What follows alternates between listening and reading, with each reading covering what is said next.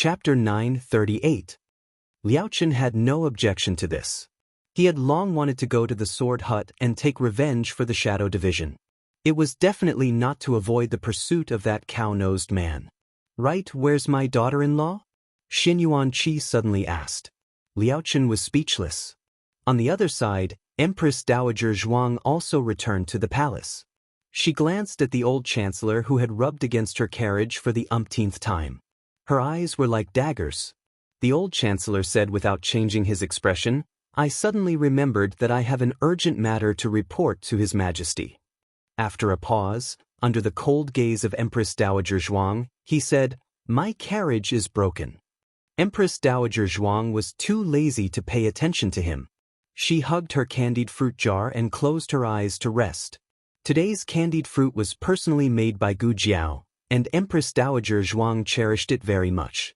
After entering the palace, Empress Dowager Zhuang glanced at someone and said, "Still not getting out of the carriage? Ah, have we arrived? So fast." The old chancellor muttered with dissatisfaction and got out of the carriage resentfully under Empress Dowager Zhuang's sharp gaze. The carriage carried Empress Dowager Zhuang in the direction of Renshou Palace. The old chancellor looked in the direction of the carriage without saying a word until a palace guard on duty came over and bowed to him. "Lord Hua, the palace gate is about to be locked. Do you have something to report to His Majesty? I'll ask them to wait." "No need, it's fine."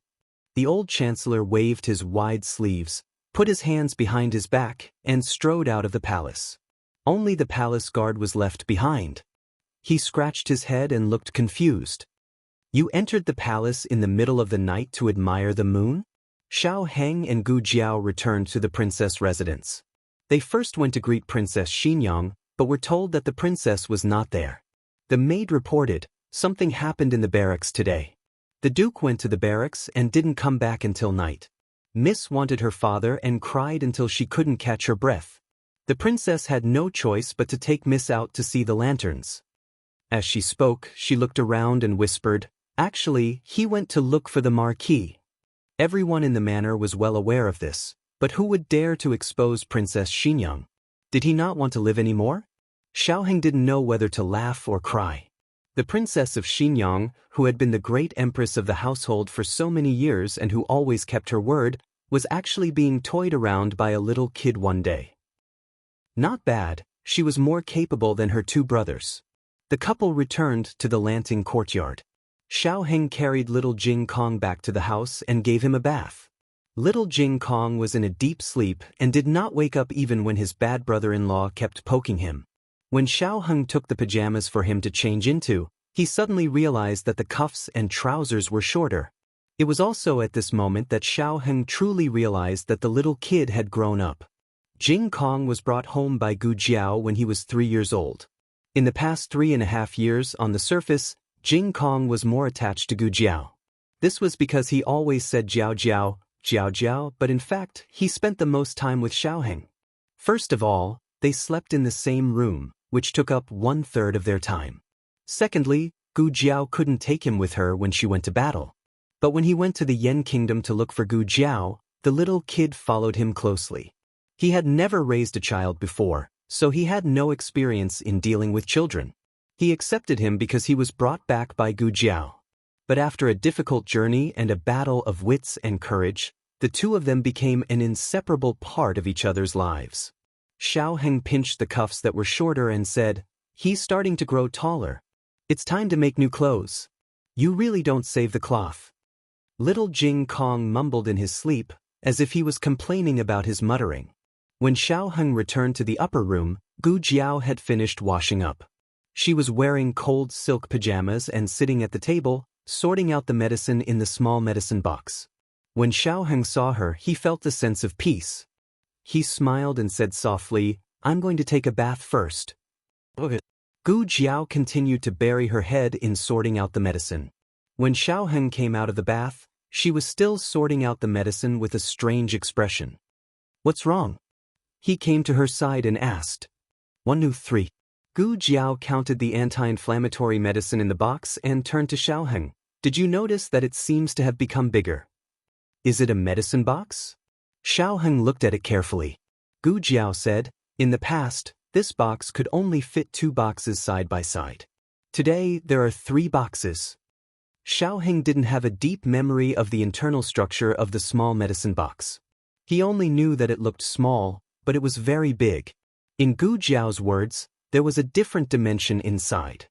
As for the box, Xiaoheng looked at it for a moment and measured its length, width, and height with his fingers. It seems to have grown by an inch. Gu Jiao opened her eyes wide and said, "Is that right? I just found out today." The main reason was that she had been busy with her wedding recently. After the wedding, she had been shameless and had almost no time to sort it out carefully. The small medicine box was too mysterious. Gu Jiao still couldn't completely understand it. She could only be sure that it came from a higher civilization and wasn't a product of this dimension. Xiaoheng sat down beside her and asked, "How did you get this box in the first place?" "Godfather gave it to me," Gu Jiao said truthfully. Gu Jiao had confessed to Xiaoheng about her origins. She said that she came from another space-time. In terms that Xiaoheng could understand, it was her soul that occupied this body. However, she rarely mentioned her specific experience in that space-time. What's a godfather? This was a new term for Xiaoheng. Gu Jiao explained to Xiaoheng the meaning of a godfather in the market. However, in the organization, it didn't mean father. It was more of a respectful title for the leader of one's group. In fact, her godfather wasn't much older than her. She clearly remembered that when she was 8 years old, her grandmother, the only person who took care of her, passed away. She sat alone under the muddy eaves and was drenched by the heavy rain. She shivered and thought that she was going to freeze to death. Then, a pair of shiny black military boots stepped on the mud and walked towards her. The rain was too heavy. She raised her head to look at him, but she couldn't open her eyes at all. She only remembered that when she lowered her head, a cold and slender hand stretched out in front of her. It was the most beautiful hand she had ever seen. Who are you?" "King. In the future, call me Godfather." The 16-year-old boy's voice was low and deep, calm and cold-blooded. While Gu Jiao was deep in thought, Xiaoheng looked at her without blinking. This was the first time he heard from her about another man. "You care about him a lot," he said. His tone was firm. Gu Jiao nodded without hesitation and said seriously, "If it weren't for him, I wouldn't be who I am now." If her godfather hadn't picked her up, she would have frozen to death in the heavy rain. Her godfather had taught her all her skills. But when it came to her godfather's memories, she suddenly felt uncertain. She hadn't felt this way before. She couldn't tell exactly when it started, but recently, she felt more and more like she had forgotten something very important. "Wife," Xiaoheng said calmly, "I'm jealous. The kind that couldn't be coaxed." Gu Jiao looked at him blankly. "Why?" Xiaoheng, the king of jealousy, confessed expressionlessly, "You've never cared about me this much." Gu Jiao, the moon was dark and the wind was strong. A carriage traveled on the wide official road. "You little troublemaker, do you have to go find your father?" Inside the carriage, Princess Xinyang hugged the little fellow in her arms and asked with hidden bitterness. At this time, other children had already gone to bed, but her obedient daughter's gem-like eyes were still wide open, without the slightest hint of sleepiness. "Have the carriage turn around." Princess Xinyang ordered Eugene. Eugene ordered the driver. As soon as the carriage turned around, the quiet little Yi in her arms clenched her fists and began to cry. Princess Xinyang stomped her feet in anger. The carriage finally stopped near the military camp. At this time, the civil officials had already finished their shifts, and the generals were a bit late. There were many carriages parked on both sides of the road. Princess Xinyang specially chose an inconspicuous position, so no one noticed anything strange. Little Yi obediently nestled in her mother's arms and waited for her father. Finally, Marquis Xianping came out. "It's the Marquis." Eugene peeked through the gap in the rear window curtain. "There seems to be another person with him? Does it? General Qian?" General Qian was a general of the imperial court. He was originally the Marquis' subordinate, but recently he had been transferred to the capital's west camp. "Wait first," Princess Xinyang said. She didn't want people to find out that she had come to find Xiao Ji. The two chatted happily for a long time, when General Qian suddenly mentioned that he wanted to invite Marquis Xianping to Soft Fragrance Pavilion to listen to music. Soft Fragrance Pavilion was a famous brothel in the capital. It was as famous as Immortal Music House, and the girls inside were all beautiful. Recently, many beauties have come to Soft Fragrance Pavilion. This one boldly invites the Marquis to listen to some music. General Qian said with a smile. Eugene looked at her family's princess without batting an eyelid. Princess Xinyang's expression didn't change at all. She said in a low voice, "Princess." Princess Xinyang said firmly, "He won't agree. He still has to go back in Coxie." Then Marquis Xianping boarded General Qian's carriage. After the two left, Eugene didn't even dare to breathe loudly. "Return to the residence," Princess Xinyang said coldly. Aren't you going to take a look?" Eugene asked in a low voice. Princess Xinyang said unhappily, "What's there to see? If he wants to go to a brothel, do you think I'm going to stop him? He can go wherever he wants, it has nothing to do with me." Little E probably felt her mother's murderous aura, so she obediently stayed motionless and didn't cry for her father. Half an hour later, Princess Xinyang's carriage stopped at the entrance of Soft Fragrance Pavilion. Chapter 939. Princess Xinyang's face darkened. "Why are we here?" Eugene's eyes flashed and she smiled awkwardly. The carriage broke down. The coachman said, "Aya, the wheels are loose. I have to fix it." Xiaoyi, who was nestled in the bride's arms, cried out, "Wow." Princess Xinyang, she raised her chin like a proud peacock. "Don't do these useless things. I won't go in and catch them in the act." She was a princess of a country. How could she lower herself and step into such a brothel? Besides, she and Xiaoji weren't real husband and wife. They had agreed that she wouldn't interfere with him no matter what he did. She lifted the curtain and said to the coachman, "Is it fixed? If not, you don't have to come to the princess residence tomorrow." The coachman trembled in fear and glanced at Eugene awkwardly. He could only help here. If this went on, his bowl would be gone. Xiao Yi pursed her lips. Princess Xinyang looked at her fiercely. "Don't cry." Her mother was murderous. Xiao Yi shut her mouth, feeling wronged. Princess Xinyang put down the curtain and was about to leave when she caught a glimpse of a sneaky figure from the corner of her eye. She saw it first, so she put down the curtain. But people didn't react so quickly. When she lifted the curtain again, the figure was gone. She felt strange and felt that things weren't simple. "Hold E and wait for me in the carriage." She handed Xiaoyi to Eugene. Eugene didn't know what she had seen and thought that she had seen the Marquis and was going to catch them in the act. "Princess, don't worry. I won't disturb you."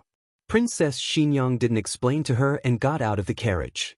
That person first entered the alley and used a long knife to open General Qian's carriage.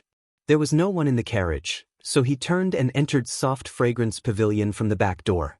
At this point, Princess Xinyang was certain that the other party had come for Xiao Ji or General Qian. It was very likely that it was Xiao Ji. After all, this person was used to attracting hatred. It could be said that within 10 steps, there would always be an enemy. She chased after him. Soft Fragrance Pavilion didn't look big from the front, but in fact, there were a few small gardens in the backyard. When she went around the corridor to the second small garden, she saw a figure in front of the rockery. She recognized that it was Xiao Ji. "Someone wants to kill." Before he could finish, Xiao Ji raised his knife and stabbed it into the assassin's heart. The assassin didn't even have time to scream before he fell into a pool of blood with his eyes wide open. Princess Xinyang froze in place. She only opened her mouth when Xiao Ji stabbed her. It was too late for her to withdraw her hand. She didn't want to be so bloody in front of her. He kicked the assassin's body into a crack in the fake mountain and threw the murder weapon inside. He wiped his hands with a handkerchief before turning to look at Princess Xinyang. He smiled nonchalantly. "Qin Feng, you followed me all the way just to say this?" "Followed me all the way?" This guy already knew I was following him? Princess Xinyang's heart shook, but she didn't show it on her face. She said calmly, "I didn't follow you. I was just passing by. You, on the other hand, knew that E was coming to find you. Yet you still got into the carriage with someone else. Xiao Ji tilted his head to look at her, his good-looking lips curling up slightly. Qin Feng, are you jealous? Princess Xinyang glared at him fiercely but didn't want to argue with him. She turned to leave.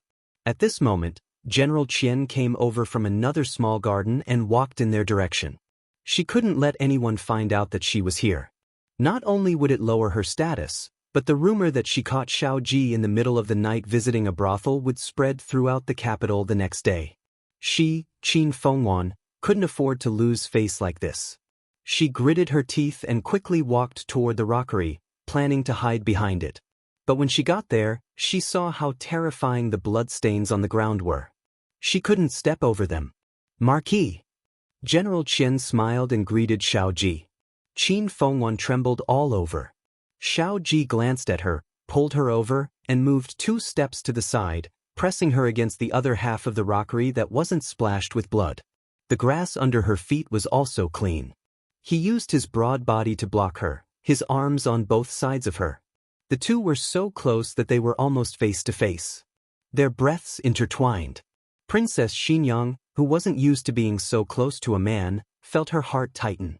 Her breathing instinctively quickened and became difficult, and her body started to tremble slightly. Xiao Ji took in her symptoms and frowned. He moved back slightly to create some space between them. Marquis, why are you here? General Qian asked. Don't come over. Xiao Ji ordered. He didn't look back and just stared at Qin Fengwan without blinking. I have something to do. Go back to your room first. General Qian paused in his steps. He didn't understand why Marquis Xianping was like this. He craned his neck to take a look. Marquis Xianping was tall and muscular. He could block people, but he couldn't block Princess Xinyang's dress that was blown up by the night wind. General Qian smiled meaningfully. So Marquis is here to meet a beauty in private. Is it Miss Chinxiang? No wonder Marquis agreed so readily tonight. You must be missing the beauty. Princess Xinyang looked coldly at Xiao Ji. Xiao Ji's teeth hurt. He wished he could turn around and give Qian a kick. General Qian didn't seem to know that his head was already tied to his belt and continued to court death. Since Miss Chinxiang is also here, why don't Marquis bring her up to sit? It's not Chinxiang. Xiao Ji gritted his teeth. Then who is it? General Qian was curious. Xiao Ji looked at Qin Fengwan's cold gaze and narrowed his eyes. He suddenly laughed hoarsely. The new beauty is very shy, so she won't meet you all. His flirtatious tone made Qin Fengwan want to raise her knee and kick him. That place. Make him unable to do it again. General Qian chuckled. Is there a shy girl in Soft Fragrance Pavilion? It's just a method to seduce men. Marquis just came down, and she created a chance encounter with Marquis. In my opinion, her methods are impressive. Listen, does this sound like something a human would say? It's not unreasonable that he hasn't been promoted for 10,000 years. Princess Xinyang wanted to sentence General Qian to death. Seeing her bristling with anger, Xiao Ji couldn't help but smile. Her methods are indeed impressive. Princess Xinyang glared at Xiao Ji. Xiao Ji smiled unrestrainedly at her, but the words he said to General Qian didn't have the slightest bit of warmth. Go up. Marked, military order. General Qian's expression turned solemn. After he left, Xiao Ji released her from his arms and walked to the side. He looked at her indifferently and said, Don't come to this kind of place in the future, and don't follow assassins. Princess Xinyang said expressionlessly, Just take care of yourself. Xiao Ji said, I was followed yesterday. Today, I purposely went to the military camp to lure them out. They were very cautious and didn't make a move. Princess Xinyang looked at him. Did I ruin your plan? Xiao Ji sighed. Yes, he discovered you.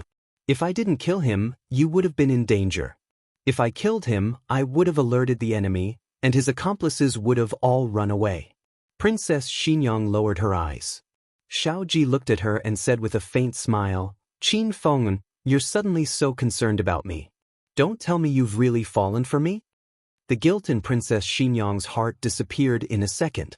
The king of atmosphere ruining, Xiao Ji. Princess Xinyang returned to the carriage. Xiao Ji also followed. Princess Xinyang didn't let him get on the carriage. "What are you doing here? Aren't you going to continue visiting your brothel? Your Miss Chen Xiang is waiting for you." Inside the carriage, Xiao Yi started crying. "Daddy's here. Act coquettishly. Let's go." Xiao Ji raised his brows and gestured in the direction of her hand. Princess Xinyang glared at the crying little fella in Eugen's arms with a dark expression. "He really is your father's biological son." After returning to the residence, the first thing Xiao Yi did was to use her eyes to find a washboard for her father. Xiao Ji. 3 days later, Xinyuan Qi and Liaochen set off, accompanied by young Master Mingyue and his servant. They brought a troop of the Dark Shadow Division and entered the Yen Kingdom through the waterway. Then, they went all the way to the northwest and advanced towards the ice field. On the 3rd day of the 7th lunar month, the capital of the Zhao Kingdom held a junior advisor exam. It was jointly hosted by the Imperial Cabinet and the Ministry of Rights. The main content of the exam was 8-part essay and political theory. In order to not restrict talents to one category, Grand Secretary Yuan relaxed the requirements for the exam and raised the age limit to 25 years old. The original limit was 20 years old. Those who met this age requirement could participate in the exam. Feng Lin and Lin Xingye were of the same age, but unfortunately, one of them was ranked 123rd and the other was ranked 99th. They were both grand scholars. Du Ruhan, on the other hand, was ranked 13th and was ranked grand scholar on both lists. He was 1 day away from reaching 25 years old. Empress Dowager Zhuang held a letter in her hand. It was sent to the border. Zhuang Yuheng was the previous year's 2nd place. He was only 1 year older than Xiao Heng. But in the end, this letter was not sent out. He can't beat Aheng. This widow just wants to use this chance to have him return to the capital for this widow to take a look. This widow is already so old. I don't know how many years I have left to live. I want to see him. But that child might not want to return to the capital. The junior advisor exam had been registered the previous year. During this year, the other examinees had been busy preparing for the exam. Xiao Heng, however, had gone to the distant Yen Kingdom and was completely unaware of this matter. After returning to the country, he had been busy with the Ministry of Justice and the wedding. He had very little time to prepare for the exam. Even Princess Xinyang felt that her son had neglected his studies for too long and that his chances of passing were not high. When the results came out, everyone was dumbfounded. In the 3 exams, Xiao Heng had obtained 1st place with an overwhelming advantage. Looking at the exam papers sent by the Ministry of Rights, Princess Xinyang did not dare to believe her eyes. "You're like a boy who has just eaten meat all day long. You're always together with your wife, but I don't see you studying." Little Jing Kong also ran over to look at his bad brother-in-law's exam paper. After reading it, he nodded seriously and turned to go to Xiao Heng's study. "I heard that you're going to be a junior advisor." He got straight to the point. "Is a junior advisor very good? Is it a very high-ranking official?" Xiao Heng showed off. "Of course it's very good. It's standard 3rd rank. It's the same rank as son-in-law." Finally, the joke of being the last place could be passed. Little Jing Kong waved his small hand and sternly said, "Since you're going to be a high-ranking official, the rent for Bai Shui Alley should be increased. The family price is 100 taels per month. Yearly payment." Xiao Heng. On the 18th of July, they had been married for a month. They could no longer live in the bridal chamber. The people of Chongping Marquis residence set off for their fief. Gu Jinyu did not bid farewell to anyone, including old Madame Gu, who had facilitated this marriage. The procession went out of the East City Gate. Gu Jinyu and Chun Lu sat silently in the carriage. The curtain was lifted by the breeze and light came in. Gu Jinyu's expression was cold.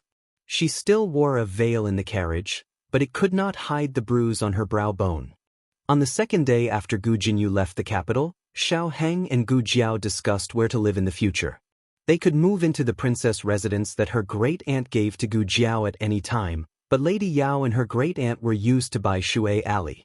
They decided to live in Princess Xinyang's residence and Bai Shui Alley. Sometimes, a small decision could affect the whole family.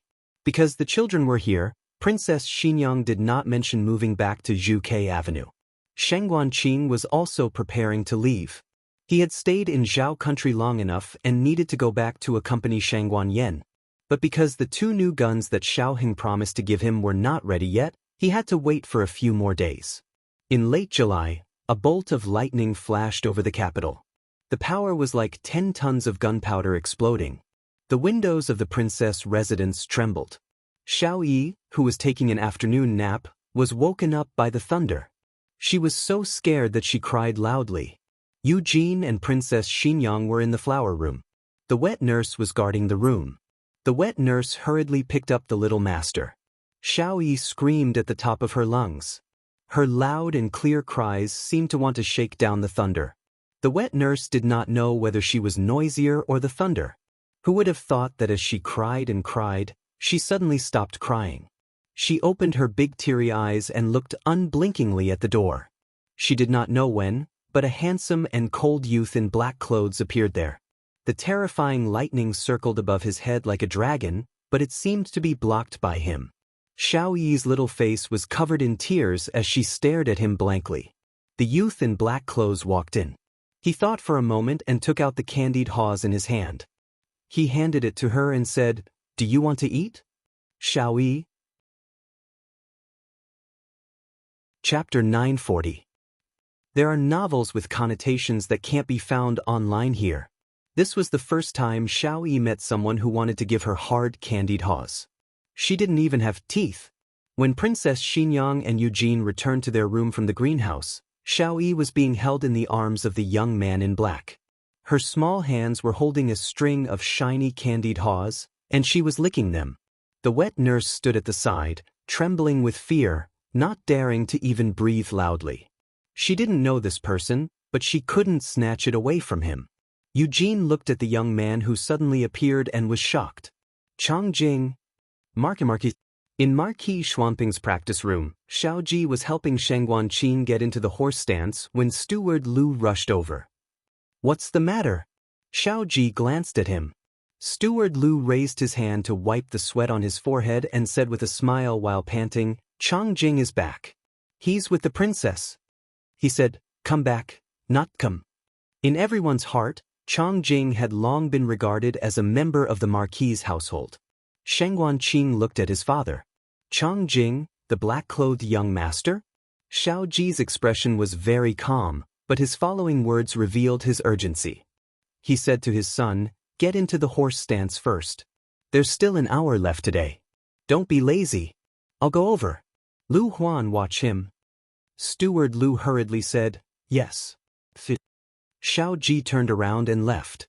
Sheng Guanqing changed his posture in a second and stood up calmly. Steward Lu sighed helplessly. Wasn't it a waste to let him watch the young master? How could he win against this little sesame rice ball? Xiao Ji went to the princess's residence. As soon as he stepped into the courtyard, he realized that something was wrong. Changjing was back and should have come to the Marquis' residence first. Why did he go to the princess's residence instead? Could it be that this fellow is still thinking about Qin Fengwan?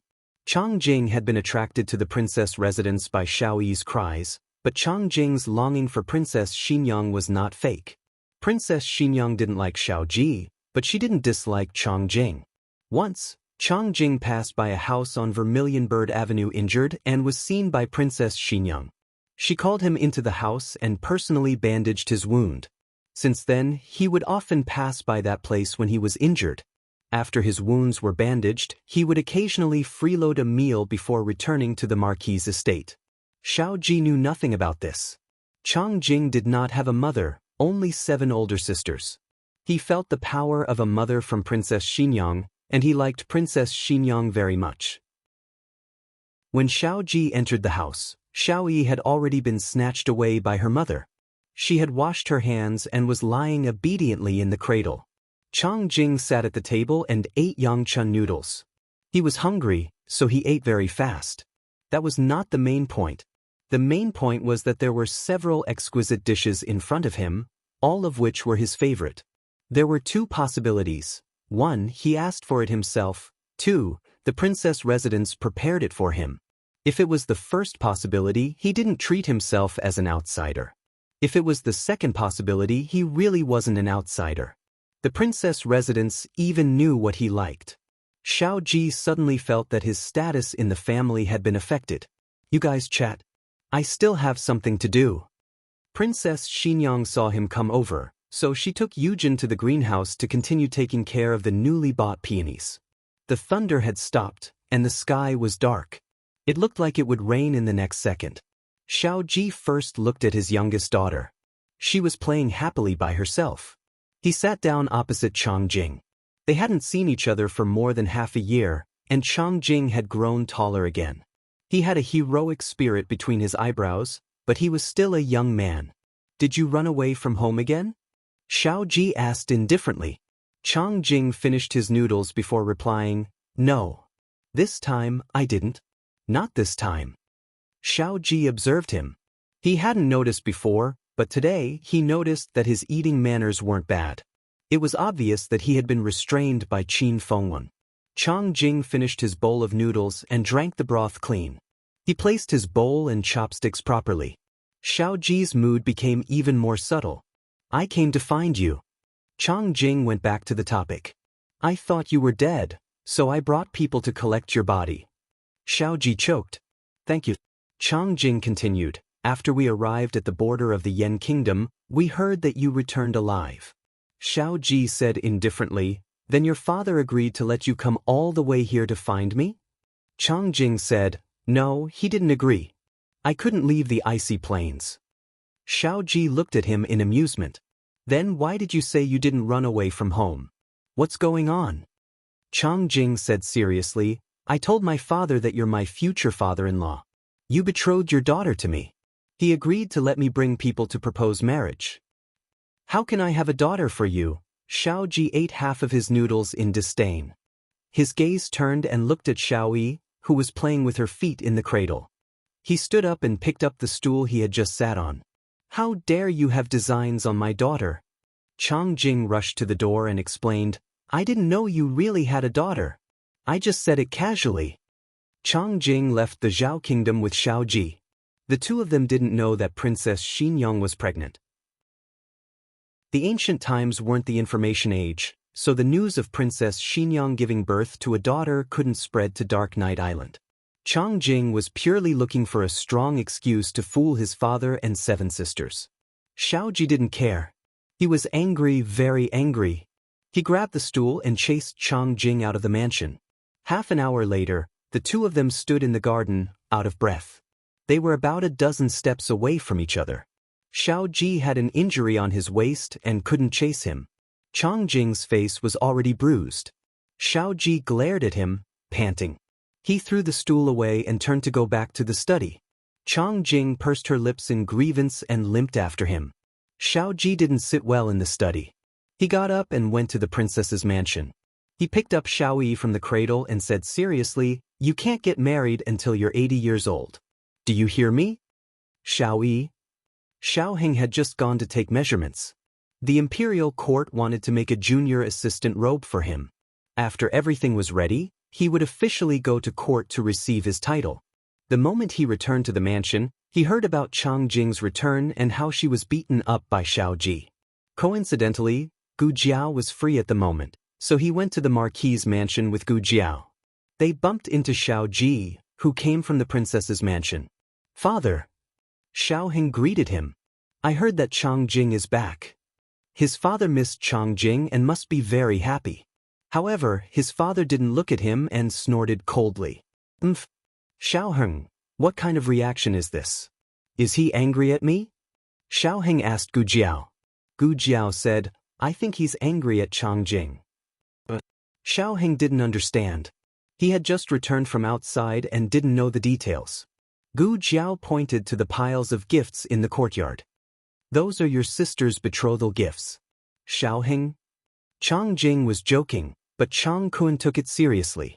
Not only did he let Chang Jing go back to Zhao country, but he also asked Uncle Li, who had watched Chang Jing grow up, to bring a lot of betrothal gifts to show his sincerity. This was truly a huge blunder. After the beating and scolding, it was time to ask about serious matters. The 4 sat down in the study. Chang Jing sat on the other side of Gu Jiao and used Gu Jiao to block Xiao Ji's murderous gaze. Xiao Ji was still angry and didn't want to talk to him. It was Xiao Heng who spoke. He asked, Chang Jing, did you run into General Xianyuan and Liaochen on your way back? Chang Jing was confused. Why would I run into them? Xiao Heng said, they went to find the sword hut. They took the water route and left last month. You just came from that direction. The base of the sword hut was also on an island, not far from the Dark Night Island. Chang Jing shook his head. I took the land route and didn't run into them. Because they had brought a lot of valuable betrothal gifts, they were worried that the boxes would get wet if they took the water route, so they chose the official road. Chang Jing thought deeply. Did they go to the sword hut to take revenge for what happened to the shadow department? If so, they might have come for nothing. Why do you say that? Xiao Heng asked. Chang Jing said, the sword hut has been destroyed. Xiao Ji looked up and glanced at him impatiently. Who did you hear that from? Chang Jing said seriously, I didn't hear it from anyone. I saw it with my own eyes. When spring came, my father took me to destroy the sword hut, the real sword hut. The sword hut thought that it had hidden well, but in reality, the Dark Night Island knew its exact location. However, Chang Kuan was not an ambitious person. If the sword hut didn't offend him, he wouldn't provoke the sword hut either. Xiao Ji frowned. Why did your father want to destroy the sword hut? Chang Jing felt wronged. Isn't it because of you? My father died in the ice plains because of you. To make me feel better, he agreed to destroy your enemy, the sword hut. Strictly speaking, the sword hut was not Marquis Xianping's enemy. However, the sword hut had repeatedly attacked the Xianyuan family, Shang Guanqing and Gu Jiao. Marquis Xianping really wanted to destroy them. Continue, Xiao Ji said. Chang Jing continued. When the people of the Dark Knight sect went to the island of the sword hut, we found that there were corpses everywhere. There were no survivors. Someone had destroyed the sword hut before us. The weather was not hot and the corpses were not badly decomposed. According to Uncle Li's guess, they were killed about 3 days ago. Gu Jiao made a sound of surprise.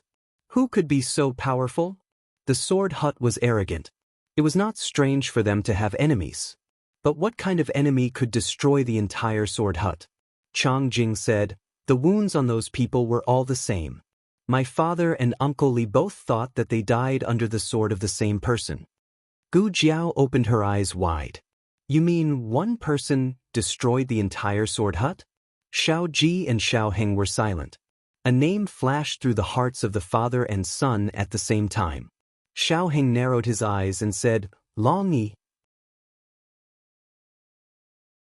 Chapter 941. Gu Jiao nodded. Yes, it's like Long Yi. Long Yi is going to find the sword hut, and other than him, I can't think of anyone else who has such strength. Cough cough. Xiao Ji coughed heavily. The three of them looked at him in unison. Xiao Heng was speechless. Father, this is not the time to pretend, right? Gu Jiao touched her delicate little chin and said, Long Yi and you all went to the Sword Hut Island at the beginning of spring. Xianyuan Qi and the young master of the Sword Hut left with the sect master's sword last month. It seems that there is indeed another way to enter the Sword Hut Island. Chang Jing confirmed her guess.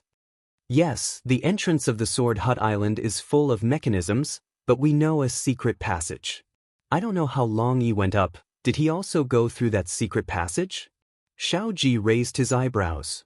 It's not certain whether it was Long Yi or not. Although he said this, he understood in his heart that if the Sword Hut was really exterminated by someone, that person could only be Long Yi. Gu Jiao frowned in confusion. But why did Long Yi exterminate the Sword Hut? He is a member of the Sword Hut. Does he have a deep hatred with the Sword Hut? Xiao Heng paused and guessed. He didn't complete the mission given to him by the Sword Hut in the past. Perhaps the Sword Hut wanted to clean up the sect, so they made a move against him first. Gu Jiao pondered and nodded. That makes sense. But I still don't understand. Why did Long Yi give up his mission at that time? He suddenly didn't kill Xianyuan Qi. It's really strange. Xiao Heng sighed. We can only wait for Long Yi to come back to know the truth. I hope he has already recovered all his memories. Gu Jiao, Xiao Heng grasped Gu Jiao's hand and felt relieved.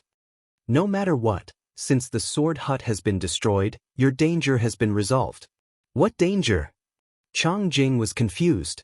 She looked at Gu Jiao and asked, does someone from the sword hut want to kill you? It was a long story. Gu Jiao thought about it and said, something like that. Gu Jiao was the commander of the Black Wind Cavalry of the Xinyuan family. She had a grudge with the sword hut at the border. It was not strange that the people of the sword hut wanted to kill her. Thinking of this, Chang Jing did not suspect anything and said, then you don't have to worry. That's not right. You said that the sword hut still has a young master. Oh, don't worry, he was poisoned by the goo poison on the island. When he returns, he will find that the goo master who can detoxify the poison is dead. Even if he survives, his martial arts will be crippled.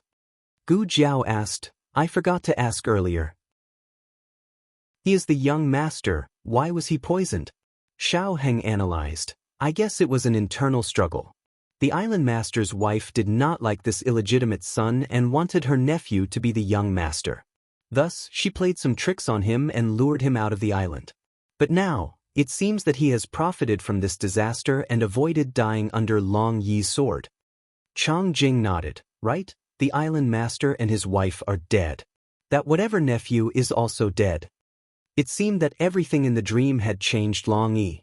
What kind of little angel was Long Yi? If he wanted to argue with her again, she would definitely not refuse. Gu Jiao looked at Xiao Heng. It has been several months since the beginning of spring. Where did Long Yi go? Will he return?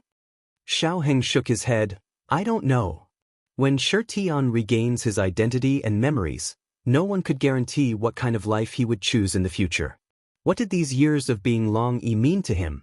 Was it a beautiful past worth recalling or an unbearable experience that he wanted to erase? Coming out of the study, Xiao Ji saw Uncle Li, who was directing the servants to carry the betrothal gifts. Xiao Ji had a deep impression of him. When he and Chang Jing had just arrived at the Dark Night Island, this person had received them. Uncle Li's full name was Li Jiangping. He was an elder in the Dark Knight sect. Xiao Ji politely called him Elder Li, Marquis Xiao. Li Jiangping smiled and cupped his hands. Li Jiangping had been in the Dark Knight sect for many years and was highly regarded by Chang Kun. In addition to his high martial arts and loyalty, he was also very careful. He was a very rare expert who was both rough and meticulous. More importantly, he loved Chang Jing very much. Chang Jing glanced at Uncle Li and said to Xiao Ji, this time, thanks to Uncle Li speaking up for me. Otherwise, my father would not have agreed to this marriage. Xiao Ji was burning with anger. There was no marriage at all. Chang Jing felt wronged. I meant to find an excuse to come out and see you. Also, you owe me a few boxes of marbles.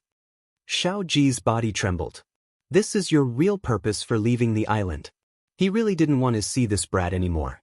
He put his hands behind his back and walked forward angrily. Thinking of something, he turned back and warned sternly, you're not allowed to play with marbles for E. It's very dangerous. Chang Jing said, the princess already told me that I can't let her play with the little things. Xiao Ji clenched his fists.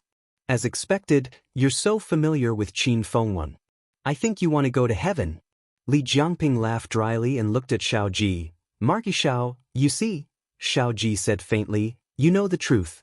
He just came out to play. Take back the betrothal gifts. I won't marry into the Dark Night Island. Li Jiangping hurriedly said, Marquis Xiao, don't be in a hurry to refuse.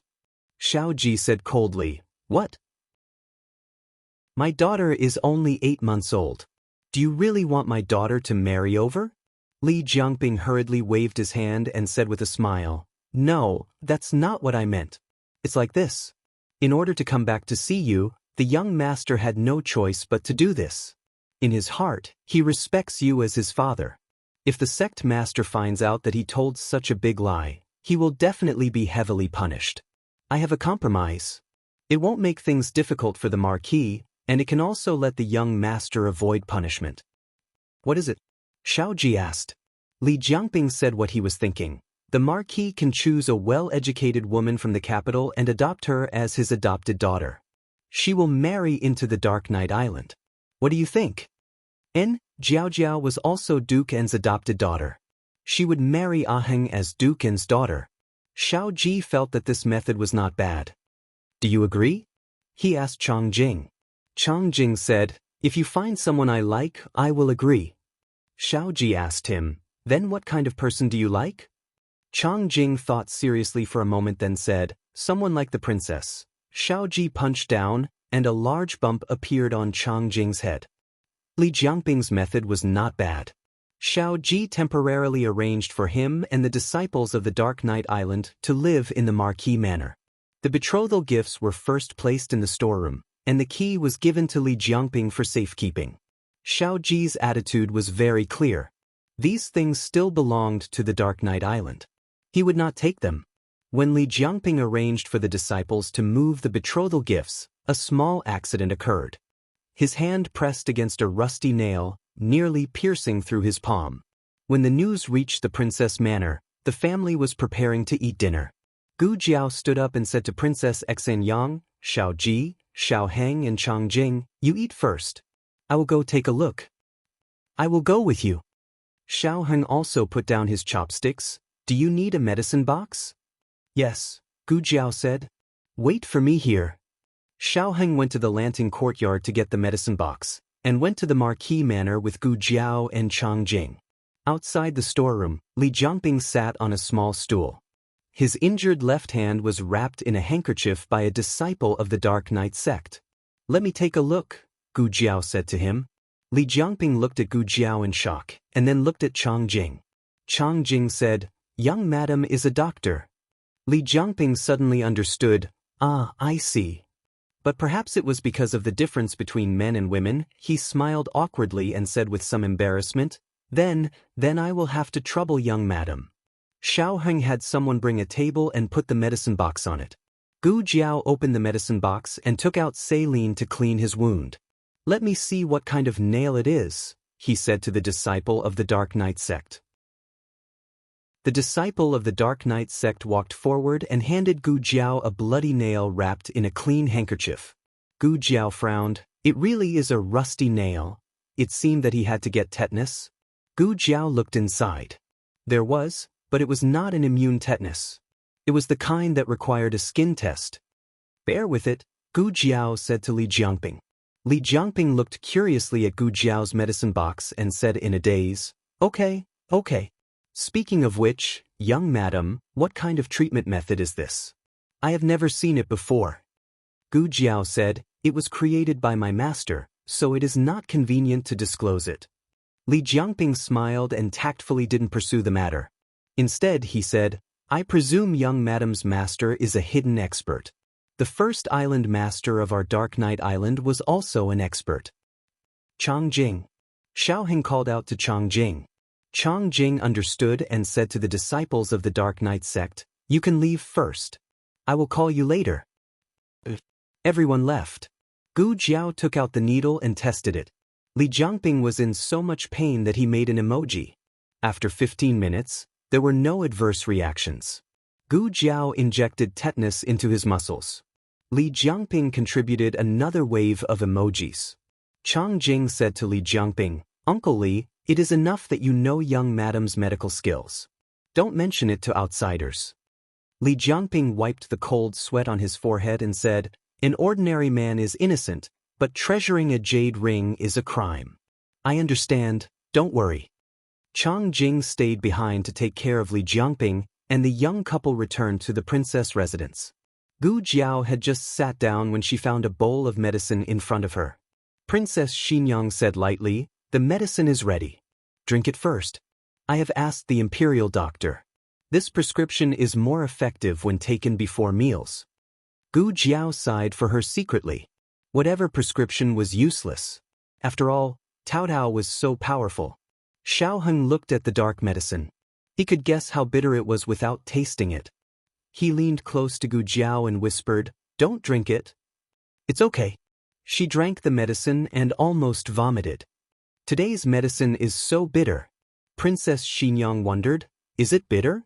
Isn't it the same as yesterday? Xiao Heng couldn't bear to see his dear wife continue to be tortured by the bitter medicine. He decided to tell his mother the truth. Mother, Actually, we don't plan to. A plate of soft and oily braised pork trotters was placed in front of Gu Jiao. It looked, smelled, and tasted good. There was Gu Jiao's favorite rice chili in it. Unexpectedly, Gu Jiao only took a sniff before she suddenly turned around and retched. Chapter 942. Everyone's expression changed. Gu Jiao's status in the family was now outstanding.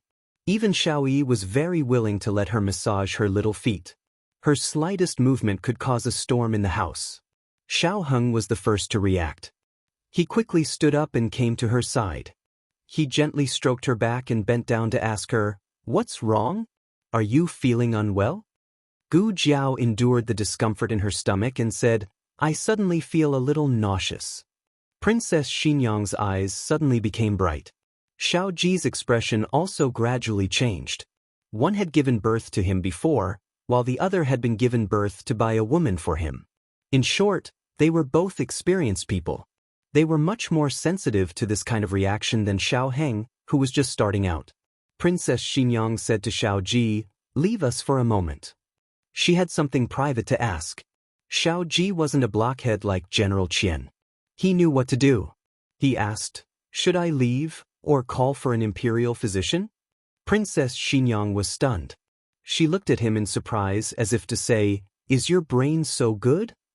"Okay." Xiao Ji received her gaze and shook his head self-mockingly. In one day, Chang Jing had collected his corpse, and then Princess Xinyang had questioned his brain. Life was really as tragic as blood. He let out a long sigh and left. Princess Xinyang looked at Gu Jiao and asked seriously, "Did your period come this month?" "HM?" Gu Jiao was stunned. Xiao Heng answered for her. Every day was his husband's right. Of course, he remembered that she hadn't had her period ever since they got married. He had never been a father, so he was a little slow in this aspect. However, he was good at reading people's expressions.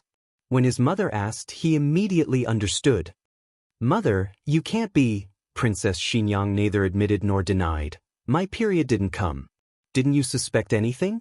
Especially you, Jiao Jiao, you're a doctor." Gu Jiao said, "My period has been irregular for the past 6 months." She didn't know if it was because of her puberty, or if it was because of the war and excessive exhaustion that had affected her body, but this year, her period either didn't come for 2 consecutive months or came twice a month. Xiao Heng used to remember her menstrual cycle, but now that her menstrual cycle was messed up, he was at his wit's end. Princess Xinyang was surprised. "She can even get pregnant like this? It's all thanks to my pregnancy medicine." Xiao Heng choked. He didn't have the heart to tell his mother that it was only after the two of them had taken measures to prevent pregnancy. He thought to himself, it was clearly just once. Moreover, both of them were unorganized, stumbling, and did not experience it well for the first time. Did they succeed that time? Were they using contraceptives to avoid loneliness later on? This was really, he didn't know what to say. Wait a minute. She was just retching. She might not be pregnant. Perhaps his mother had been happy for nothing. Xiao Heng poured a cup of warm water for Gu Jiao and had the servants take away the plate of braised pork trotters. Princess Xinyang had a light palate. In the years when Xiao Heng wasn't by her side, she started eating vegetables. After she became pregnant with Xiaoyi, she started eating meat again to increase her nutrition. Even now, when she was breastfeeding, she still couldn't stop eating meat like fish soup. But overall, it wasn't greasy. Pork trotters and braised pork trotters were dishes that catered to the children's tastes. In the end, she was worried that the two of them wouldn't be used to it, so she had the servants bring some pickled vegetables over. The imperial physician came very quickly. Before they finished eating, he was already waiting outside the courtyard. "I'm full," Gu Jiao said. "I'm also full," Xiao Heng said. Today, Yujin wasn't here. Princess Xinyang summoned the other servants and had them clean up the room. She brought the two children and planned to meet the imperial physician in the wing next door. However, as soon as the three of them stepped over the threshold, they were stunned by the scene in front of them. There was a dense mass of human heads. Did they empty out the imperial medical department? They didn't even leave a night shift for the emperor, right? Xiao Ji turned around and said to the imperial physicians with his head held high, one by one. That night, Gu Jiao didn't do anything. She just sat on the chair and let the imperial physicians take her pulse. In the end, everyone came to the same conclusion: she was pregnant. Everyone has worked hard. Princess Xinyang gave each imperial physician a large red envelope. The imperial physicians' complaints about being dragged in by Marquis Xianping with a knife to their necks disappeared. All right, you two should go back and rest early, she said to Xiao Heng and Xiao Heng. Be careful for the first 3 months. Don't be too indulgent. If she really didn't let them do anything, it probably wouldn't work. She could only settle for the next best thing. Xiao Heng coughed lightly. I know, mother. He held Gu Jiao's hand and returned to Lanting Courtyard. Little Jing Kong and Shang Guanqing had gone out and weren't in the Fu. Lanting Courtyard was very quiet. The two of them strolled along the limestone path overflowing with the fragrance of flowers.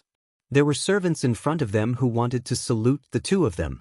Xiao Heng raised his hand, and everyone understood and silently retreated. You?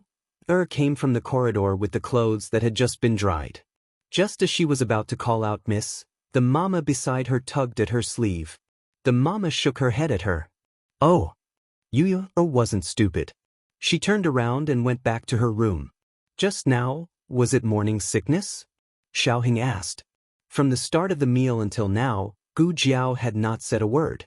He couldn't figure out what she was thinking, so he could only try his best to start a conversation. Gu Jiao grunted, I think so. She was still willing to talk. Xiao Heng secretly sighed in relief. He turned to look at her calm expression. He couldn't guess if she was as calm as she was inside. Actually, it's not bad to have a child.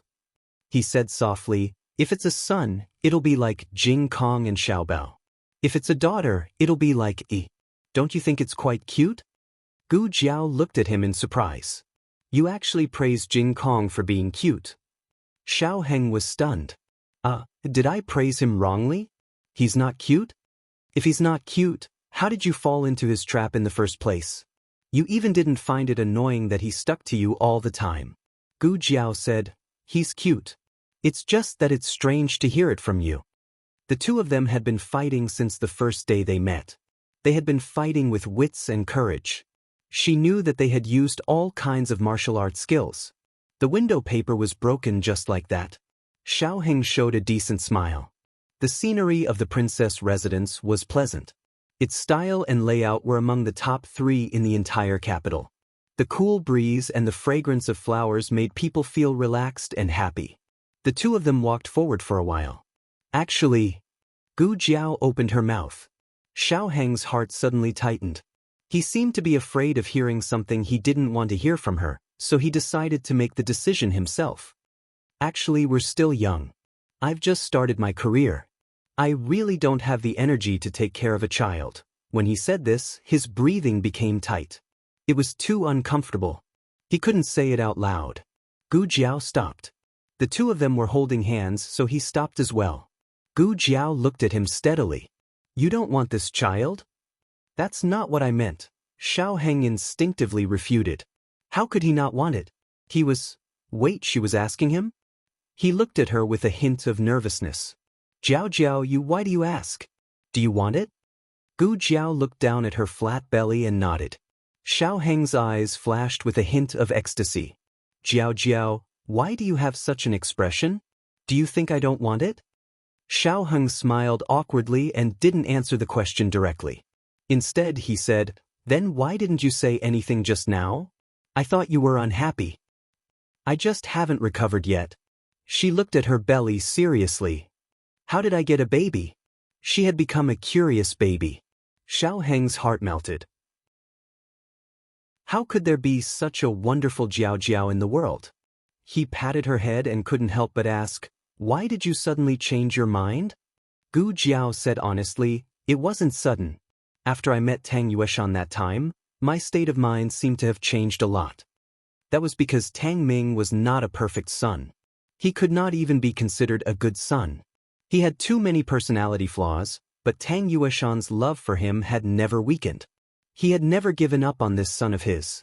The strength that she had lost when she was abandoned when she was young was regained from Tang Yueshan.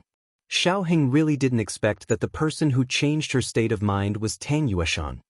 He pulled her into his arms and gently patted her head. He had a lot of words in his heart. He wanted to thank her and praise her, but when the words reached his lips, he realized that there were no words that could properly express them. He just hugged her tighter and let her feel his emotions. He wanted his child with her. He was looking forward to the birth of this little life. Chapter 943. After returning to the house, the first thing Gu Jiao did was to take out the small medicine box. She asked Xiaoheng to take a shower first, while she stared at the small medicine box. "Tell me, did you do something? Did little Do poke holes?" A gust of night wind blew, and the small medicine box was as quiet as a chicken. No one would ever know if it was a coincidence, or if it was a flaw in the family planning of some unscrupulous little medicine box. After Gu Jiao took a shower, Xiaoheng kissed her for a while, but didn't go to the last step. He endured it and let her go to sleep. The fact that she was pregnant was not completely untraceable. For example, she was tired quickly in the past few days. He thought it was because he was too strong and made her too tired. "So you are pregnant?" "But I am indeed very strong." Xiaoheng looked at Gu Jiao, who fell asleep in his arms.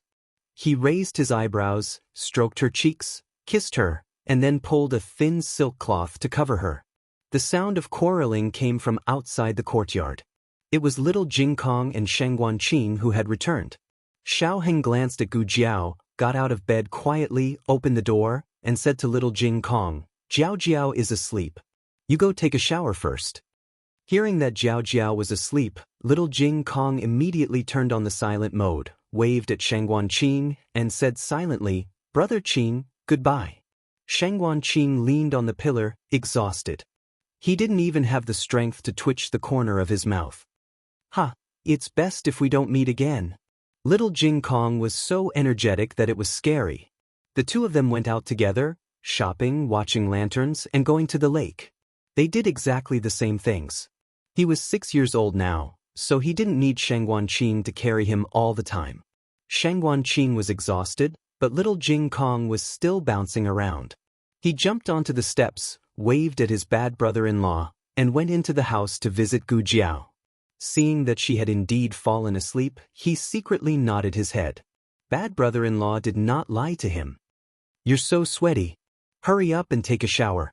Xiaoheng urged him in a low voice. Little Jingkong put his hands on his waist and said in a low voice, "My sweat is fragrant. Your sweat is the stinky one. Stinky brother-in-law." Xiaoheng, "Little monk, it's been 3.5 years, but you're still as arrogant as ever. Don't you know that you're about to fall out of favor?" You fetched some water for little Jingkong. He stripped himself naked and climbed into the wooden tub to take a bath.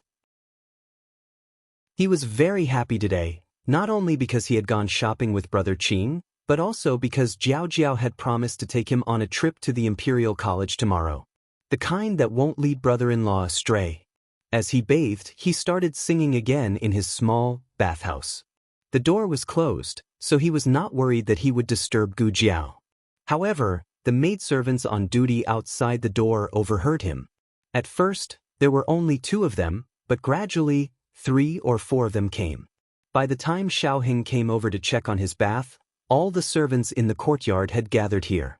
They pricked up their ears to listen to the song, and they were having fun as they listened. Young master." You was the first to notice Xiaoheng. As soon as she called out, the rest of the servants came back to their senses and respectfully moved aside. Xiaoheng did not say anything and pushed the door open to enter the room. Little Jingkong stood in his small wooden tub, struck a pose, and gazed affectionately in front of him. "Where is my young master?" Immediately he changed his tune in a second and sang with perfect articulation, "In order to save young Master Li, I left my home." Who would have thought that the #1 scholar of the Imperial College would be wearing a red robe and a hat with palace flowers on it? So fresh. He looked as proud as he could be, as if he had really made it to the top of the imperial examination.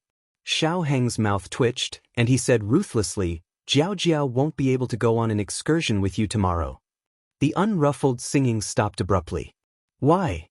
Little Jing Kong turned around and asked seriously. Xiao Heng flicked his wide sleeves, raised his chin, and said, Jiao Jiao is pregnant. From now on, your position will be in danger. Good night. After Xiao Heng said that, he walked away valiantly. Little Jing Kong felt as if he had been struck by lightning. His small body swayed in the wooden tub. He stretched out one hand in front of him and covered his heart with the other. With a sorrowful expression, he sang with a strong, choking voice, Life is like a ruthless carving knife. It has changed our appearance. Will we wither before we bloom? I once had a dream. Sheng Wanqing went to the princess's residence and learned from Princess Xinyang that Gu Jiao was pregnant. He was quite surprised. So fast. His stinky brother and that girl had only been married for less than 2 months. Xiaoyi had fallen asleep. After Marquis Xianping coaxed his daughter, he took Chang Jing out of the residence to carry out a mission. Princess Xinyang glanced at her son and said, Is it fast? He's already 20. He'll be 21 soon. He's still young. Sheng Wanqing muttered. Princess Xinyang said, Let's not talk about your brother. Let's talk about you. When do you plan to get married? Does your mother have any plans? Sheng Wanqing sighed bitterly. Mother, why are we talking about this again? Didn't we not talk about it? Princess Xinyang said earnestly, We didn't talk about it before because your body didn't allow it. Getting married would only delay her. Now that you've recovered, you're no different from a normal person. Naturally, you can get married and have children like a normal person. Sheng Wanqing didn't want to get married so early. He wanted to play around for a few more years. Princess Xinyang continued, Your brother is going to be a father soon. You don't even have a wife.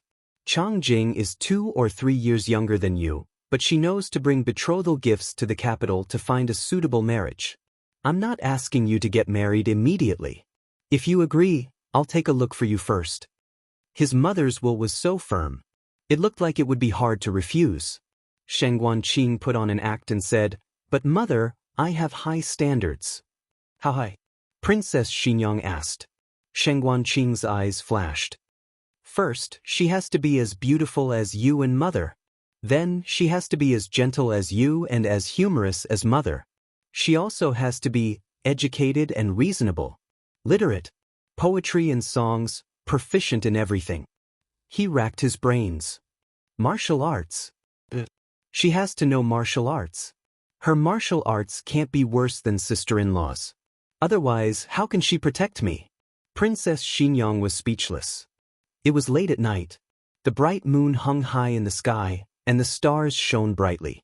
The singing in Little Jing Kong stopped and was replaced by the continuous chirping of cicadas. The 2 mansions next to each other fell into a deep sleep one after the other. The weather was hot and dry, and Gu Jiao was sweating all over. She was pregnant, so Xiao Heng didn't dare to put too many ice cubes in the room, fearing that she would catch a cold. Xiao Heng went to get a cattail leaf fan and lay down beside her, fanning her again and again. When his left hand got tired, he switched to his right hand. When his right hand got tired, he switched back to his left hand. After a while, both his arms were sore and his eyelids drooped. Finally, after the folding fan fell from his hand again, he closed his eyes and fell into a deep sleep. The moon was dark and the wind was strong. The chirping of cicadas on the tree and the croaking of frogs in the lotus pond lingered in the dark night. Xiao Heng left a small candle for Gu Jiao. The weak candlelight shone on the small medicine box beside her. Compared to its shabby appearance when they first arrived, it had been renovated a lot. Although it still wasn't shiny, the brown wooden box made it look more in line with the characteristics of this dynasty. Suddenly, a figure flashed by outside the window. Immediately after, the door latch was slowly pried open with a dagger. The wooden door of the new room didn't creak, and it didn't cause any noise when it was pushed open. A masked figure dressed as a maidservant flashed in. She first glanced warily at the bed with the curtains. After making sure that the 2 of them hadn't been awakened, she tiptoed around the room to search. First, she searched the cabinet, then the box, and even the treasure chest. But the moment she turned around, She was surprised. She didn't expect that the thing she was looking for was on the table, and that she had wasted so much time looking for it. She came to the table and looked greedily at the small medicine box. First, she tried to pry it open with her hands, but when she couldn't, she used the dagger to pry it open. However, when she couldn't pry it open, she curled her lips and laughed. "It's you." She put away the dagger and opened her arms to move the small medicine box. Something unexpected happened. "What's going on? Why can't I move it? Is there something stuck to the box?" But she quickly thought of a problem. Even if the box was stuck, the table wasn't. With her strength and skill, it wouldn't be a problem for her to move it. She tried a few more times, but found that the table didn't show any signs of being moved. So, the box was really too heavy, causing her to be unable to move it? "No, I'm already here. Even if I can't move it, I still have to move it." She sank her chi into her dantian and circulated almost all of the internal energy in her body, transferring it to her arms. The blood vessels in her pair of strong arms quickly expanded, as if they were going to burst out of her sleeves at any moment. She gritted her teeth and shouted in her heart. This time, she finally moved the small medicine box. Actually, it was only difficult when she moved it, but it wasn't that heavy when she moved it. She smiled coldly and carried the box out of the room. The moment she disappeared into the night, Xiao Heng slowly opened his eyes from within the curtains. His eyes were clear, without the slightest hint of sleep. Chapter 944. The masked servant girl took the small medicine box and left the Lanting courtyard without stopping. Then she left the princess's residence and went straight to the side door of Marquis Xianping's residence. She probably planned to jump over the wall there. The Marquis's residence was heavily guarded. From time to time, patrolling guards would pass by with swords. The servant girl's qinggong was very high and she could successfully avoid them every time. Finally, the servant girl came to the wall. Marquis Xianping was the first Marquis of Zhao country. The wall of his residence was higher than normal people's. Of course, to the servant girl, this was not a problem. The servant girl hugged the small medicine box and easily jumped up. Her toes touched the wall and she jumped out of the residence. However, the moment he landed, something unexpected happened. A huge net fell from the sky and covered the maidservant from head to toe. The servant girl's reaction was fast. She quickly pulled out the dagger at her waist and cut the net open. But in the time it took for her to move, a row of spears was placed on her neck. It was just a group of guards.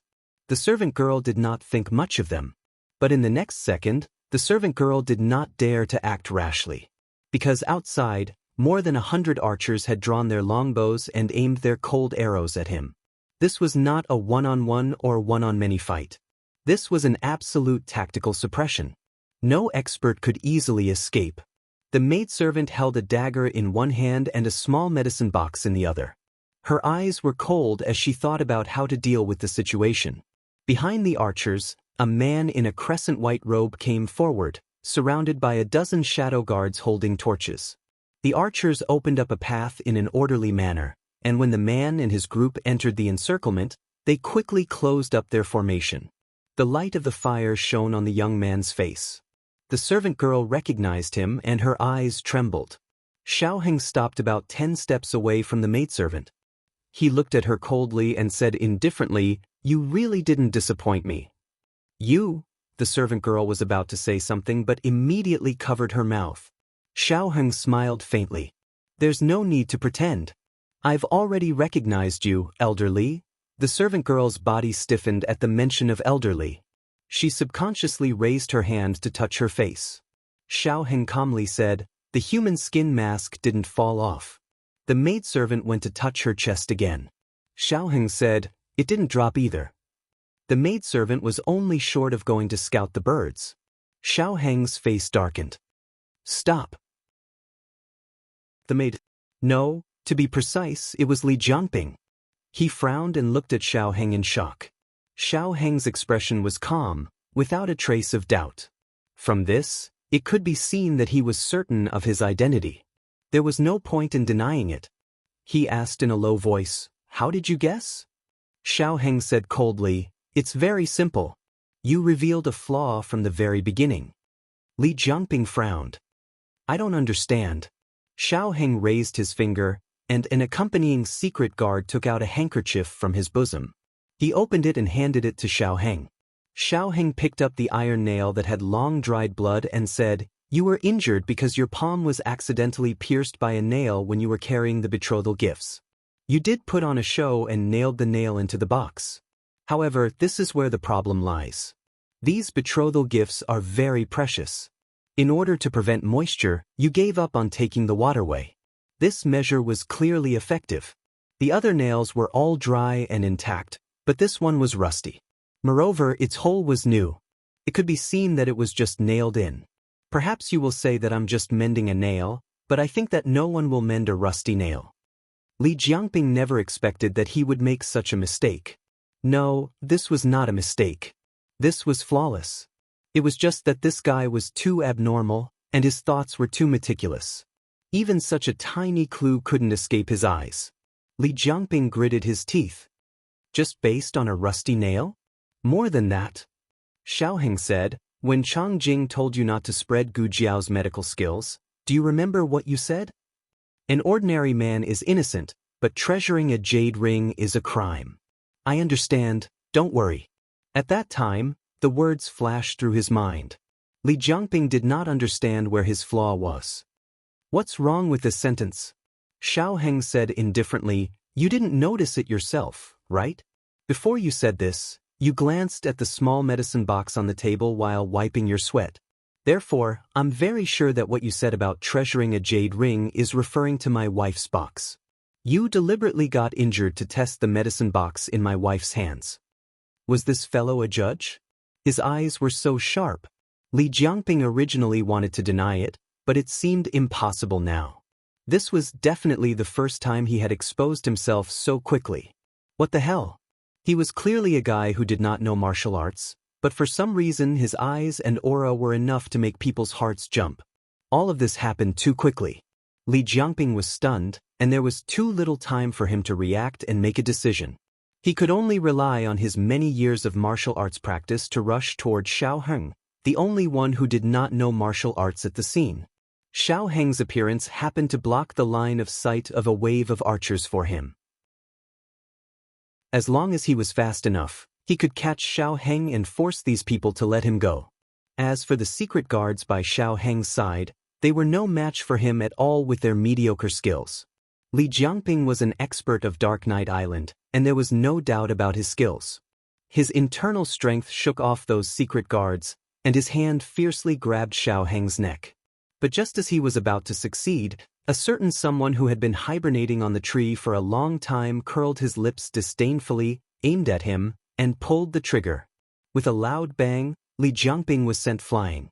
He hit the wall behind him heavily and fell to the ground in a sorry state. Tisk! Shangguan Qing, who was on the tree branch, frowned and seemed to be dissatisfied with his shot. The shot just now hit the small medicine box in Li Jiangping's arms. He was not shot open on the spot, but he was still badly shaken. He spat out a mouthful of blood. This time, the steamed bun in his lapel really fell out. Shangguan Qing's eyes were burning. "Little Jing Kong can burn me, but you can't." He decisively loaded the gun. This was a newly improved gun. Its accuracy and speed had increased, and the corresponding recoil was also much stronger. He was still not used to it. "I'll use you to practice tonight." He aimed at Li Jiangping's head. Right at this moment, an unexpected event occurred abruptly. Numerous terrifying sword chi slashed down from the sky and forcefully pushed back the secret guards of the Marquis of Xuanping's estate. Subsequently, a gray-clothed swordsman flashed down to grab Li Jiangping, who was on the ground, before swiftly leaving the scene. That person's lightness skill was probably not inferior to Gu Qingfeng's. In the blink of an eye, he disappeared without a trace with Li Jiangping. Shangguan Qing jumped down from the tree branch with the new gun in his arms. He looked at the place where Li Jiangping fell and then looked at Xiao Heng. "Aren't you going to chase?" Xiao Heng looked in the direction of the two people and said, "No need." Shangguan Qing carried the gun on his shoulder. But they also took away Jiao Jiao's box. Li Jiangping's hands were fast. Before leaving, he did not forget to hold the small medicine box on the ground. "It's okay, Xiaoheng said. Sheng Guanqing said, "What do you mean it's okay? That box is very precious, okay? I shot it just now, but it didn't break." Xiaoheng was not surprised. Jiao Jiao said that the small medicine box was not something from their world, and the medicine box might not be its original body. It was just that in their dimension, it could only appear in this form. Sheng Guanqing snorted. "Is it really okay? If Jiao Jiao wakes up and finds that the box is gone, she will be angry. I'll see how you coax her." Xiaoheng smiled and did not continue the topic. Instead he asked, "Are you okay? Are you hurt?" The new gun had a lot of recoil. Sheng Guanqing rubbed his small chest. "It's a little numb, but it's okay. Speaking of which, what's wrong with Li Jiangping? Why did he steal Jiao Jiao's medicine box? Who ordered him? Dark Knight Island?" Xiaoheng shook his head. "It's not Dark Knight Island, it's the Sword Hut." "Wasn't the Sword Hut destroyed?" Sheng Guanqing had heard from his father that Chang Jing and the others went to the Sword Hut Island to take revenge. Xiaoheng said thoughtfully, "Now it seems that the Sword Hut used a trick to escape." After midnight, Marquis Xian Ping and Chang Jing returned home. The enemies who had followed him for a few days were successfully killed by Chang Jing. None of them escaped. As expected, Chang Jing was easy to use. "Why are you all here? Don't you need to sleep?" As soon as he entered the courtyard, Marquis Xian Ping saw his two sons talking by candlelight in the central room. Xiaoheng glanced at Chang Jing and told him about Li Jiangping. Marquis Xian Ping looked at Chang Jing. Chang Jing was very shocked. If someone else said this, he would not believe it. But since it came from Xiaoheng, he fell silent. Marquis Xian Ping snorted coldly and sneered. "He doesn't look like a good person." Chang Jing retorted softly, "Uncle Li is very good. He has always taken care of me and my 7 sisters. Every time we get into trouble, he will plead for me." Marquis Xian Ping looked at him strangely. "Even if he doesn't plead for you, your father can't bear to punish you." Chang Jing was speechless. The truth was in front of him. Marquis Xian Ping would not speak for a bad person who stole his daughter-in-law's medicine box. "So that Li Jiangping is just putting on an act to please you?" Chang Jing continued to argue weakly. "But this time he persuaded my father. Only then did my father allow me to come and propose marriage." Xiaoheng analyzed for Chang Jing. "If he did not persuade your father, he could not have come with you to the Zhao kingdom. His goal is very clear. It is Jiao Jiao's medicine box." Chang Jing made a final struggle in a low voice. "He was also the one who discovered the Sword Hut." Xiaoheng sighed. "He had to discover it. First, he had to make enough contributions to gain your father's favor. Second, the rules of the Dark Knight clan are strict. He could not leave the island without permission. He could only use the excuse of monitoring the Sword Hut every few days to hide his dealings with the Sword Hut." "Is that so?" Chang Jing already understood. Regardless of whether Uncle Li was a spy of the Sword Hut or not, from the moment he stole Gu Jiao's medicine box, he was no longer Elder Li of the Dark Knight clan. The Dark Knight clan would never ask him to do such a thing. Sheng Guanqing said suspiciously, "But I still don't understand. Why did they steal Jiao Jiao's medicine box? Are there many precious medicinal materials in the box?" Sheng Guanqing asked and answered his own question. "Or is it that the box is invulnerable? Even firearms cannot break it." "They want to take the box back to make armor?" Xiaoheng shook his head. He did not explain the secret of the medicine box to the people in the room. The medicine box had an inexhaustible supply of medicine. It could also be connected to the operating room in another space. It was indeed a rare treasure. Then there was another problem. What did the Sword Hut want these for? It was the Sword Hut, not the Medicine Hut. Could it be that from now on, they would not practice the sword anymore and would all become doctors? Or could it be that one of them had an incurable disease and coincidentally, there was medicine in the medicine box to treat it? This possibility could be ruled out. With the relationship between Li Jiangping and Chang Jing, as long as he asked, no matter what medicine it was, Gu Jiao would be willing to give it to him. There was no need to go through the trouble of stealing the medicine box. Marquis Xian Ping did not inquire about whether there was anything strange in Gu Jiao's medicine box. The medicine box belonged to Gu Jiaojiao. He would not pry into other people's privacy. In addition, no matter what it was not a reason for the Sword Hut to covet it. The people of the Sword Hut really deserved to die. Thinking of something, Xiaoheng asked Chang Jing. The people who died were the island master of the Sword Hut and his wife. Who identified those corpses? Uncle Li Jiangping. Chang Jing corrected herself. Only he was secretly observing the Sword Hut. He was also the only one who recognized who on the island. Therefore, when he said that they were the corpses, my father and I both believed him. Xiaoheng said, "It seems that the real master of the Sword Hut is not dead." Sheng Guanqing asked, "Did Long Yi go to the island?" Xiaoheng shook his head. "Now, it's hard to say. Maybe he went and killed many disciples of the Sword Hut. Some of them escaped. Maybe before he could do anything, the people of the Dark Night Gate arrived on the island. That accident was directed and acted by the Sword Hut to deceive the Dark Night Gate." Sheng Guanqing nodded. Li Jiangping knew that the Dark Night Gate was going to kill the Sword Hut, so he informed the Sword Hut in advance. Therefore, the Sword Hut acted out such a massacre.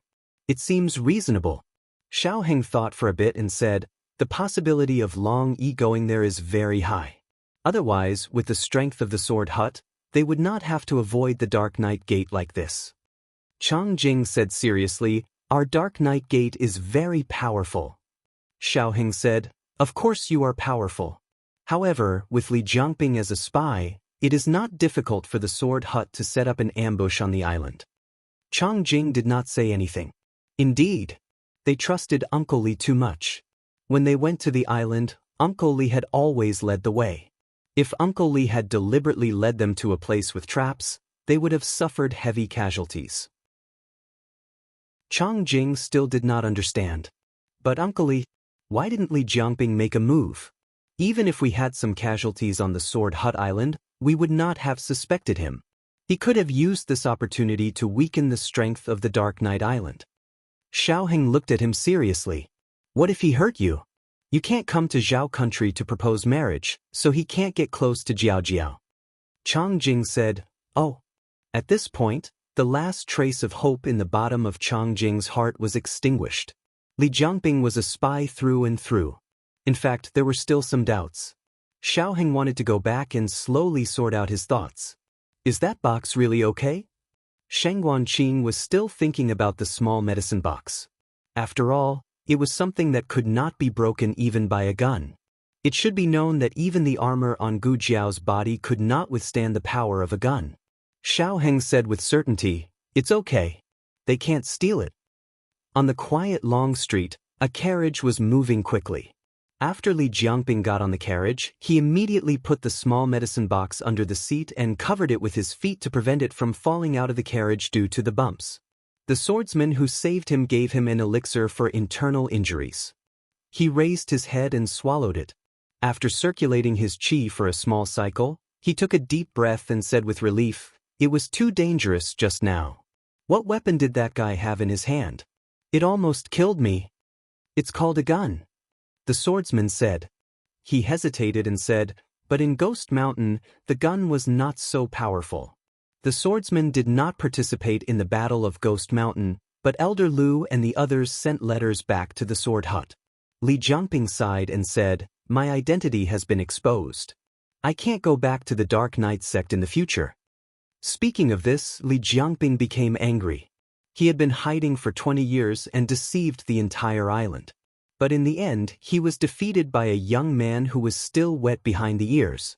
The swordsman said, "It's okay. You got the medicine box and completed your mission. You don't have to go back to the Dark Knight sect in the future." Li Jiangping sighed and said, "I didn't expect that the thing you were looking for would be in the hands of a little girl." The swordsman was also in disbelief. "Yes, we always thought that the thing was in the Dark Knight sect. You spent 20 years on the Dark Knight Island in vain." Li Jiangping smiled and said, "It wasn't in vain. If I hadn't been hiding on the Dark Knight Island, I wouldn't have had the chance to come to the Zhao Kingdom with Chang Jing." The swordsman said, "That's true." Li Jiangping frowned and said, "But I have a question. How did you know that the medicine box was in the hands of the Duke En's adopted daughter?" The swordsman explained, a female doctor from the Qin kingdom told the Han family of the Yen kingdom. The Han family then told Gong Sun Yu. Our people happened to be nearby and heard it. Gong Sun Yu was not interested in it, so it made things easier for us. Li Jiangping suddenly understood. I see. The swordsman smiled faintly and said, Chong Jing and the Duke and's adopted daughter's husband's family happened to have this relationship. It seems that it was heaven's will for the sword hut to obtain it. As he spoke, he looked at Li Jiangping and said, You have made a great contribution this time. The swordsman will definitely reward you well.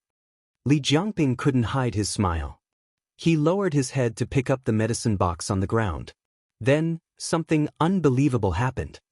Where's the medicine box? He was shocked. The swordsman frowned. Didn't you put it under the stool just now? Yes. I put it here. Li Jiangping squatted down. Not only did he look under his stool, but he also looked in every corner of the carriage. But the medicine box was gone. Chapter 945. The novel will be updated more quickly. There are all kinds of novels that can't be found on the internet. After an hour, Xiao Heng finished talking with Marquis Xian Pingho and the others and returned to the princess mansion with Shang Guanqing. Shang Guanqing yawned and waved at Xiao Heng. I'm so sleepy. I'm going to sleep. You should rest early too. Got it, Xiao Heng said to him. Shang Guanqing swaggered away with his new gun in his arms. Xiao Heng looked at his footsteps, which were exactly the same as his father's, and shook his head in amusement. When he returned to the room, he saw the small medicine box on the table. The corners of his lips curled up slightly. He walked over, raised his slender hand, and patted it lightly. At dawn, Gu Jiao woke up slowly. She felt that someone was looking at her, and she couldn't ignore it. When she opened her eyes, she saw little Jing Kong lying on the bed. Little Jing Kong's eyes were full of concentration. She didn't know how long he had been waiting here. The moment he found that she had woken up, his little face lit up. Jiao Jiao, you're awake? He said crisply. Gu Jiao smiled. Have you been here for a long time? A beautiful day began with admiring the little handsome boy. Although he wasn't a 3-year-old boy, he was very cute and handsome at the age of 6. Little Jing Kong shook his head. I just came. Oh, you've been here for an hour. Someone stepped in with a book and mercilessly exposed the little guy's lie. Little Jing Kong turned around and glared at his bad brother-in-law. He corrected him. Being with you, a day feels like a year. Being with Jiao Jiao, time flies like an arrow. He blurted out 2 idioms in one breath, and they even rhymed. He was indeed a child in the prodigy class of the Imperial College. Gu Jiao got up and went to wash up. Little Jing Kong followed behind her like a little tail. He peeked at her from time to time but didn't say anything. Gu Jiao put down the handkerchief in her hand and asked him, What's wrong? Little Jing Kong hesitated for a moment and decided to ask the truth. Jiao Jiao, are you pregnant? Gu Jiao glanced at Xiao Heng, who was tidying up the desk. She almost understood where the news about little Jing Kong came from. Pulling out a kiss and showing off the baby. As expected of you. Gu Jiao nodded and said, Yes, we have a baby. A baby as cute as Jing Kong. Is she as cute as me?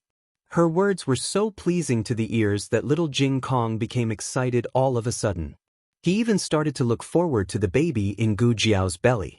However, he thought of something and muttered hesitantly, But, Jiao Jiao has a baby. Will she still like me? Am I still the most handsome little man in Jiao Jiao's heart? Gu Jiao smiled and pinched his little face.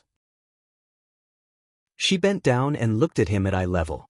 She said with a smile, Of course she will. She will always like you. She will like you more every day than yesterday.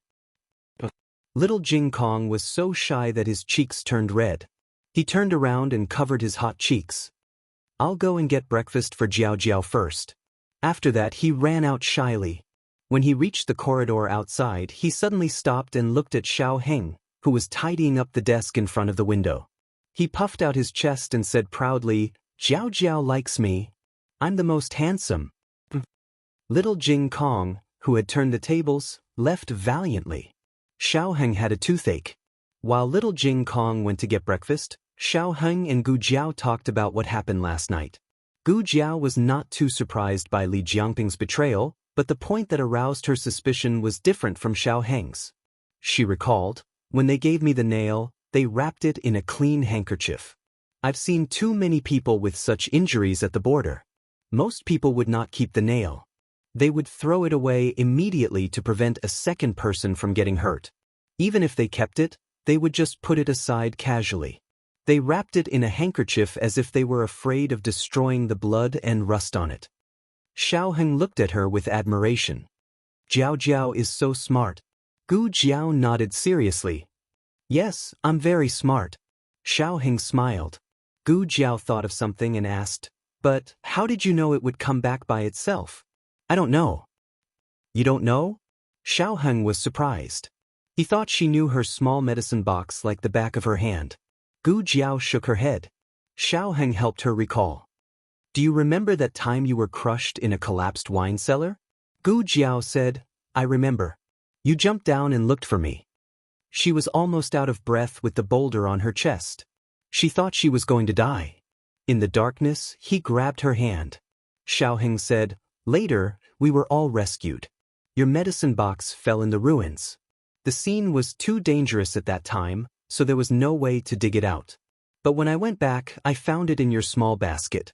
I thought I was mistaken at that time. It was not until later when you told me that it was not an ordinary medicine box that I was sure I was not mistaken. When he said that, Gu Jiao also remembered something. It was during the archery competition in the Yen Kingdom.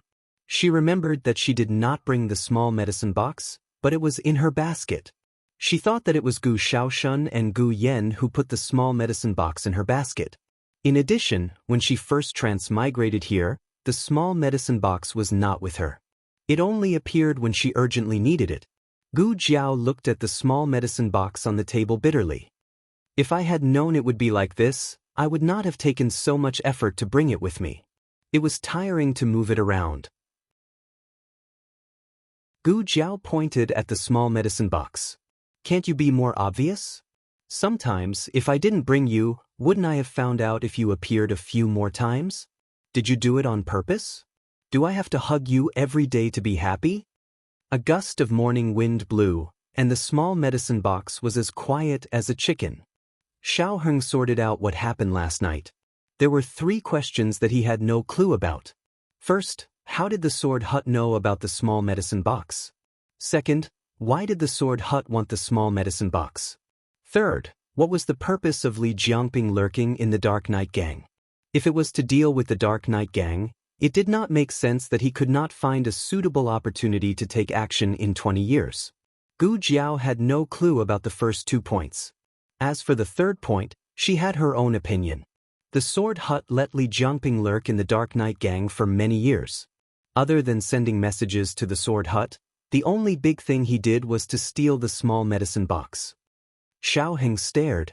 You mean that he lurked in the Dark Knight Gang for the small medicine box? But he was already on the Dark Knight Island 20 years ago. At that time, Changjing was not born yet. You were not born either.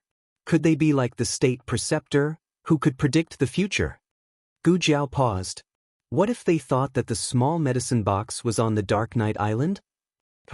Xiao Heng was slightly stunned. Gu Jiao said, the purple grass came from the small medicine box. The earliest purple grass was planted by the first island master of the Dark Knight Island. Now I suspect that the small medicine box once appeared on the Dark Knight Island. Chapter 946. Xiao Heng wondered, but isn't the medicine box yours? Why did it appear on Dark Knight Island? Gu Jiao shook her head. I don't know. It was indeed a mystery. Even she had no clue. The 2 of them decided to ask Changjing. Did your box appear on our island? I don't know. In the garden of the Lord Protector's manor, Changjing looked confused. Then he asked the same question as Xiao Heng. Why did your box appear on our island? You haven't been to our island. If Gu Jiao knew the answer, she wouldn't have to ask Changjing. She said again, how much do you know about the first island owner? Changjing said helplessly, Dark Knight Island was originally a deserted island. After he came, he reorganized it into a sect, took in the nearby fishermen, and planted purple grass. That's all I know. If you want to know about the first island owner, you can only ask my father. Even Uncle Li doesn't know much about it. Was he a man or a woman? Xiao Heng asked suddenly. Chang Jing said subconsciously, a man. Xiao Heng said seriously, what do you mean by a man? Are you sure or not? Chang Jing thought for a while and said, no one told me. But aren't all island owners men? Is there a woman who can be an island owner? If there is, can my sister also be an island owner? Then I don't have to inherit the Dark Knight sect. The two of them exchanged a look. Chang Jing's state of mind was completely different from theirs. No wonder he got along well with Jing Kong. Xiao Heng said to Gu Jiao, I will investigate them. Don't worry. Gu Jiao was not a person who would give up eating for fear of choking. Although the people of the Sword Hut had sneaked into the capital, they still lived their lives as usual. After breakfast, Gu Jiao took little Jing Kong to the carriage for an outing. Little Jing Kong swung his legs and said in a low voice, Jiao Jiao, let's not go for an outing, shall we? But Gu Jiao asked. Little Jing Kong looked down and said, I'm a little tired today. Gu Jiao smiled and said, you're not tired. Little Jing Kong opened his mouth and was about to say something when Gu Jiao added, I'm not that weak. It was just a pregnancy. Other than the difference in appetite and sleep, there was no other difference. During this period of time, she had been busy with her own affairs and neglected little Jing Kong. He was growing up day by day. She did not want to look back one day and realize that he had become independent and that she had missed out on his growth. She looked at little Jing Kong and said seriously, I want to go for an outing with you. Are you willing to go with me? Little Jing Kong looked into Gu Jiao's eyes and could feel that Gu Jiao really wanted to go. He immediately became energetic and nodded vigorously. I love going out with Jiao Jiao the most. Gu Jiao was infected by his childlike innocence and imagined how the baby would look like. She thought that she would really like it if it was the same as Jing Kong. She touched his little head and said, let's go to the Duke's public house for dinner tonight. Tomorrow, we'll go to Bai Shui Alley to play cards with Grandaunt. Little Jing Kong raised his hands and feet in agreement. We'll listen to Jiao Jiao. Bai Shui Alley. Gu Yen stood at the door and looked around. Gu Xiaobao also looked around. What are you doing? He asked Gu Xiaobao. What are you doing? Gu Xiaobao asked him back. Gu Yen was annoyed and amused by Gu Xiaobao's adult tone. I'm waiting for someone. Gu Xiaobao said, I'm also waiting for someone. Gu Yen said, I'm waiting for Xiaoshun. I'm also waiting. I'm not waiting for Xiaoshun. Gu Xiaobao waved his little hand and learned from Gu Yen to call Xiaoshun. You have to call Xiaoshun brother. Also, sister won't be coming today. Gu Yen hit the nail on the head. Gu Xiaobao raised his head and looked at his brother unhappily. She's coming. Not long after, Gu Xiaoshun came back. Gu Yan's eyes lit up. Is it done? Gu Xiaoshun said sneakily, it's done. Let me see. Gu Yan stretched out his hand. Gu Xiaobao looked at his two brothers in confusion. He didn't understand what they were doing. Gu Xiaoshun sneakily stuffed the thing into Gu Yan's arms. There are so many on the streets. You had to draw it yourself. I don't know if it's to your liking. There's no silver left. I found the most experienced master craftsman. Gu Yan said, okay, you look after Xiaobao. I'm going out. Gu Xiaoshun carried the little boy into the house. Gu Yan took a carriage to the military camp. Gu Chongqing was observing the soldiers' drill. Suddenly, a guard walked over quickly and whispered something in his ear. He raised his finger and said, got it. Then, he said to the generals who were watching the drill together, sorry, I have to leave. The generals looked at him strangely and exchanged glances. This was a big drill that happened once every 3 months. Did something big happen? Why did General Gu leave midway? He left in a hurry. Gu Chongqing quickly walked out of the military camp and saw a thin figure pacing back and forth beside a carriage. Ayen. He called out to him. Gu Yan heard and turned around in a daze. Why did you come out? Gu Chongqing smiled. Someone told me that you came to look for me. I didn't. Gu Yen subconsciously retorted. It was true that he came to look for him, but he didn't mention it to anyone. He knew that the military camp was busy and didn't want to disturb him. He wanted to wait for him to finish before coming out. Gu Changqing didn't tell Gu Yen that it was his personal guard who recognized him. Gu Changqing was a cold-faced Yama in the military camp.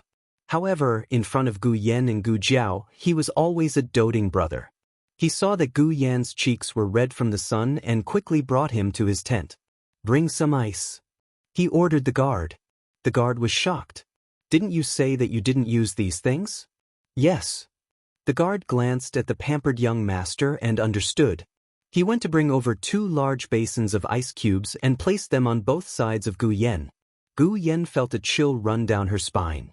"You can leave," Gu Changqing ordered. "Yes." The guard retreated. Gu Changqing picked up the fan on the table and gently fanned Gu Yen. Gu Yen raised his small neck comfortably and turned 180 degrees. He wanted to fan here. He also wanted to fan here. Gu Changqing smiled and fanned harder. "Don't you have to go to class today?" "Today is a holiday," Gu Yen said. Gu Changqing asked, "Why did you come to the military camp to look for me?" Gu Yen hesitated for a moment. He took out a mask and handed it to Gu Changqing. "What is this?" Gu Changqing took the mask with the hand that didn't need to fan. He looked at it carefully and didn't forget to continue fanning Gu Yen. Gu Yen said, "Aren't you engaged? This is an engagement gift for you."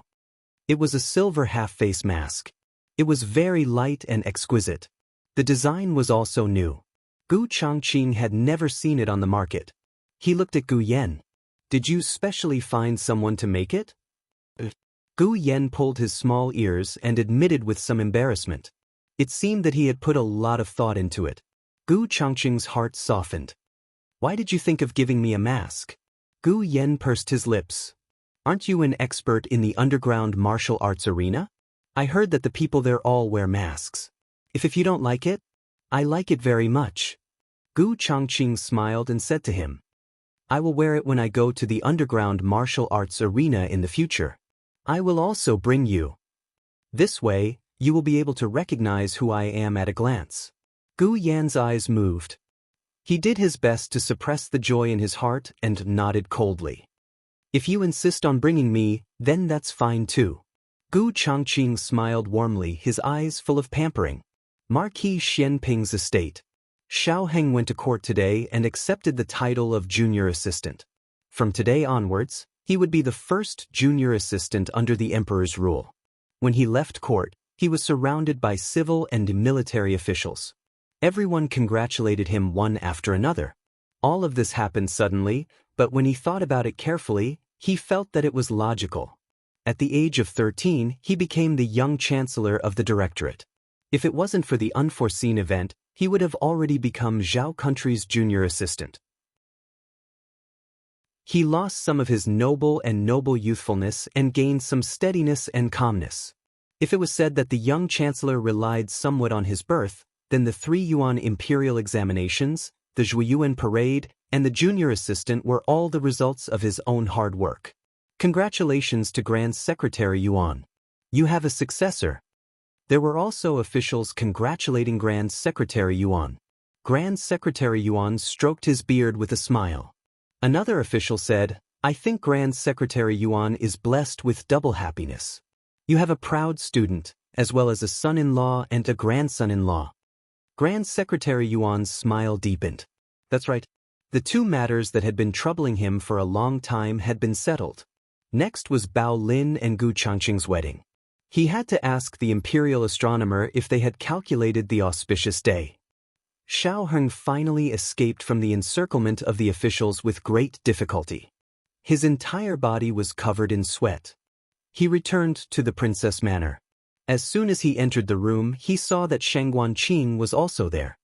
He laid out a dozen masks on the table and asked Gu Jiao, who was sitting to the side, "Take a look. Which one is the mask you dreamed of?" "Did you find someone to make all of these?" Gu Jiao asked. Shang Guanqing said, "That's right. I gave your blueprints to the master of the blacksmith's shop. Everyone's masks are different and have subtle differences. Take a look and see which one is the most similar? Yes, this one. Gu Jiao picked up the third bronze mask with fangs on her right-hand side. This matter had already passed, but when he heard that the people of the Sword Hut had infiltrated the capital again, Shang Guanqing began to pay attention to it again.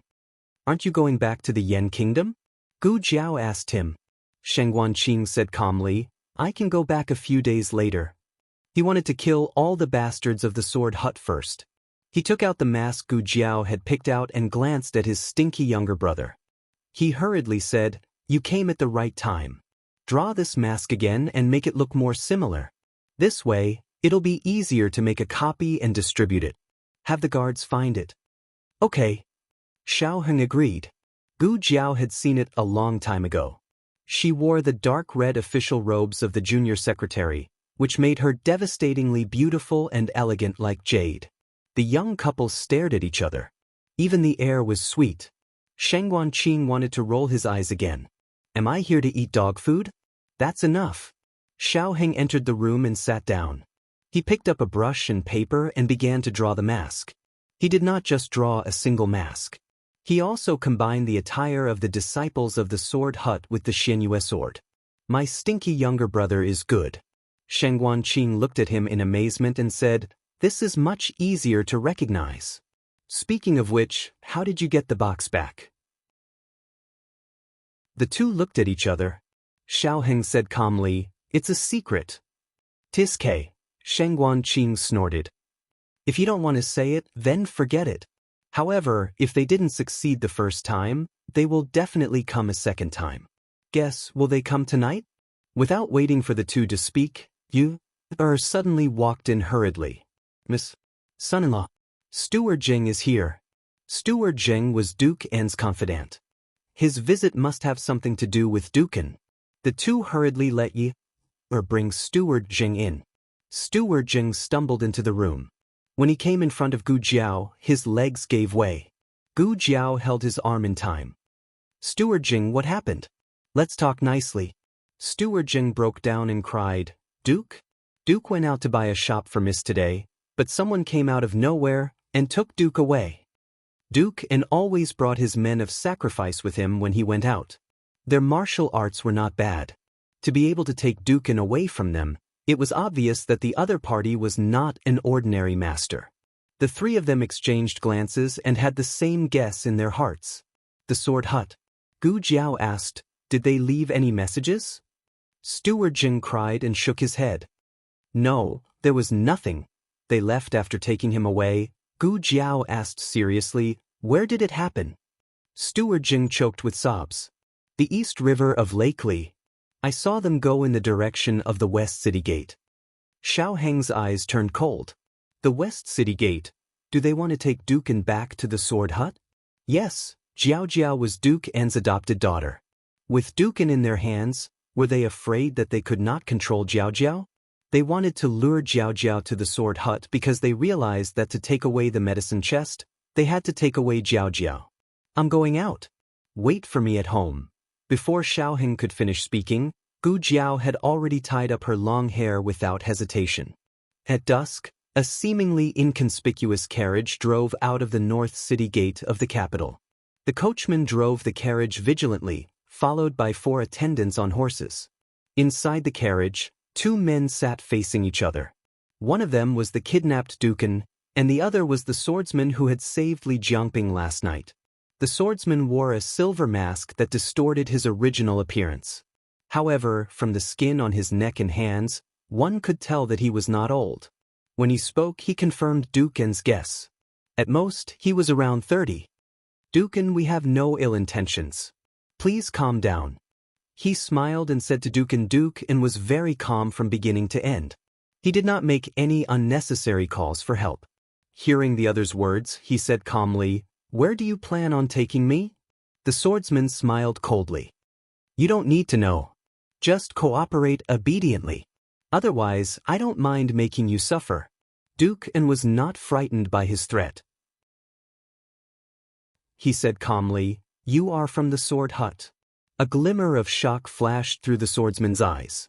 Clearly, he had not expected the other to guess so easily. However, he quickly smiled again. As expected of Dukan. You are extremely quick-witted. This was an admission. It seemed that his situation was not good.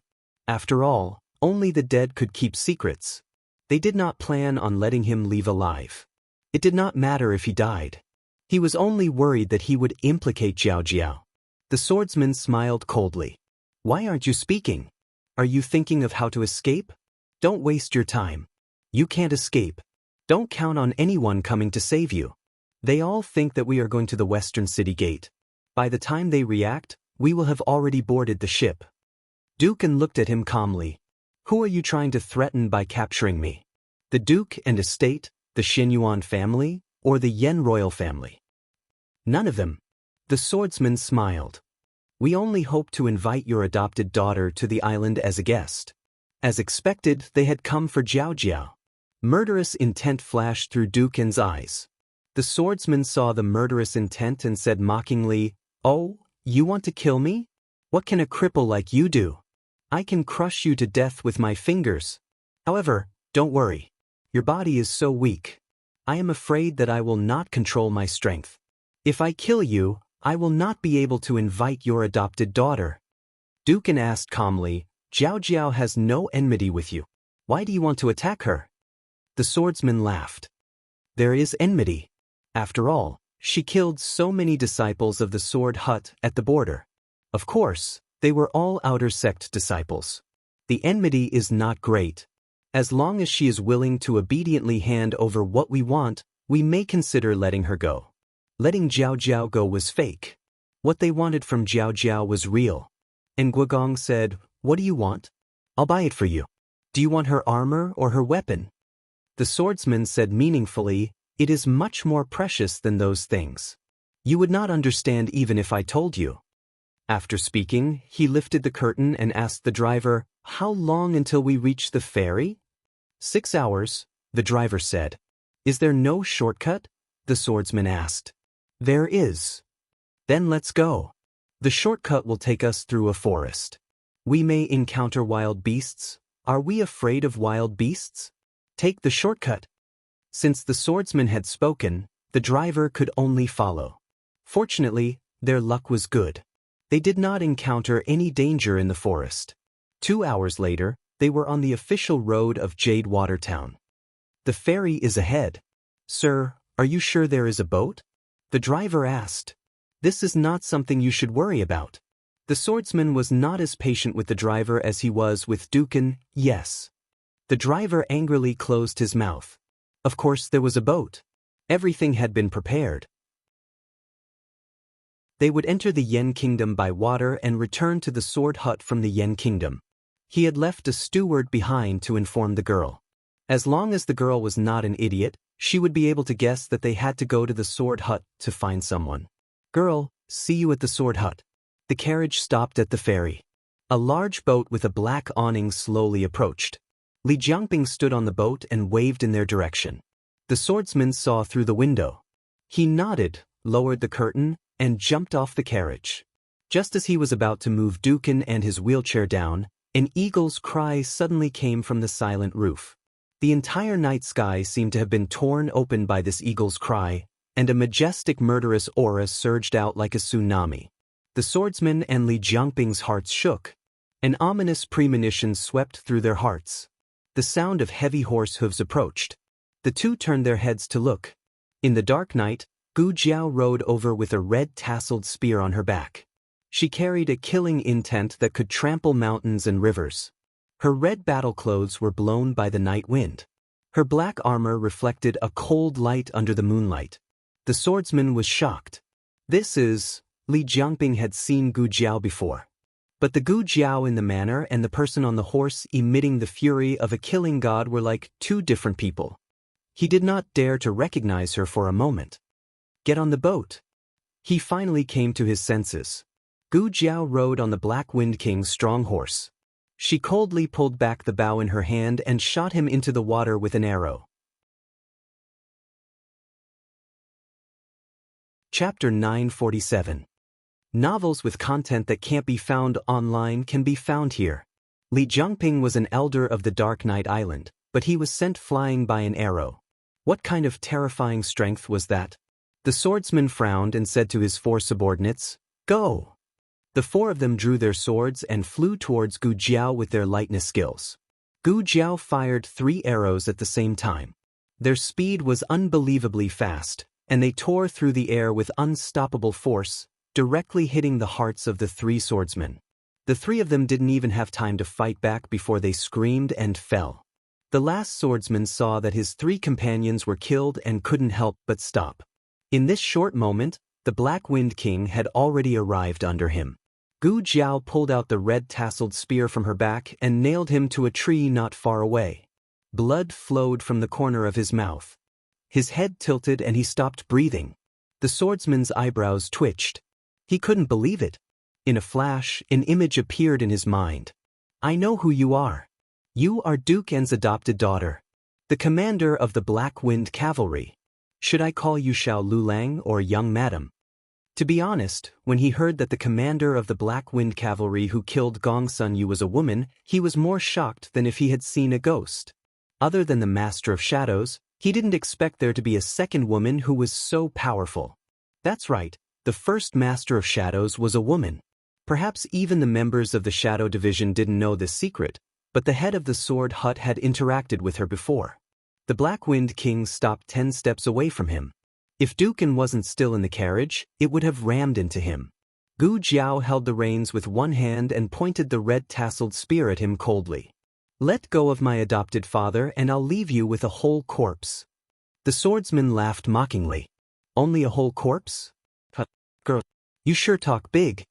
Gu Jiao sat on the back of the horse and looked down at him. "It seems that you don't want to choose. That's good." The swordsman sneered. "Do you really think you can kill me? Although I admit that your martial arts are stronger than I imagined, you are still no match for me." Noises. Gu Jiao finished speaking word by word and jumped down from the horse's back. Her long spear was like a rainbow as she fiercely stabbed towards the swordsman. The assassin drew his sword to block, but he had underestimated Gu Jiao's strength and the sharpness of the red-tasseled spear. His sword was cut in half, and his arm went numb. He took a few steps back and looked at Gu Jiao in disbelief. To be honest, Gu Jiao was also very surprised. Ever since the battle, she had not properly dueled with anyone. The swordsman was her first real opponent, although his strength was not enough. The swordsman threw away the long sword in his hand and took out another sword from under the carriage. But as expected, it was still cut in half by Gu Jiao's spear. He finally realized that he had kicked an iron board and planned to retreat. Gu Jiao did not give him the chance as her spear cut off his head. He watched as his body went further and further away.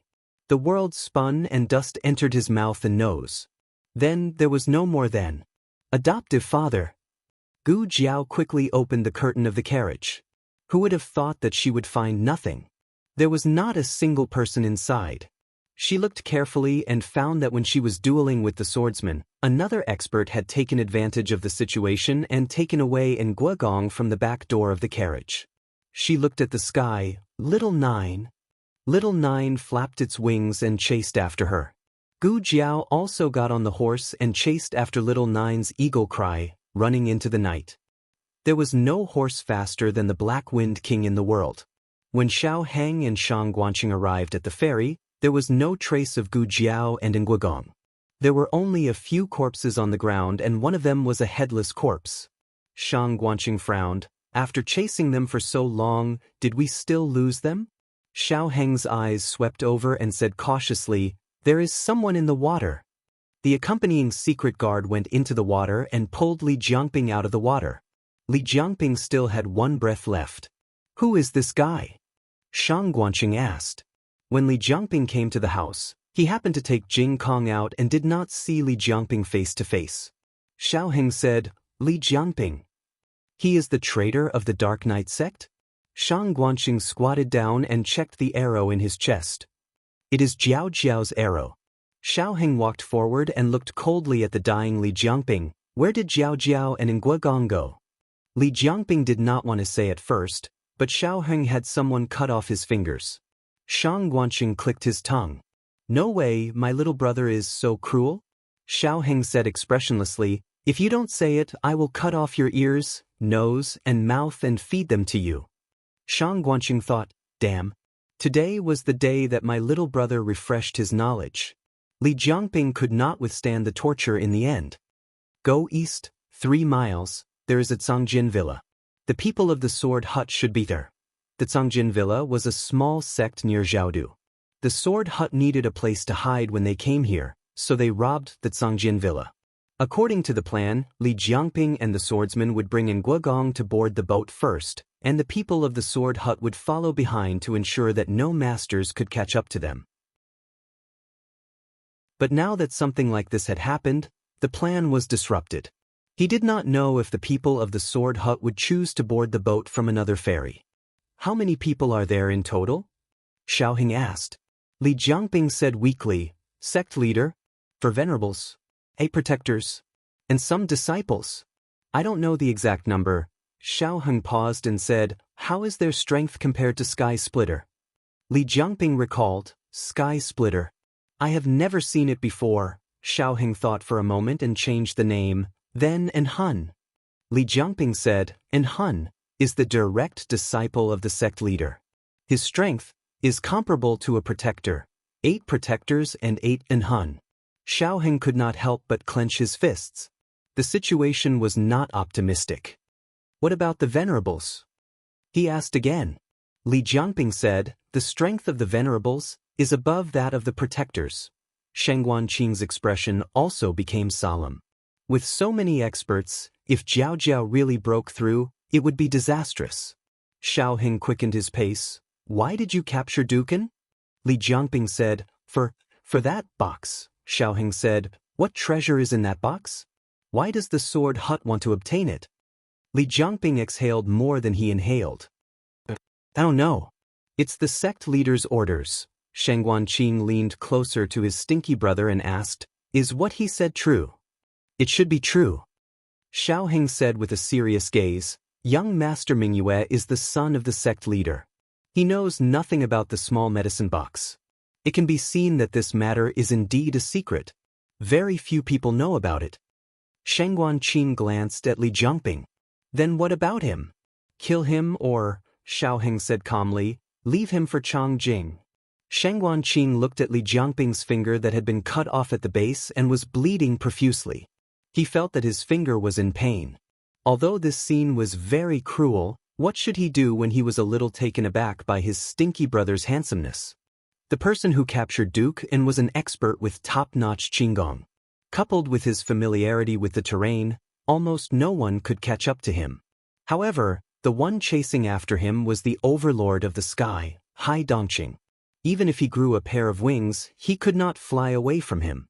He wanted to shoot down the eagle that kept circling above him, but the eagle flew too high. He did not have a bow and arrow. With just his sword chi, he could not even reach the other party's feathers. Although the sword-hidden villa was a small sect, its geographical location was very particular. It was located in a place with beautiful mountains and limpid waters. The mountain gate was at the foot of the mountain. It was guarded by the disciples of the sect. Now, it was the disciples of the Sword Hut. One had to walk up more than 100 steps to reach the sect halfway up the mountain. Gu Jiao chased all the way to the foot of the mountain. Perhaps because the expert had informed them, the 2 disciples guarding the gate were already prepared. They pulled out their swords one after another and looked at Gu Jiao warily. "Who are you?" one of them asked. Gu Jiao did not waste time talking to them. She directly charged over. There were steps up. The Black Wind King could not walk anymore. Gu Jiao told him to wait in the forest. She grabbed her red-tasseled spear and charged all the way to the villa. Although it was easy for her to kill them, it was not because they were weak. In fact, each of them had the strength of a celestial wolf. It was because her strength had increased a lot. As for how much, she could not determine. She had not met an opponent who could force her to use her full strength. "How dare you? How dare you hurt a disciple of the Sword Hut?" Just as Gu Jiao was about to enter the villa, a man in gray clothes wearing a silver mask stepped into the night and flew towards Gu Jiao with a sword in his hand. This person's aura was clearly stronger than the disciples from before. He was a true expert. His sword landed on Gu Jiao's red-tasseled spear. The weapons met and sparks flew. Following the crisp sound of the collision, Gu Jiao could feel that her arm was violently shaken. Gu Jiao was forced to take a few steps back. She looked at the person who came. From his voice, it was a middle-aged man. However, he looked very young and strong. The muscles on his arms and chest were almost bursting out from under his clothes. This person was a tempered body expert. Like Shi Yi, he had a very strong inner strength. Gu Jiao could feel a murderous aura from him that was comparable to In Hun's. If it was a year ago, she would not be In Hun's opponent. But now, she had the strength to fight him. Gu Jiao gripped her red-tasseled spear tightly and began to look for the opponent's weakness. The man was slightly stunned. He did not expect that under such circumstances, the opponent did not have the slightest intention of retreating. "Who are you?" This young man caught his attention. Gu Jiao said, "Who am I? Why don't you go to hell and ask your fellow disciples?" "You are a girl?" The man was shocked again. Then he looked at Gu Jiao's beautiful face under the moonlight and murmured, "No wonder." He was wondering how a man could be so good-looking. Gu Jiao looked around. There was more than one ferry nearby. If they were delayed, and Guogong might be taken away by them through another door. She did not waste any more words with him. She raised her red-tasseled spear and charged at him. On the other side, Xiao Heng and Shang Guanqing's group were surrounded by the disciples of the Sword Hut. The secret guards protected the two young masters in the middle. Shang Guanqing held a gun and stood back to back with Xiao Heng, waiting for an opportunity to move. He frowned and said, "How many people did the Sword Hut send this time? How did they get into the Zhao Kingdom?" Xiao Heng looked warily at the disciples of the Sword Hut who surrounded them. A caravan, an underground martial arts arena, or a marriage proposal team from the Dark Knight clan. Anything is possible. Shang Guanqing gritted his teeth and said, "That Li really deserves to die." Xiao Heng said, "He is only a pawn. The real mastermind is the head of the Sword Hut. Kill them." The leader of the disciples of the Sword Hut gave the order. The rest of the people rushed toward the secret guards of the Marquis Xuanping's manor. The two sides quickly fought. If it was a one-on-one fight, the secret guards were not a match for the disciples of the Sword Hut. However, the number of secret guards was 3 times that of the disciples of the Sword Hut. For a moment, they were able to hold them back. Xiao Heng grabbed Shang Guanqing's wrist and ran into the forest at the side in the chaos. The sounds of fighting behind them gradually disappeared. Shang Guanqing let out a sigh of relief and asked, "Where do we go next?" Xiao Heng said, "Li Jiangping said to go east. East is right in front." Shang Guanqing hurriedly said, "Oh, then let's go quickly." Unexpectedly, after a few steps, there was a cracking sound under Shang Guanqing's feet. A sharp pain came from his ankle. He tripped on the spot and fell forward onto the ground. Xiao Heng stopped in time. He turned around and walked toward him. He squatted down and asked, "What's wrong?" Shang Guanqing supported himself on the ground and sat up. He did not forget to pick up the gun that had fallen to the side. He broke out in a cold sweat and said, "My leg seems to have been caught by something." Xiao Heng lifted his hem and took a look. He frowned and said, "It's a beast trap. It might have been put there by the villagers nearby. Bear with it. I'll pry it open. Give me the gun." Shang Guanqing did not understand and asked, "Why do you need the gun?" Xiao Heng looked at the beast trap that was embedded in Shang Guanqing's flesh and said, "Only the gun is hard enough." Shang Guanqing hugged the gun tightly and said, "It will be broken." Xiao Heng looked up at him and said, "If the gun is broken, I'll make a new one for you. If your leg is broken, I can't do anything."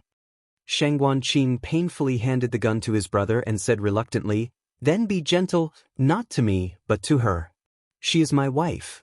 Don't hurt my wife." Xiao Heng was speechless. In the villa, Gu Jiao ended the battle with that man. That man was so talkative. She had already learned his identity from him. He was the 7th guardian of the Sword Hut. The 7th guardian's mask was broken and he fell to the ground heavily. He covered his chest and kept vomiting blood. He looked at Gu Jiao, panting. His eyes were full of disbelief. Didn't his fellow disciples say that this girl couldn't even defeat En Hun? She couldn't defeat him?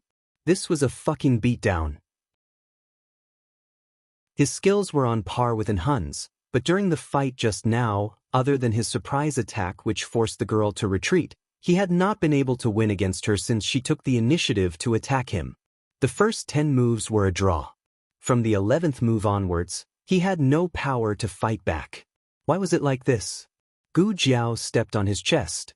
She was like the master of all things looking down at the ants on the ground. Where is Dukan? The 7th guardian laughed coldly. He raised his hand to wipe the blood from the corner of his mouth.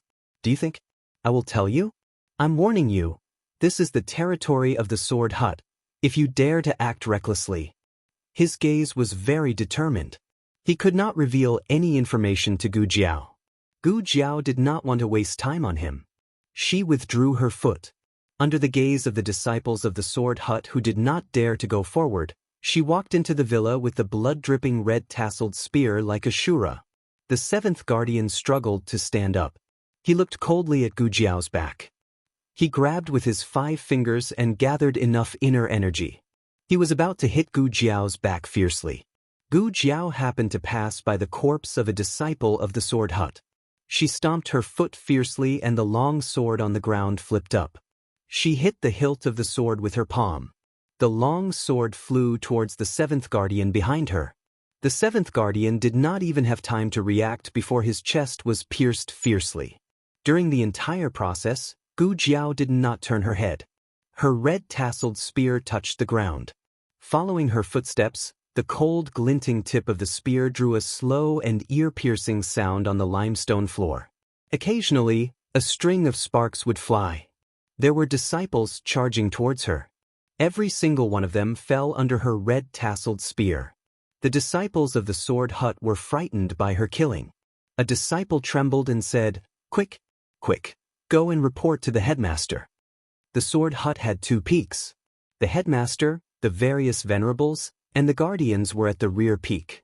Today, it was the 7th guardian's turn to guard the vanguard.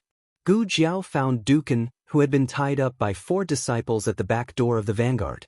As she expected, they were planning to take him down the mountain from the side door and head to another ferry. Gu Jiao dealt with the 4 people as quickly as possible. She cut the ropes on Dukan's body and knelt by his side. She helped the fainted Dukan up. Adoptive father, adoptive father. She placed Dukan on her shoulder and checked his pulse. Dukan slowly regained consciousness. He weakly opened his heavy eyelids and said to Gu Jiao, "Jiao Jiao? Don't worry about me. Go down the mountain." Gu Jiao said, "Let's go together." Dukan clenched his teeth and used the last of his strength to say, "I have medicine on me. It'll harm me." Gu Jiao had already noticed. She helped him untie the ropes on his feet. "This bit of knockout drug is useless against me. I'll carry you down the mountain." As she spoke, she turned around and carried Dukan on her back. However, the moment she turned around, a ghostly figure appeared out of nowhere and slapped her chest, sending her and Dukan flying at the same time. "Jiao Jiao." Dukan didn't know where he got the strength. He grabbed Gu Jiao and spun in the air. He let himself fall to the ground and held Gu Jiao tightly in his arms. He was hit so hard that he spat out a mouthful of blood.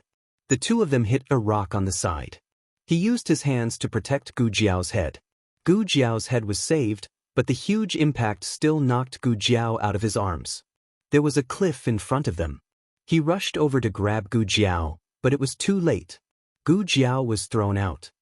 "Jiao Jiao!" Dukan screamed. "Save her! Save her! She is the person you are looking for." The 2nd guardian of the Sword Hut who had sneakily attacked Gu Jiao was shocked. "What? She's that? Oh no! She can't die." The 2nd guardian rushed to the edge of the cliff, but he was 1 step too late. He reached out to grab her, but he couldn't even catch a corner of her clothes. He swayed a few times. The sand and stones under his feet fell off the cliff, as if he was going to slide down with her. He stared at the pitch-black cliff in shock, completely dumbfounded. Dukan climbed to the cliff. Tears came out of his eyes. Jiao Jiao. In the forest, Sheng Guanqing, who was being supported by Xiao Heng, was limping forward. He frowned. What's that sound? Xiaoheng gathered his qi and looked up. It seems to be Dukan. Jiao Jiao is in trouble. The strong wind on the cliff was blowing. It was so strong that people couldn't open their eyes. The second guardian raised his hand to block his eyes. He took a few steps back. At this moment, a light blue figure jumped from behind. He jumped off the cliff without hesitation. His robe was facing the strong wind. A breathtaking lotus bloomed in the dark night valley. Gu Jiao kept falling. The strong wind was cutting her face like a knife. When the plane crashed, it seemed to be the same feeling. So this time, was she going to die too? Her thoughts were blown away by the wind. While she was in a daze, a strong hand grabbed her wrist. She felt that she was caught by something. When she opened her eyes, she saw a familiar young and handsome face. Gu Changqing? Gu Changqing grabbed her with one hand and held the cliff with the other. However, it was not so easy to stabilize them when they fell at the same time. His fingertips were badly mutilated on the cliff. His bones could be seen. Finally, he held on. Gu Jiao was hanging under him. There was some warm liquid dripping on her forehead. She touched the liquid on her forehead and twisted her fingertips. Gu Changqing, you're hurt. His hand hurt so much that it didn't feel like his own. Gu Changqing was soaked in cold sweat, but he said in a normal tone, I'm fine. Do you still have strength? I'll pull you up first. Hold on to me and I'll bring you up. In this place, one could fall if they were not careful. They were good at fighting, but they were humans, not gods. If they fell, they would lose their lives. Gu Changqing carefully pulled Gu Jiao up. He let Gu Jiao climb onto his back and wrapped the whip around each other. Gu Jiao said, I can do it myself. Gu Changqing said, don't move. He saw it just now. She was hit. Even if the armor blocked most of the power, it still affected her. Gu Jiao hugged his neck and said, but you're hurt. Gu Changqing said softly, that's why I have to carry you. I don't have the will to live. Gu Jiao didn't insist. Thinking of something, Gu Jiao said, I have a match. I can light the way for you. No need. He looked at his bloody left hand and said calmly, I can see the way. Chapter 948. Novels that can't be found online will be available here. Gu Changqing carried Gu Jiao on his back as he climbed up the cliff with great difficulty. The astral winds from the bottom of the cliff howled, almost blowing them away. Under these extreme conditions, he could not use his internal strength at all. He could only rely on his brute force as he slowly climbed up with his little sister. Very quickly, his right hand became a bloody mess. His flesh was left on the cliff and the bloody handprints were a shocking sight in the dark night. The place where they fell was very deep and they did not know how long it would take to climb up. The wind here was strong and the temperature was low. Gu Changqing was worried that she would freeze, so he said to her, Jiao Jiao, don't sleep yet. Gu Jiao replied in a daze. Gu Changqing asked, are you sleepy? Gu Jiao blinked her sleepy eyes. Then a bit. Her sudden sleepiness was not like her usual strength. Gu Changqing asked in a worried voice, are you seriously injured? I'm not. Gu Jiao shook her head. She had been feeling sleepy recently and it was probably related to her pregnancy. Gu Changqing's hand grabbed onto a protruding rock. Then you should sleep. I'll wake you up when we reach the top. He slowly poured his internal strength into her to maintain her body temperature. A person's potential was truly endless. At first, he couldn't even use his internal strength, but didn't he still do it now? However, he could only use a little bit since he still needed to rely on brute force to climb. Gu Jiao's body felt a comfortable warmth. Her head sank down as she leaned against his shoulder. She said in a daze, Gu Changqing, I have good news to tell you. Gu Changqing heard her sleepy voice and his lips curled as he asked, what good news? Gu Jiao closed her eyes and said half awake, I have a baby in my stomach. Gu Changqing was so shocked that his tiger-like body trembled. He was at a loss of what to do and almost lost his grip. Even the rocks under his feet were kicked off by him. His eyes widened to the size of a copper bell after he grasped it firmly. What did she just say? She had a baby? He's going to be an uncle? Halfway up the mountain, several great protectors had arrived. Dukan lay weakly on the edge of the cliff, staring at the bottomless abyss. The 7 protectors stood slightly behind him, occasionally glancing down. The 3rd protector walked over. He looked at the corpse on the ground and asked the 2nd protector, "Second protector, what happened? Who hurt a disciple of the Sword Hut? And this person, wasn't he going to be sent to the ferry? Why are you still here? By the way, where's old 7? The 2nd protector said with a grave expression, "I just came from the front. Old 7 is already dead." What? The 3 protectors were shocked. The rest of the people were also shocked. There was no other outsider here. Everyone's gaze fell on Dukan, who was filled with grief and indignation. However, Dukan was a cripple, so they quickly dismissed the idea. The Great Protector asked, "Second Protector, what happened?" The 2nd protector took 2 steps back and put his hands behind his back. He sighed and said, "It's Duke Anne's adopted daughter." The 3rd protector was excited. He strode forward and grabbed the 2nd protector's arm. "She's here? Did she kill all these people? Where is she?" The 2nd protector looked at the cliff beside him and sighed again. "She fell down." Everyone was speechless. The 2nd protector explained, "I didn't know who she was at that time. I thought she was Duke Anne's secret guard, so I hit her." The angle of the hit was calculated to be very tricky. It could have taken Gu Jiao's life on the spot. Duke Anne had risked his life to protect her. However, she didn't fall to her death or hit a rock. Instead, she fell down the cliff. The Great Protector frowned. "If she dies, we won't be able to get the box anymore." The 8th protector, who had been silent, suddenly took a step forward and pointed his ear at the cliff. "Listen, there's something down there." The 2nd protector recalled. "Someone just jumped down. I don't know if it's—" The 3rd protector was impatient. He interrupted him. "What do you mean by, if? It's more important to save her. Quick, get the rope." There happened to be a rope on the ground that had tied Dukan up. However, it wasn't long enough. The 8th protector went to the front and took the longest rope. He tied a dead knot and threw it down. "Is it here?" the 3rd protector asked. "I'm not sure." The Great Protector frowned. "The wind is too strong down there. The sound is scattered. It's hard to tell the direction." The 3rd protector shouted at the bottomless abyss, "Hey! Is the person down there still alive?" Squeak.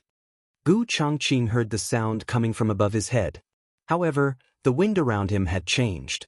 It was no longer blowing from below, but from above. As long as he looked up, he would be unable to make a sound due to the strong wind. Little 9, who was circling in the sky, suddenly screamed. He dived down and grabbed the end of the rope. Facing the strong wind, he flew towards Gu Jiao and Gu Changqing. The strong wind broke his wings. He did not stop. He placed the rope in Gu Changqing's hands. Gu Changqing looked up at the sky and pulled on the rope. The 3rd protector felt the strength of the rope and his eyes lit up. "It's moving, it's moving." It wasn't the kind of movement that was caused by the wind. It was being pulled. Someone had grabbed it. The Great Protector quickly ordered, "Quick! Pull him up." The 2nd protector and the 3rd protector worked together. The 4th protector also came to help. The 3 experts pulled the rope with all their strength. Gu Changqing felt a strong pulling force. His right hand pulled on the rope and his left hand grabbed the exhausted little 9. With a whoosh, they were halfway up the mountain.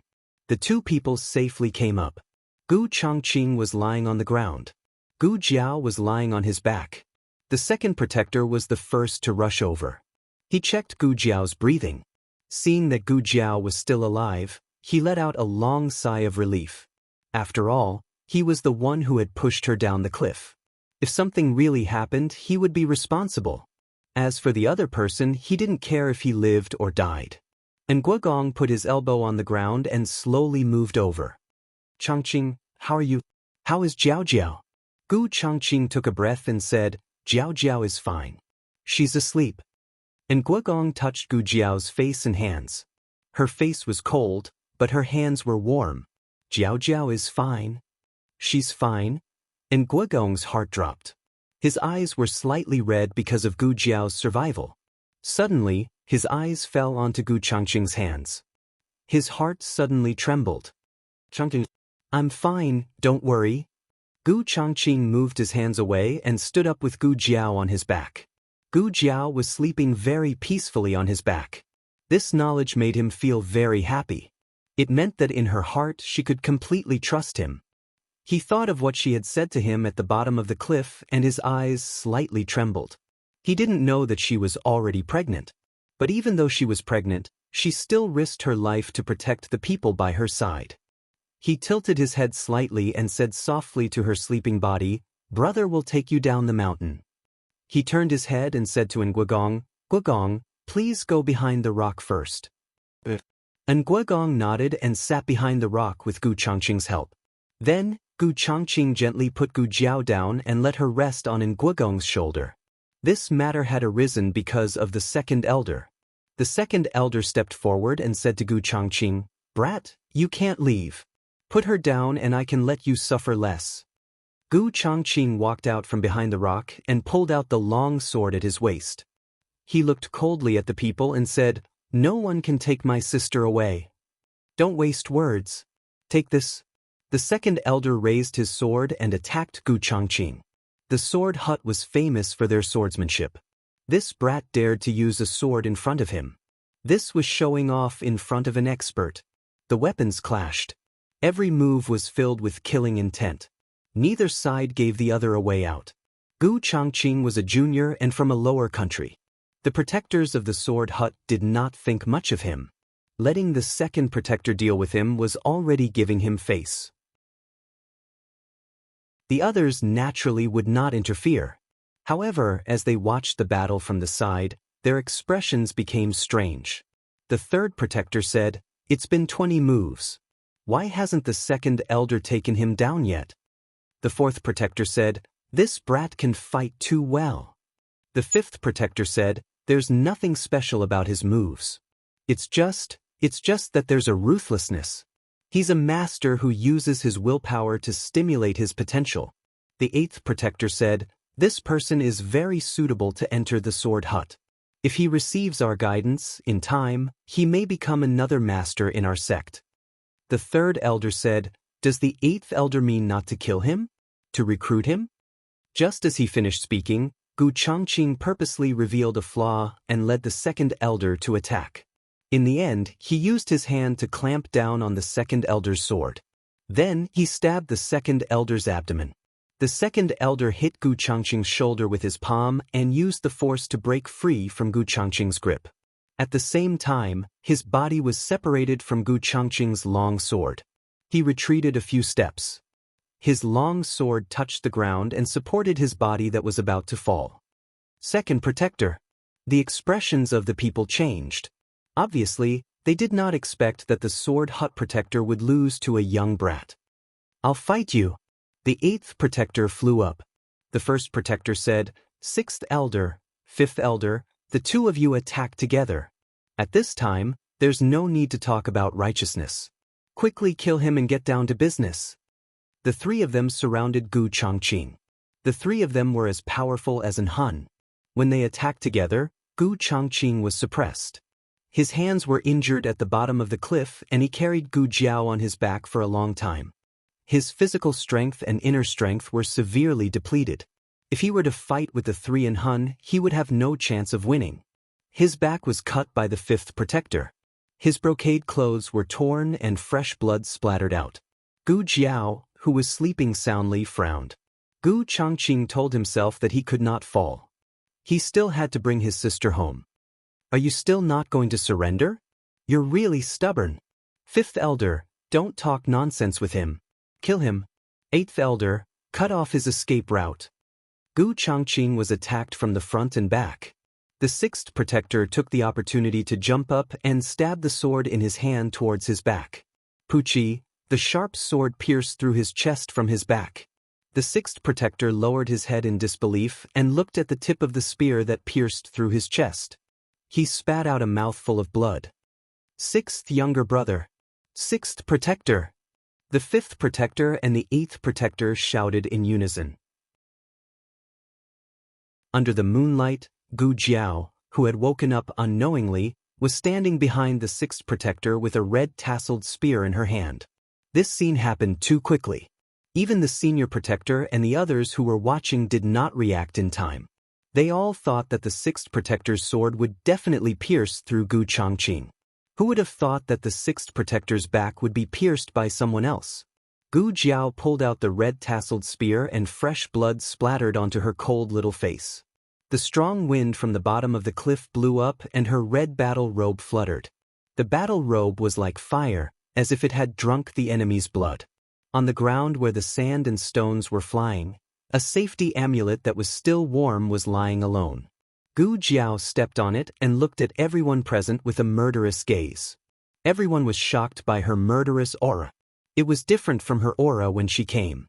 Although she was also killing people, she now had a domineering aura that could destroy heaven and earth. It was as if she was an Azura who had returned from purgatory. She wanted to kill the entire hidden sword manor and leave nothing behind. Gu Changqing took the opportunity to wave his sword and forced the fifth and eighth protectors back. He knelt on one knee and used his sword to support his body. He turned around and looked at Gu Jiao, who had a cold gaze. His gaze swept past the safety amulet under her foot and landed on her lower abdomen that was protected by her armor. He clenched his fists bit by bit. The third protector frowned and said, "What's wrong with her? Why does she feel weird?" The senior protector's face was solemn. "Don't you think that her current state is similar to Hun and the others when they lose control?" The third protector's face changed. "Could she have been poisoned by the purple grass poison?" The senior protector said coldly, "Capture her." The fifth protector was the first to rush over. A person who was poisoned by the purple grass poison would not be killed so easily. As such, they did not have to show any mercy. They just had to attack as hard as they could.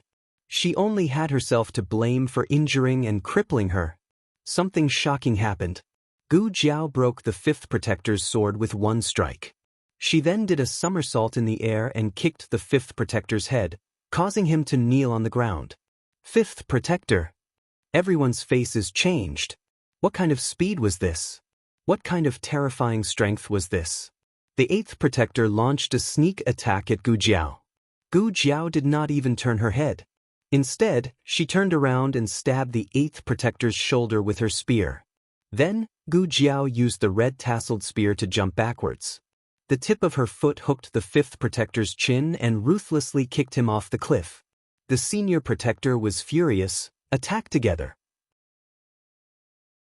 The rest of the people, including the injured second protector, all rushed towards Gu Jiao. Gu Jiao stood in front of Gu Changqing and said word by word, "You, get out of my way." Gu Changqing's arm trembled as he gripped his sword tightly. "Jiao Jiao." Gu Jiao grabbed the injured Gu Changqing and stepped on the stone wall. She threw him towards Duke and who was behind the rock. The battle was very fierce. The wind and sand all over the sky were swept up. Shadows of swords flashed in the dark night. Gu Jiao was like a killing machine without a soul. One by one, the protectors fell under her red-tasseled spear. Xianyuan 8 styles, 9th style. The senior protector looked at the Xianyuan spear style that Gu Jiao used.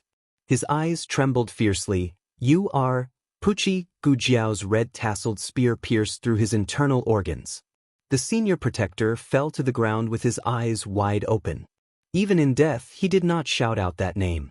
Of the 8 protectors, only the second protector who had been seriously injured by Gu Changqing was left. Because of his serious injuries, he could not charge at the front. Instead, he lived until the end. He no longer had the strength to fight. He looked at the corpses of his fellow disciples. The shock and grief in his heart could not be any greater. For a moment, he did not know who to care for. Third protector. Third protector, eighth protector. Wake up. Fourth, fifth, senior protector. Senior protector. Senior protector. His voice was choked with sobs and fear. Gu Jiao dragged the red-tasseled spear that was weeping blood in front of him. Her entire body was soaked in the blood of the sword hut. Every part of her body that was unharmed was filled with blood. It caused the ruthlessness in her body to surge endlessly. Gu Changqing held his chest and called out to her, "Jiao Jiao, don't kill them." Gu Jiao could not hear him. She raised the red-tasseled spear in her hand with a murderous look. In the blink of an eye, a white-robed elder descended from the sky. With a biting cold murderous look, he slapped towards Gu Jiao. Gu Changqing flew over and took the hit for Gu Jiao. He fell heavily to the ground and spat out blood. This person's power was too strong. It was far above Hun's.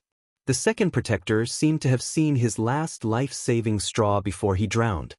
He cried out hoarsely, "White Tiger Venerable!" The four venerables of the Sword Hut, Green Dragon, Vermilion Bird, White Tiger, and Black Tortoise. Gu Jiao suddenly turned around and looked coldly at the person who had come. Gu Changqing looked at Gu Jiao. She could not fight anymore. She was too exhausted. If she continued to fight, she and the baby in her womb would not be safe. The White Tiger Venerable stood beside the second protector. He glanced at him and said coldly, "You can't even deal with a girl. What use are you?" The second protector lowered his head. The White Tiger Venerable said indifferently, "Girl, I don't want to kill you.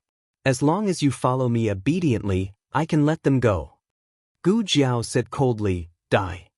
The White Tiger Venerable snorted in disdain, "You refuse a toast only to drink a forfeit." He knew Gu Jiao's power. He admitted that she was strong. But after all, she had just gone through a battle. She had used up a lot of her energy. The more she lost control, the more she used up. She did not have much energy left. He did not need to use his sword. She would faint if he used 2 moves on her. This was the advantage of having more people on his side. The White Tiger Venerable used his advantage in Qinggong to make Gu Jiao use up her last bit of energy. But at this moment, a loud bang came from the sky. The terrifying power brushed past his shoulder, and a burning pain spread through his entire arm.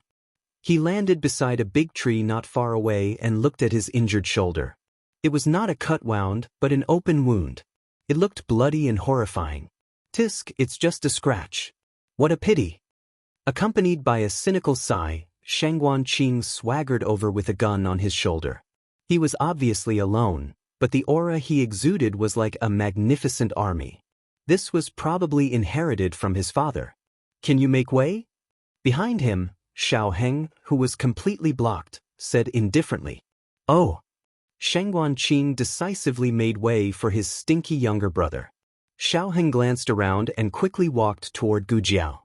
Shangguan Qing looked at Gu Jiao, who was overflowing with murderous intent. He could no longer distinguish between friend and foe.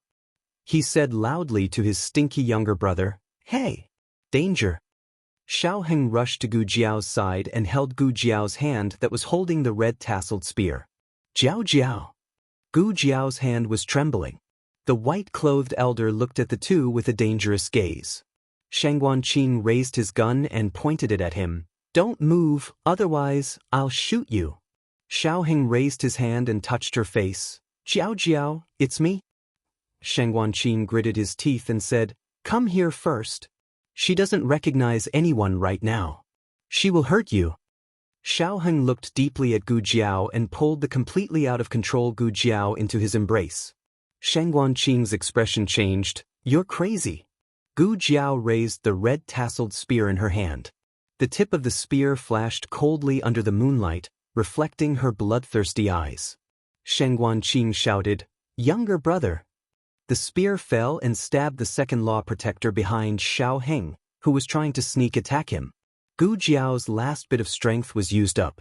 She blacked out and collapsed, and the red-tasseled spear fell heavily on the ground. Xiao Heng hugged her waist. "Jiao Jiao, Jiao Jiao." Shangguan Qing glanced at the unconscious Gu Jiao, the seriously injured Gu Changqing, and the drugged Dukan. He secretly felt that things were not good. The two of them had to take 3 people away. The situation was not optimistic. Misfortune never came alone. The other 3 venerables also came to the side door. They heard the sound of the gun and rushed over. The 4 of them were all masters of Qinggong. With the cover of the night, a gun could not kill them at all. Shangguan Qing held the gun, his heart like dead ashes. "It's over, it's completely over now. We're all going to die here, I'll deal with that gun." The White Tiger Venerable said. Xian Wu, who was the youngest venerable, said, "Leave that girl to me." The two of them attacked at the same time. The white-robed venerable used his lightness skill and the terrain to restrain Shangguanqing's gun. The black tortoise venerable tapped his toes and flew up, reaching out his demonic claws to grab Xiao Heng's shoulder, intending to pull him and Gu Jiao away and throw them off the cliff. At the moment of imminent peril, an ice-cold sword chi broke through with an unstoppable force. The murderous aura filled the entire mountain. The black tortoise venerable's eyebrows jumped. Before he could react, his sleeve was cut off by the sword chi. Almost at the same time, a tall and sturdy figure fell from the sky and kicked him in the chest. He was forced to retreat several steps. The owner of the figure held a peacock feather sword and blocked in front of Xiao Heng and Gu Jiao. The venerables looked at him. The black tortoise venerable raised his hand and wiped the blood from the corner of his mouth. He frowned and asked, "You are?" His ice-cold thin lips slightly opened, long.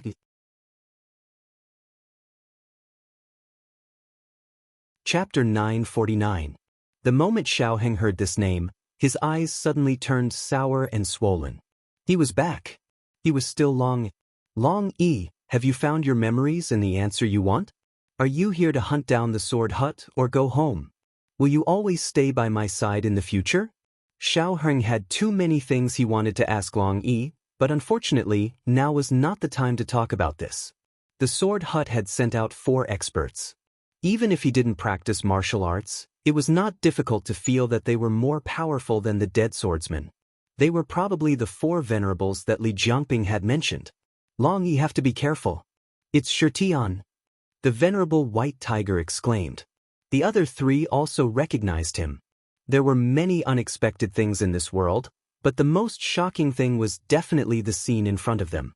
The former genius swordsman, the direct disciple of the sect master, had actually changed and become the enemy of the sword hut. This was really, as the leader of the 4 venerables, the venerable azure dragon should have the right to speak. He took a step forward and looked at Long Yi with a gloomy expression. He said majestically, "Sure. Do you really want to be enemies with the sword hut?"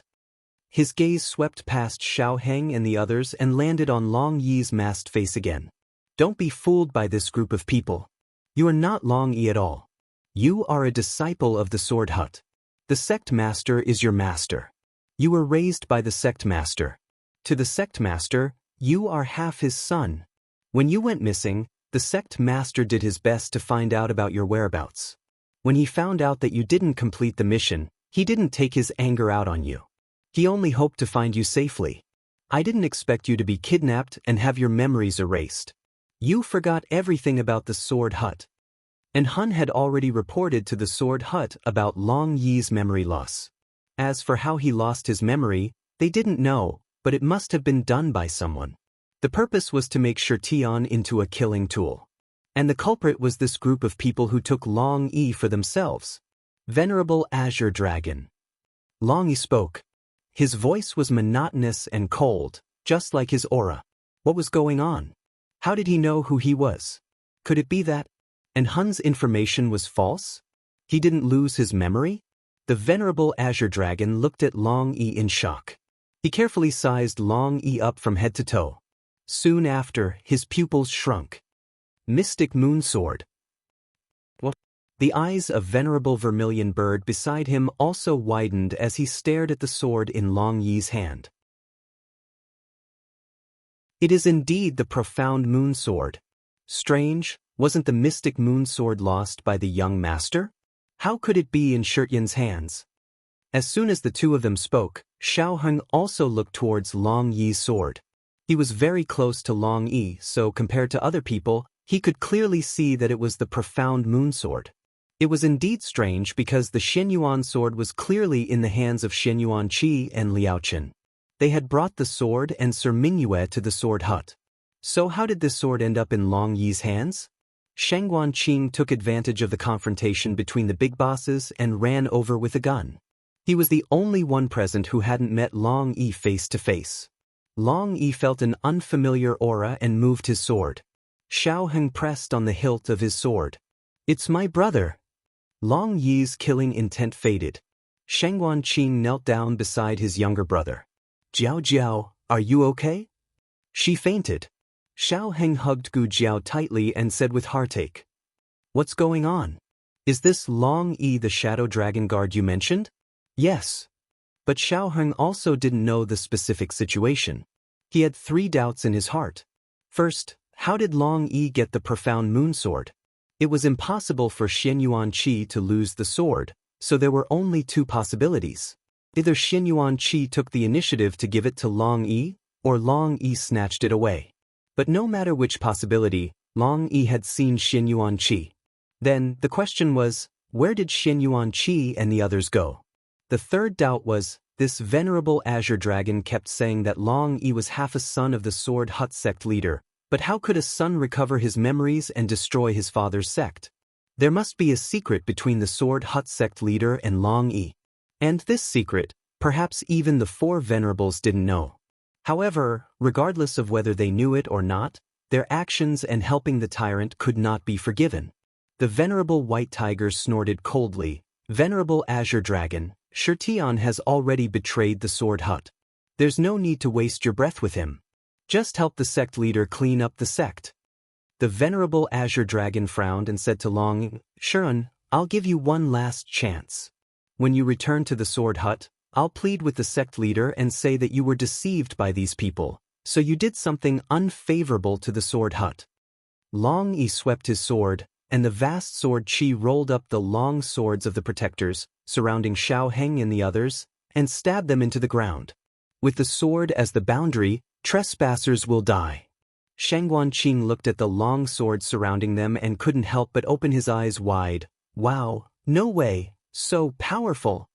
He tried to pull out a sword beside him, but he found that he couldn't pull it out at all. This strength is amazing. The eyes of the venerable azure dragon sank, and he pointed his sword at Long. Shirun, it seems that you refuse a toast only to be forced to drink a forfeit. Then, don't blame us for disregarding our relationship as fellow disciples. I've watched you grow up, and I'm really reluctant to kill you. Shangguan Qing chuckled and said, Hey, old man, so much nonsense. Are you going to fight or not? If you're afraid, then quickly scram. Before he could finish speaking, the sword Qi of the venerable azure dragon slashed towards him. He was so scared that he let out the same cry as Xiao Yi. However, this sword Qi didn't fall on his body as it was firmly blocked by Long. Long Yi flew up and began to fight with the 4 venerables. That's right, it was 4 people. He fought with 4 venerables at the same time. This confrontation was even more thrilling than fighting with an Hun. Each one of them was a first-class expert in the world. Blade Light and Sword Shadow were so fast that only afterimages were left behind. Shangguan Qing's eyes couldn't keep up with them. His gun was aiming at this one and aiming at that one. After a long while, they didn't get tired of fighting, but his eyes got tired. He sat on the ground and bitterly said, No, it's too fast, I can't aim properly. Xiao Heng's gaze followed Long Yi. He knew that Long Yi was poisoned by purple grass poison and also had the risk of losing control, but he didn't know whether it was his misperception or not, but Long Yi seemed to be a lot stronger after returning this time. After recovering his memory, he understood who he was and why he was fighting. He was not Shirtian. He was Long Yi. White Tiger Venerable received Long Yi's palm, and he painfully covered his chest and said while gasping for breath, You really grew up. Your martial arts are actually so high. He and An Hun were orphans who came to the island together. Both of them had good aptitudes, but in these 20 years, An Hun's progress was simply incomparable to his. Soon, Black Tortoise Venerable also suffered light injuries. He gritted his teeth and said, When we were on the island, why didn't I notice that he was so powerful? White Tiger Venerable said, Yes, when he was young, we all thought that he was only a little stronger than An Hun. They all misjudged him. White Tiger Venerable looked at Great Venerable who was fighting with Long Yi and said seriously, Venerable Azure Dragon, you can't be merciful to him. We must do our best to kill him together. Azure Dragon Venerable's eyes flashed with a trace of complexity. Sure, you forced me. Long Yi responded with a swift and fierce killing move. The venerable azure dragon kicked the ground and somersaulted in the air to dodge the attack. Then, relying on the inertia brought about by his movement, he suddenly stabbed his sword towards Long Yi. At the same time, Vermilion Bird Venerable attacked Long Yi's lower body. "Let's go too." White Tiger Venerable said. Black Tortoise Venerable nodded and flew up with him. They attacked Long Yi from both sides. Long Yi was attacked from all sides. This was the most fatal attack from the four venerables. Everyone felt that Long Yi was going to be pierced into a sieve. Then, something unexpected happened. Long Yi soared into the sky. Want to escape? White Tiger Venerable also soared into the sky. However, Long Yi stomped on his head and he fell down heavily. Venerable White Tiger.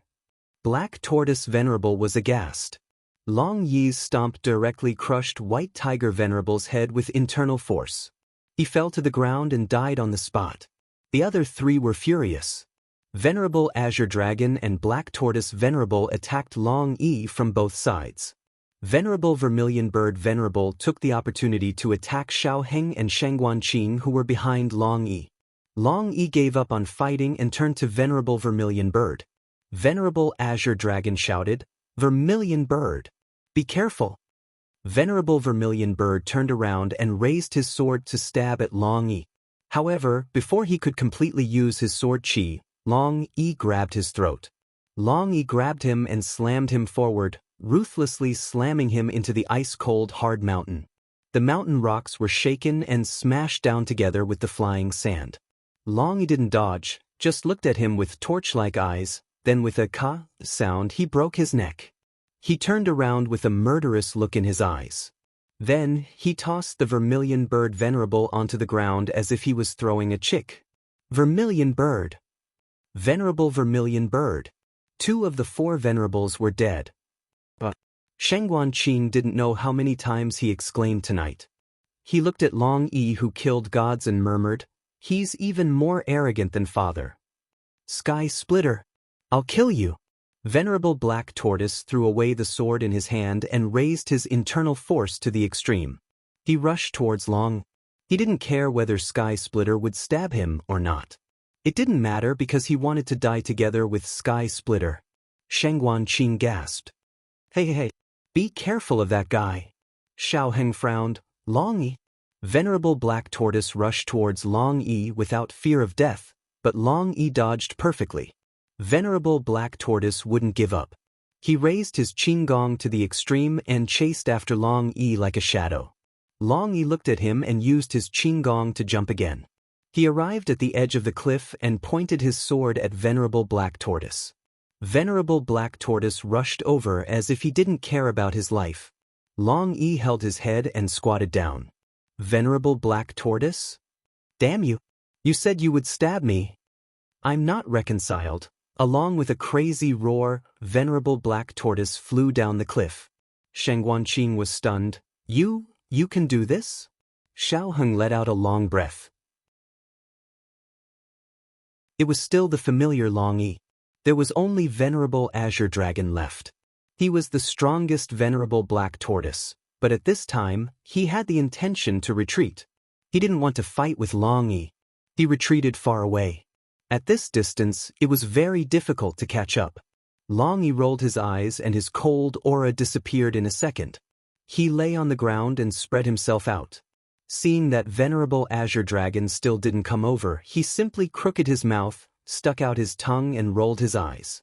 It was as if he was saying, "You're injured, so you're easy to kill." Xiao Heng and Shangguan Qing covered their eyes and couldn't bear to look. This spicy acting. Was he trying to snatch Jiao Jiao's rice bowl? The Venerable Azure Dragon's body trembled as he was struck by the lightning. "I won't be fooled by you." He turned and left. It was Shangguan Qing who pulled the trigger of the gun. Venerable Azure Dragon was sent flying by the gun. Long Yi kicked him and perfectly kicked him down the cliff. Shangguan Qing blew the smoking muzzle and ran to the edge of the cliff. Looking down, his acrophobia flared up. He took a step back and grabbed Long Yi's arm. Long Yi looked at the claw on his arm and endured it. He didn't chop it off. Shangguan Qing didn't know that his claw was almost chopped off. He turned his head and smiled at Long Yi. We have a tacit understanding just now, right? My name is Shengguan Qing. I'm Xiao Heng's elder brother. AI, stinky younger brother. You don't know anything, you only know how to study. Why don't you follow me from now on? I can follow you. Let's fight in Jianghu together, that must be. While speaking, the eyes of Long Yi beside him suddenly turned cold, then he turned around and slashed out a sword chi. However, it was too late. Xiao Heng and Gu Jiao in the sword array had been caught by a quietly approaching figure. They were going in the direction of the back peak. Long Yi didn't say anything and chased after them with his qinggong. Shengguan Qing shouted, "Hey! Wait for me!" He looked at Gu Changqing and Duke and behind the rock. No, he couldn't leave. He had to stay. In a dense forest on a hillside, two handsome young masters were moving forward in the dark. Can't we light an oil lamp? No, we'll be discovered. We're not even halfway up the mountain. How can we be discovered from so far away? Don't underestimate the ability of the Sword Hut disciples. Humph, bullshit Sword Hut disciples. Maybe they'll all be killed by my sister. Gu Chengfeng glanced at him speechlessly. Gu Yan said, "What? Did I say something wrong?" Gu Chengfeng said, Okay, you're right. You're all right. However, before we can be absolutely sure, we should be cautious. I'm not afraid if I'm alone, but you don't know martial arts. If someone really comes, I'm afraid you can't escape. Pumph. Gu Yan turned his face away. Gu Chengfeng reminded him, when you see your sister later, don't say I brought you here. Gu Yan crossed his arms, I know. Just say I met her halfway. Jiao Jiao won't believe it. You'll be beaten. Even though I wanted to follow you. Gu Chengfeng looked ahead and said, Hey, there seems to be a small bamboo house over there. I'll go check out the situation first. Wait for me here. Don't follow me. Before he could finish the word run, Gu Chengfeng found that Gu Yan had already left him behind and hid behind a big tree. There was no need for that. There was no one in that small bamboo house. Gu Chengfeng let out 2 cuckoo calls. This was a signal that everything was safe. Gu Yan appeared and walked over. Gu Chengfeng said, There's no one. Let's go to the villa. Gu Yan nodded. He turned around and stepped on it. Not knowing what he stepped on, the ground suddenly split open and the two of them fell in without any warning. Long Yi followed that shadow to the conference hall of the hidden sword villa. The main hall of the conference hall was spacious and wide. There were 2 candlesticks on both sides with flickering candlelight. It wasn't very bright and was swaying in the night wind. It reminded people of the ghost fire in the middle of the 7th month. There was a large red sandalwood chair placed in the middle of the platform that faced the main door. A masked old man wearing a gray gown and a golden gauze robe sat there with a dignified aura. His aura didn't leak out. This was the highest realm of martial arts. In the entire Sword Hut, other than Long Yi, only sect leader Rong could reach this realm. In the main hall, there was only the sect leader. Long Yi looked at him coldly and held the mystic moon sword tightly. Sect leader Rong smiled faintly and said, Shirtian, you're finally here. Endless hatred and anger appeared in Long Yi's eyes. Hand over the person. Sect leader Rong's smile faded a little. We haven't seen each other for so many years. You don't even know how to call me master? Long Yi tightened his grip on the sword hilt. Sect leader Rong said with an amiable smile, They are very safe now. You can rest assured. I didn't expect you to make a few friends after leaving the island for so many years. Master is very gratified. At this moment, Gu Jiao and Xiao Heng were actually sitting behind sect leader Rong. They were blocked by a hollow wooden wall. An expert of the Sword Hut wearing a black robe was guarding them. Just now, this person had brought them here. Xiao Heng's acupoints were sealed. Because Gu Jiao was unconscious, no one did anything to her for the time being. But in fact, Gu Jiao had already woken up. She heard Long Yi's voice. As it turned out, Long Yi spoke like this. Very good, Long Yi spoke. Sect leader Rong said with a smile. I heard you went to the Sword Hut Island a while ago. Unfortunately, Master had some matters to attend to and couldn't wait for you on the island. Hearing this, Gu Jiao and Xiao Heng understood. The massacre on the Sword Hut Island was really a self-directed act by the Sword Hut. In order to deceive Long Yi and the Dark Knight clan, they really took great pains and sacrificed so many disciples. Sect leader Rong said, "Shirtian, there is no enmity between you and me. As long as you are willing to obediently call me master like before, I can let bygones be bygones." Long Yi said, "I'll say it again. Hand over the people." His tone was very calm, but in fact, his mood was fluctuating very violently. Gu Jiao could feel it even though they were separated by the wooden wall. It was like a strong hatred, but also like an unreconciled humiliation. Long Yi had never shown this kind of emotion. Even when he fought with the hateful and Hun, Shi Yi had never shown it. Could it be that the sect leader of the Sword Hut had done something to Long Yi?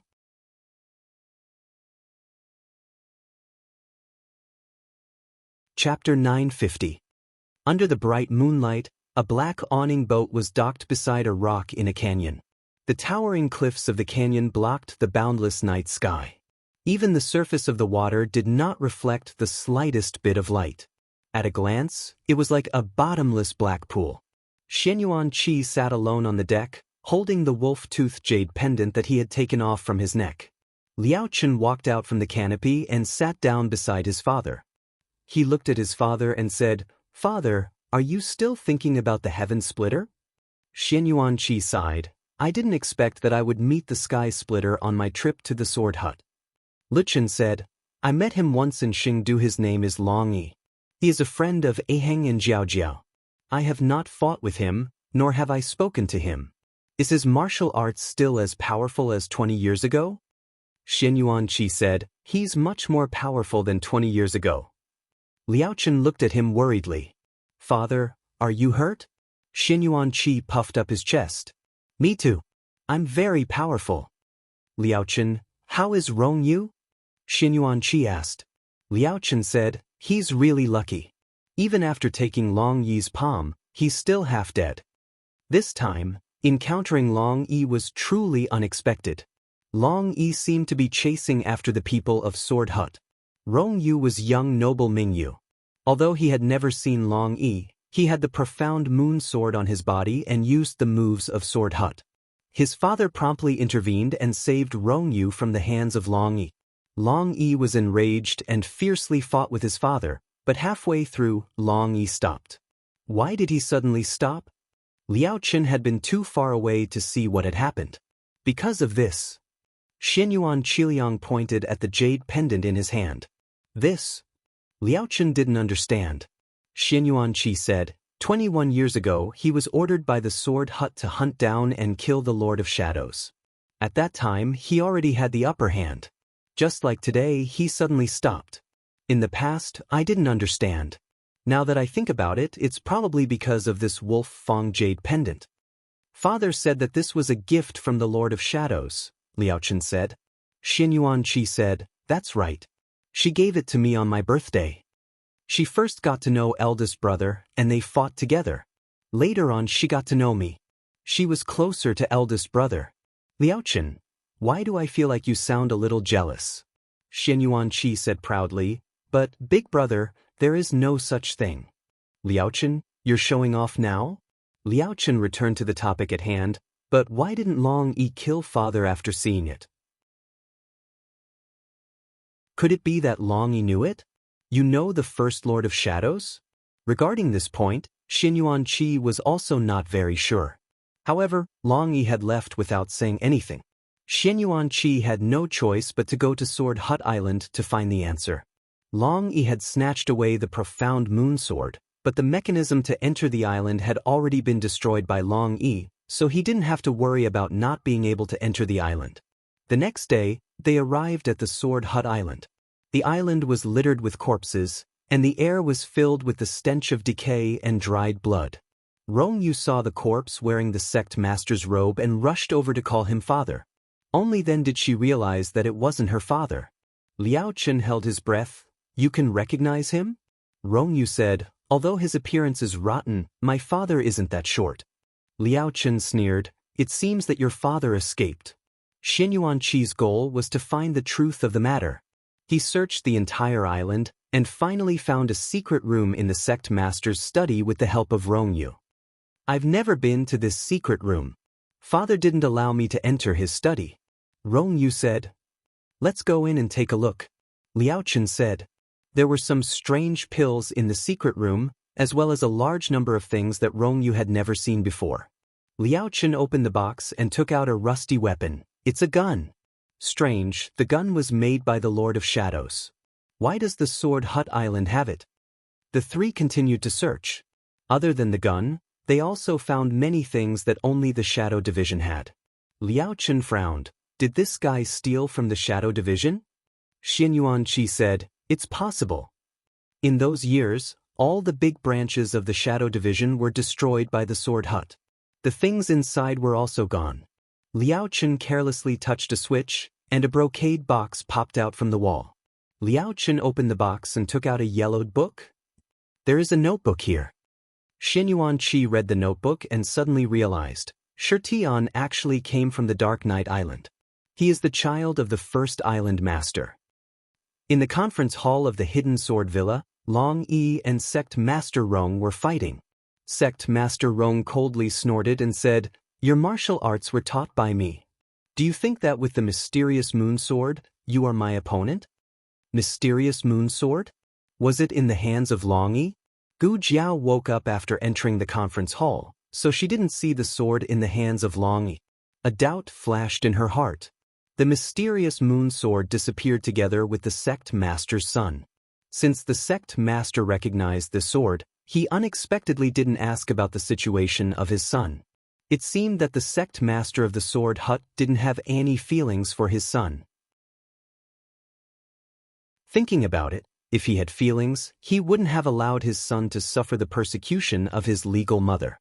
The battle between Long Yi and him was very fierce. From time to time, the sound of tables and chairs being broken could be heard from the conference hall. Since Sect Master Rong had Li Jiangping as a spy, then he should have obtained a lot of purple grass fruits from the Dark Night Island. She didn't know whether Long Yi would suffer or not. Sect Master Rong slashed out an ice-cold sword chi to block Long Yi's attack. Then he patted Long Yi's shoulder. Long Yi was sent flying by his powerful shockwave, and hit the wall behind him, then fell on the table and chair, breaking into pieces of wood. He used his sword to support his body and attacked Sect Master Rong. But before he could make a move, he was sent flying again by Sect Master Rong. This time, even the sword in his hand was sent flying. Long Yi felt a pain in his chest and a trace of scarlet blood flowed out from the corner of his mouth. Sect Master Rong sent out a third palm and completely injured Long Yi's dantian. Long Yi spat out a mouthful of blood and his entire body slightly spasmed. Sect Master Rong walked towards Long Yi step by step. Looking down at him, he said coldly, Shern, why are you so stubborn? Why do you have to go against me? Am I not good to you? Or, did you recover your memory? Recover? Could it be that Long Yi had lost his memory more than once? And from his tone, Long Yi's memory loss seemed to be related to him. 21 years ago, Long Yi went to assassinate the Master of Shadows, Xinyuanqi. As a result, Long Yi took the initiative to give up the mission. After that, Long Yi left. After that, Long Yi lost his memory and entered the Princess Mansion. That memory loss was caused by Sect Master Rong. Why did Sect Master Rong erase Long Yi's memory? What exactly did Long Yi remember? Gu Jiao had countless doubts in her heart. She wanted to help Long Yi, but the knockout drug in her body had taken effect. This wasn't an ordinary knockout drug. This black-robed man was also not an ordinary swordsman. Sect Master Rong looked at Long Yi, who was seriously injured and vomiting blood. Do you know why I asked you to assassinate Xinyuanqi? I actually wanted to lure the first Master of Shadows out. I always felt that she was inseparable from the Dark Night Island. If the thing I wanted wasn't on the Dark Night Island, then it must be in her hands. But now, it seems that a girl got her things. I've already caught that girl, so it doesn't matter if she appears or not. As for you, I didn't want to kill you, but you've ruined my plans again and again.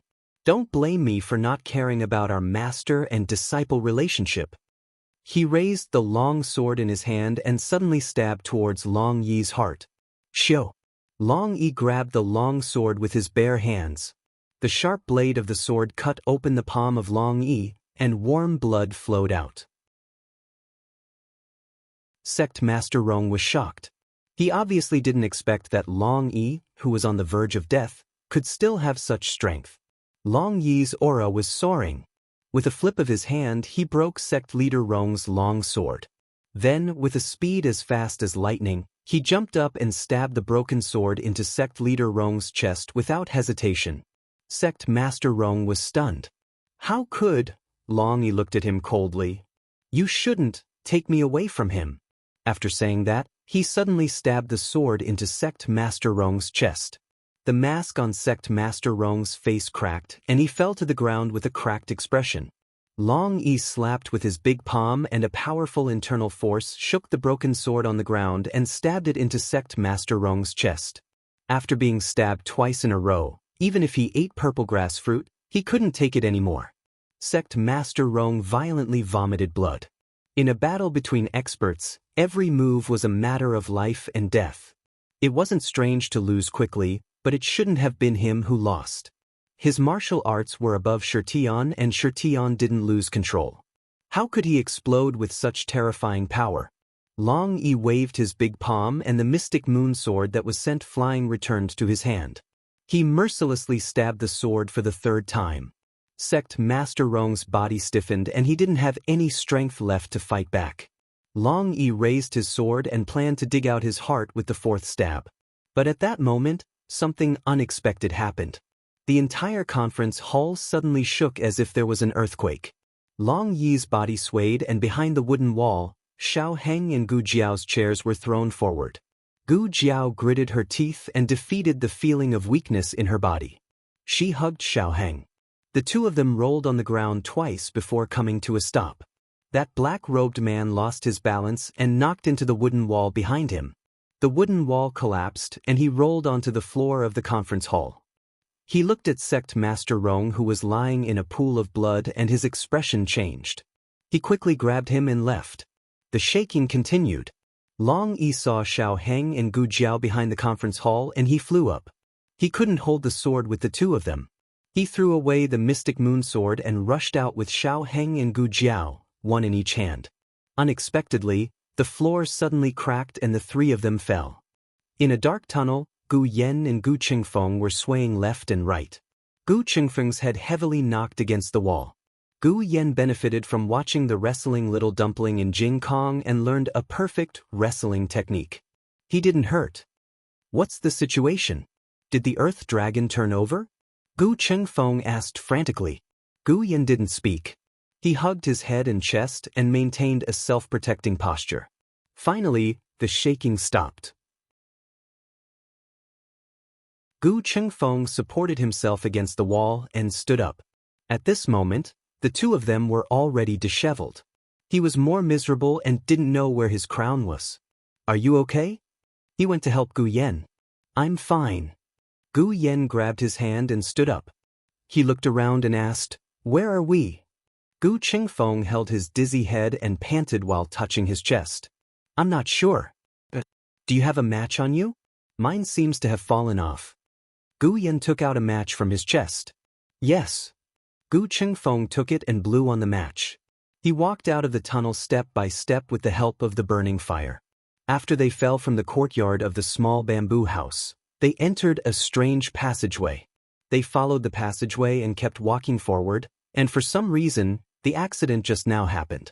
He almost thought that the tunnel was going to collapse. Where is this? There are so many bloodstains on the ground.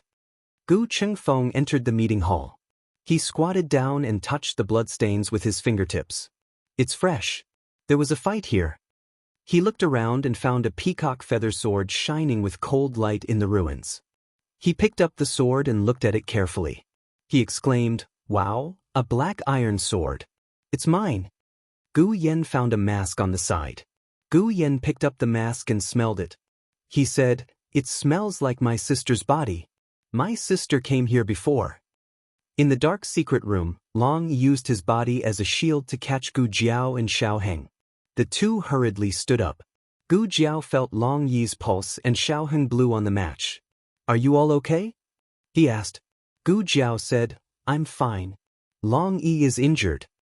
Xiaoheng looked at the pale Long Yi and asked, Is it serious?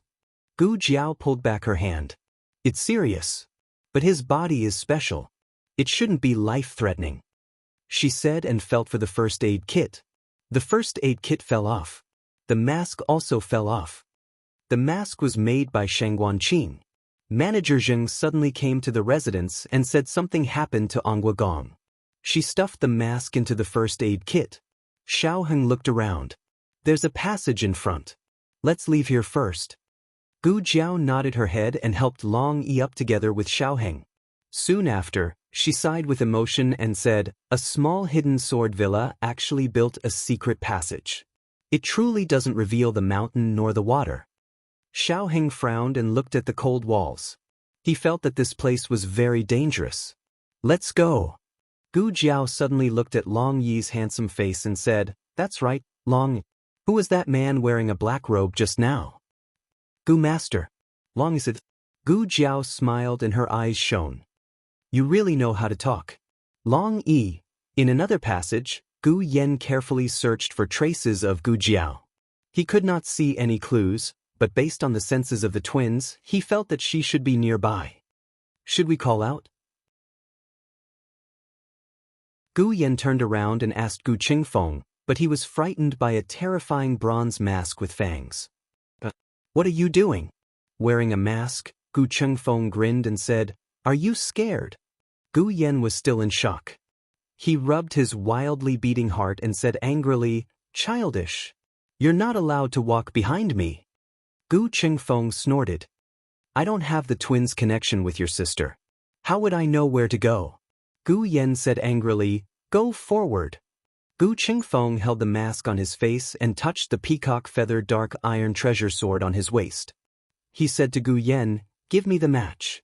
Gu Yen gave it to him coldly. He walked forward with his head held high. You're so timid.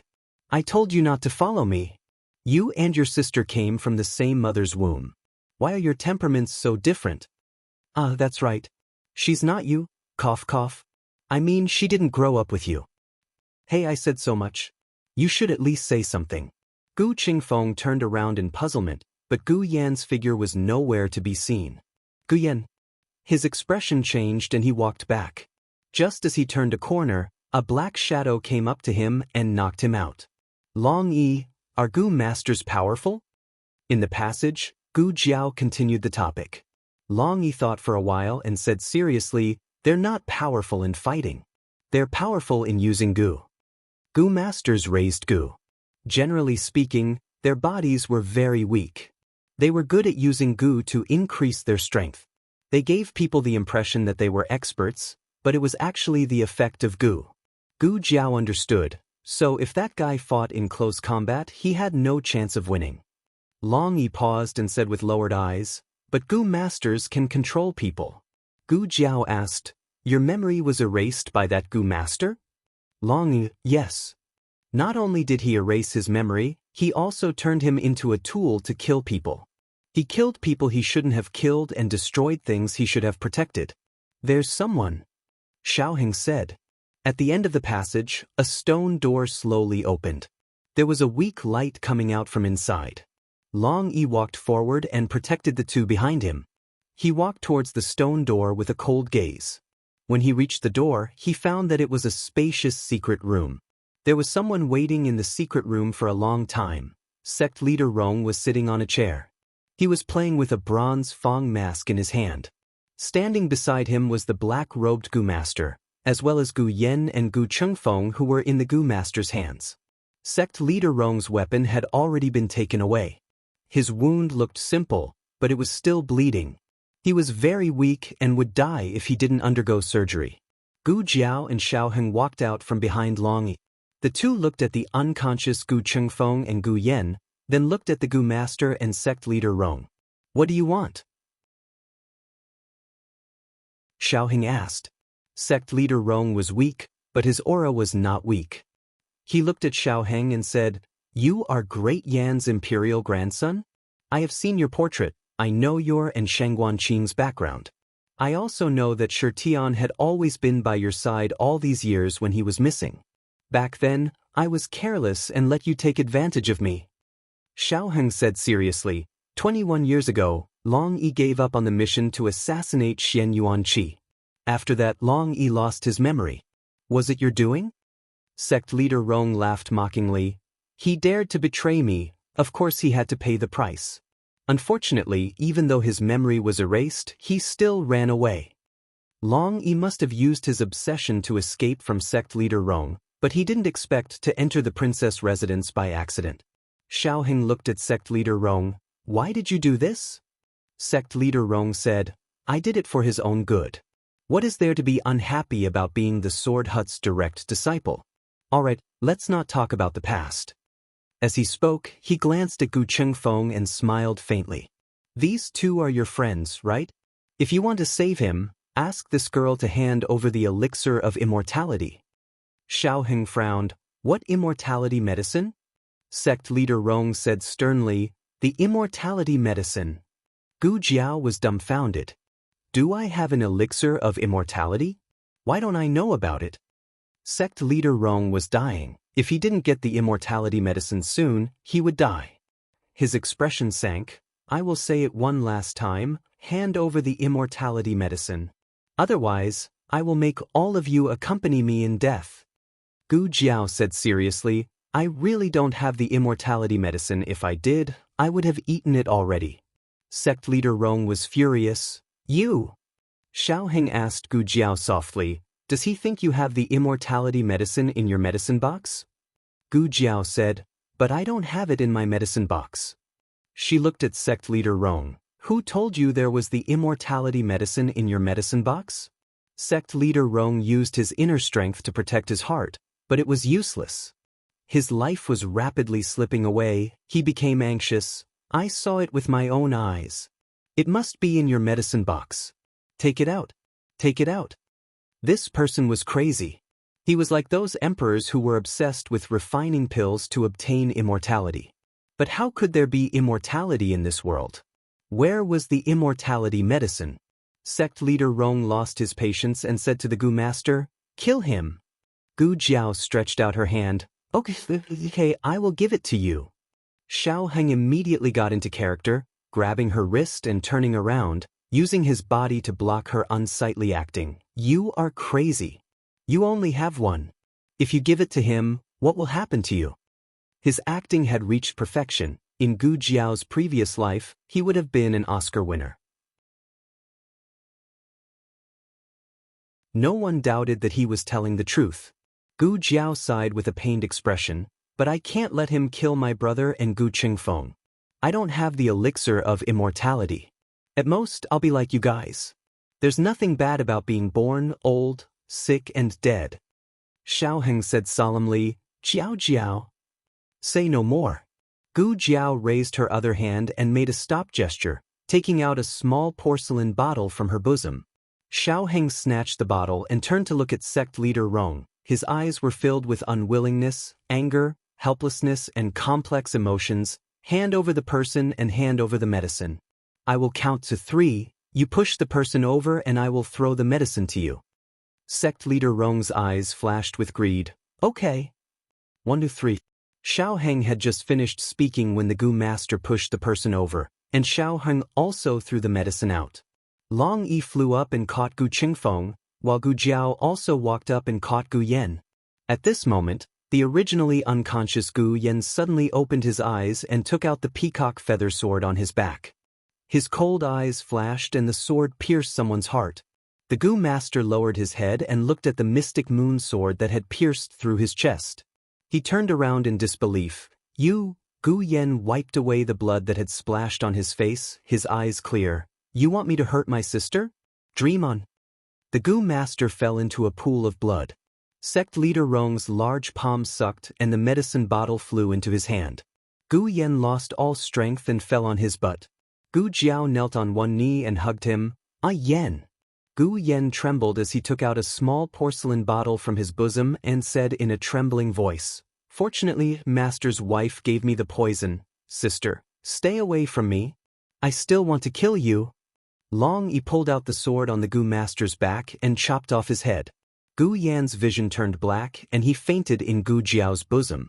When the Gu master died, the Gu poison was naturally removed. The reason why he fainted was because he had taken the poison refined by master's wife to resist the Gu poison. Gu Jiao hugged him tightly in her bosom, her face close to his ice-cold face as she whispered, "Silly brother." On the other side, sect leader Rong, who had obtained the pill, laughed crazily. "I have the elixir of immortality. I won't die. I won't." With a loud rumble, the entire secret room started shaking again.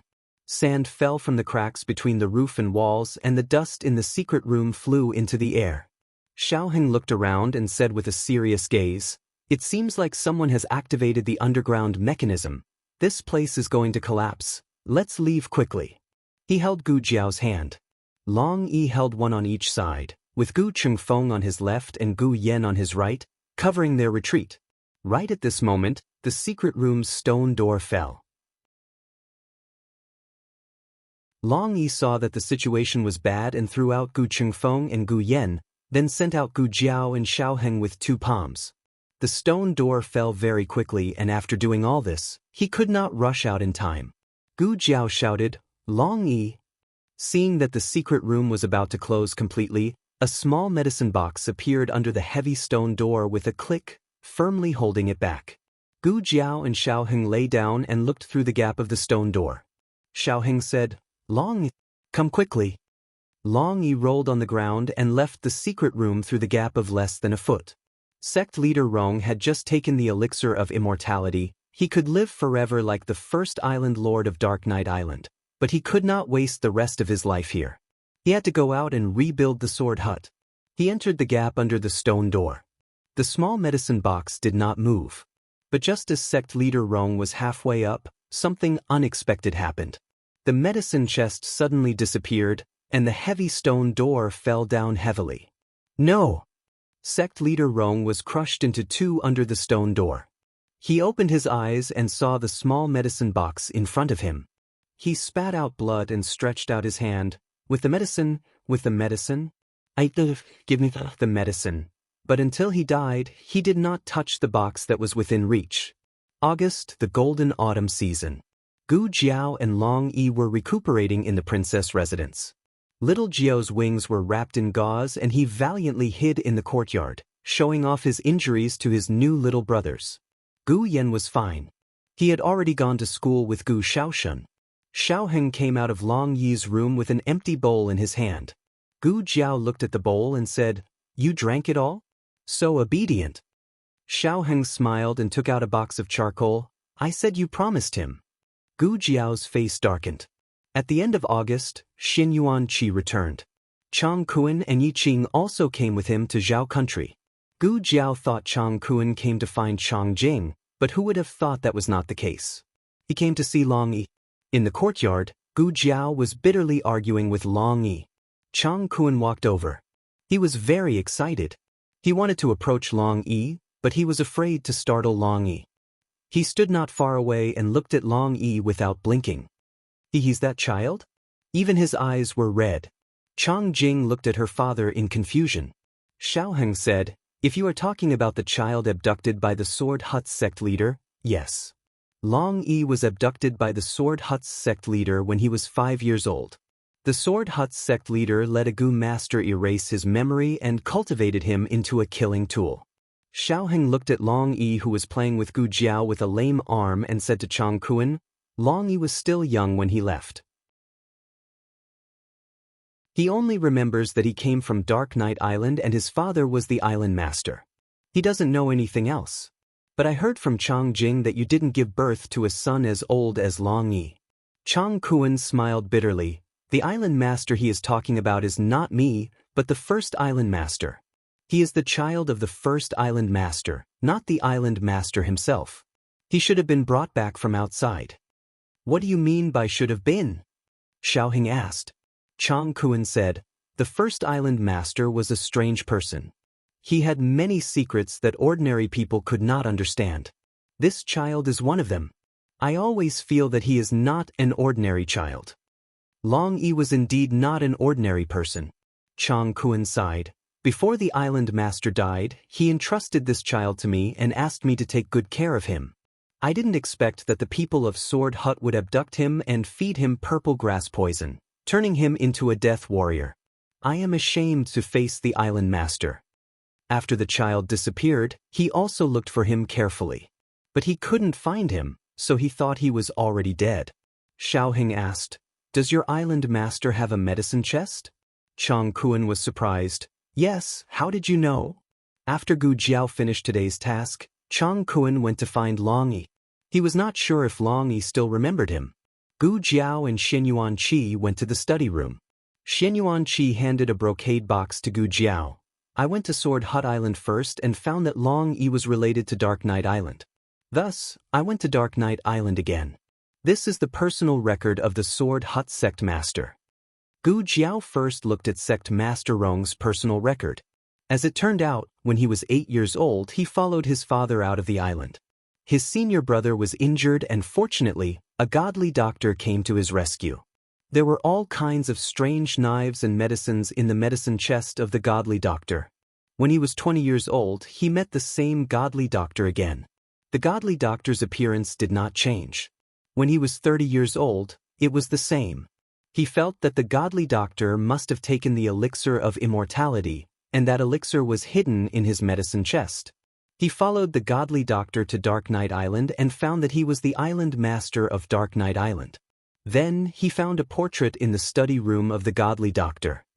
This is the portrait of the first Dark Shadow Master. Xianyuan Qi said and took out the portrait from his bosom. He handed it to Gu Jiao with both hands. This was an extremely respectful gesture. An elder would not pass something to a younger generation like this. Gu Jiao was thinking about something and did not pay attention to this detail. But when she took the portrait, her expression suddenly froze. This was not a portrait. It was a photo of her previous life. Gu Jiao went to see Chang Kuan and asked him for the portrait of the first Dark Shadow Master. Chang Kuan took out an old portrait. "This is the first time I saw him. I was afraid that I would forget one day, so I drew it early." Gu Jiao saw a tall man wearing military boots and a coat. He was tall and had a cold expression. "Godfather." It turned out that the person sect leader Rong saw was her godfather. His appearance did not change, not because he took the elixir of immortality, but because he transmigrated here again and again. Gu Jiao held the portrait tightly. "Where did he go?" Chang Kuan said sadly, "He died." Gu Jiao's eyes trembled. "What did you say?" Chang Kuan sighed. Every time he came here, he would plant a batch of purple grass. But for some reason, the first batch of purple grass could not be planted. Then he passed away. Before he died, he asked me to bury him under the purple grass. Don't you think it's strange? The next year, a large amount of purple grass grew at the place he was buried. Gu Jiao looked at the portrait in a daze. Tears suddenly fell down. The night, Yi Qing came to Gu Jiao's room. Gu Jiao sat quietly in front of the window. Yi Qing opened his mouth and said softly, "Now, what should I call you?" "Miss Gu, young commander, Mrs. Xiao, or," Gu Jiao said, "you can call me anything." "Your master?"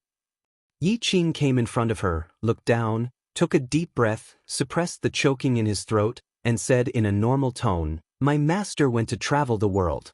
Before he left, he went to see me at the Dark Knight Island. He had something for me to give to you." Gu Jiao took the box and opened it.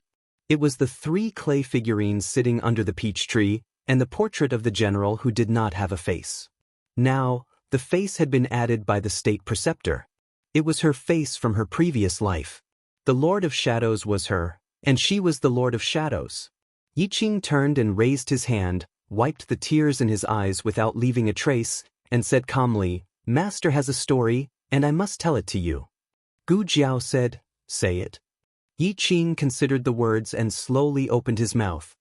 Once upon a time, there was a poor sorcerer. Because he offended the son of a big family, he was beaten and lived on the streets. When he was about to die, a fairy-like woman saved him. The woman said, "You look like an old friend of mine." Because of a similar face, the woman treated him, took him in, taught him everything, and also introduced him to the son of the Xianyuan family. He thought that the old friend must be very important to her. He wanted to pretend to be that person, but he didn't do it in the end. The luckiest thing in his life was to meet her. The last thing he regretted was that divination. It's a long way to the back of the mountain, so there's no need to look for him. Therefore, the state preceptor was not a transmigrator. He just knew her. The state preceptor was not the godfather. He just had a face similar to the godfather. The real godfather had been buried under the purple grass on the dark night island. When Xiaoheng came to the room, Yi Qing had already left. Gu Jiao was burning paper money. There were 2 braziers. Xiaoheng looked at her with distress and said, "One is for the first lord of the Dark Night Island, and the other is," Gu Jiao whispered, "an old friend." The Dark Night Island was farther than the Yen Kingdom. At this time, they would encounter the extreme weather of the ice field. Chang Kuan and Chang Jing temporarily lived in the Lord Protector's mansion. This was what Gu Jiao wanted. She also planned to go to the Dark Night Island. After the spring, she should give birth. At that time, she would go back with Chang Kuan and Chang Jing. In October, Sheng Guanqing returned to the Yen Kingdom. In the 12th month of the same year, Grand Secretary Yuan caught a cold, and his health was not as good as before. Grand Secretary Yuan felt powerless and submitted a resignation letter to the emperor. The emperor urged him to stay several times, and it was not until February of the next year that Grand Secretary Yuan's resignation was approved. Xiaoheng succeeded the position of Grand Secretary. At this point, the youngest Grand Secretary in the history of the 6 countries took office. On the first day of Grand Secretary Zhao's appointment, Gu Jiao had a fit. A certain Grand Secretary had not sat down for long, and in front of all the subordinates who wanted to greet him, he staggered and fell down. His official hat was crooked. The cabinet officials had never seen Grand Secretary Xiao so agitated. They were all stunned. Xiaoheng did not care about his image. Without saying anything, he rode back to the mansion. Gu Jiao was pregnant with twins. Her belly was bigger than that of other pregnant women, and her delivery date was half a month earlier. She had a fit when she was strolling in the garden with Princess Xinyang. She was still calm. Princess Xinyang was not calm. Seeing that Gu Jiao could walk back by herself, she almost doubted life. "Xiaoji, when I saw you calmly walk back to the delivery room, I also doubted life. Originally, there was 1 fetus in the womb, but today, both babies' positions were off." The midwife and nurse were shocked. Generally speaking, after a fetus entered the womb, its position would not change again. So what was going on? Could it be that this one had been kicked to the side by the other? The midwife took a deep breath and slowly exhaled. "Don't panic, don't panic. If the fetus position is off, we'll just turn it into a regular one. Which one should we turn first?" She rubbed Gu Jiao's belly. This one is closer." Just as she finished speaking and was about to use force, the baby on the other side kicked Gu Jiao's belly and shook his little feet against Gu Jiao's belly. The midwife was stunned again. "What's going on now?" The nurse stared blankly and said in embarrassment, "He, might Mingyi Shi, wants to come out first?" In the evening, a loud cry pierced through the silent sky. The little daughter of the Grand Secretary was born. 15 minutes later, the little son of the Grand Secretary was also born. Dragons and phoenixes were auspicious, and the light from the horizon enveloped the entire mansion. All the people in the capital witnessed this celestial phenomenon and secretly thought that it was an auspicious sign from the heavens. Xiaoheng did not care about the 2 little guys and immediately went to the delivery room. The little guys who were being carried by the midwife and nurse seemed to be a little aggrieved, as if they were complaining that their birth father had not hugged them yet. Xiaoheng went to the bedside without asking. Gu Jiao had just given birth, so she was sleepy and weak. She did not even have the strength to speak. In a daze, she saw a tall figure walking over from the light. He reached out his cold and slender hand and touched her forehead. That was the most beautiful hand she had ever seen.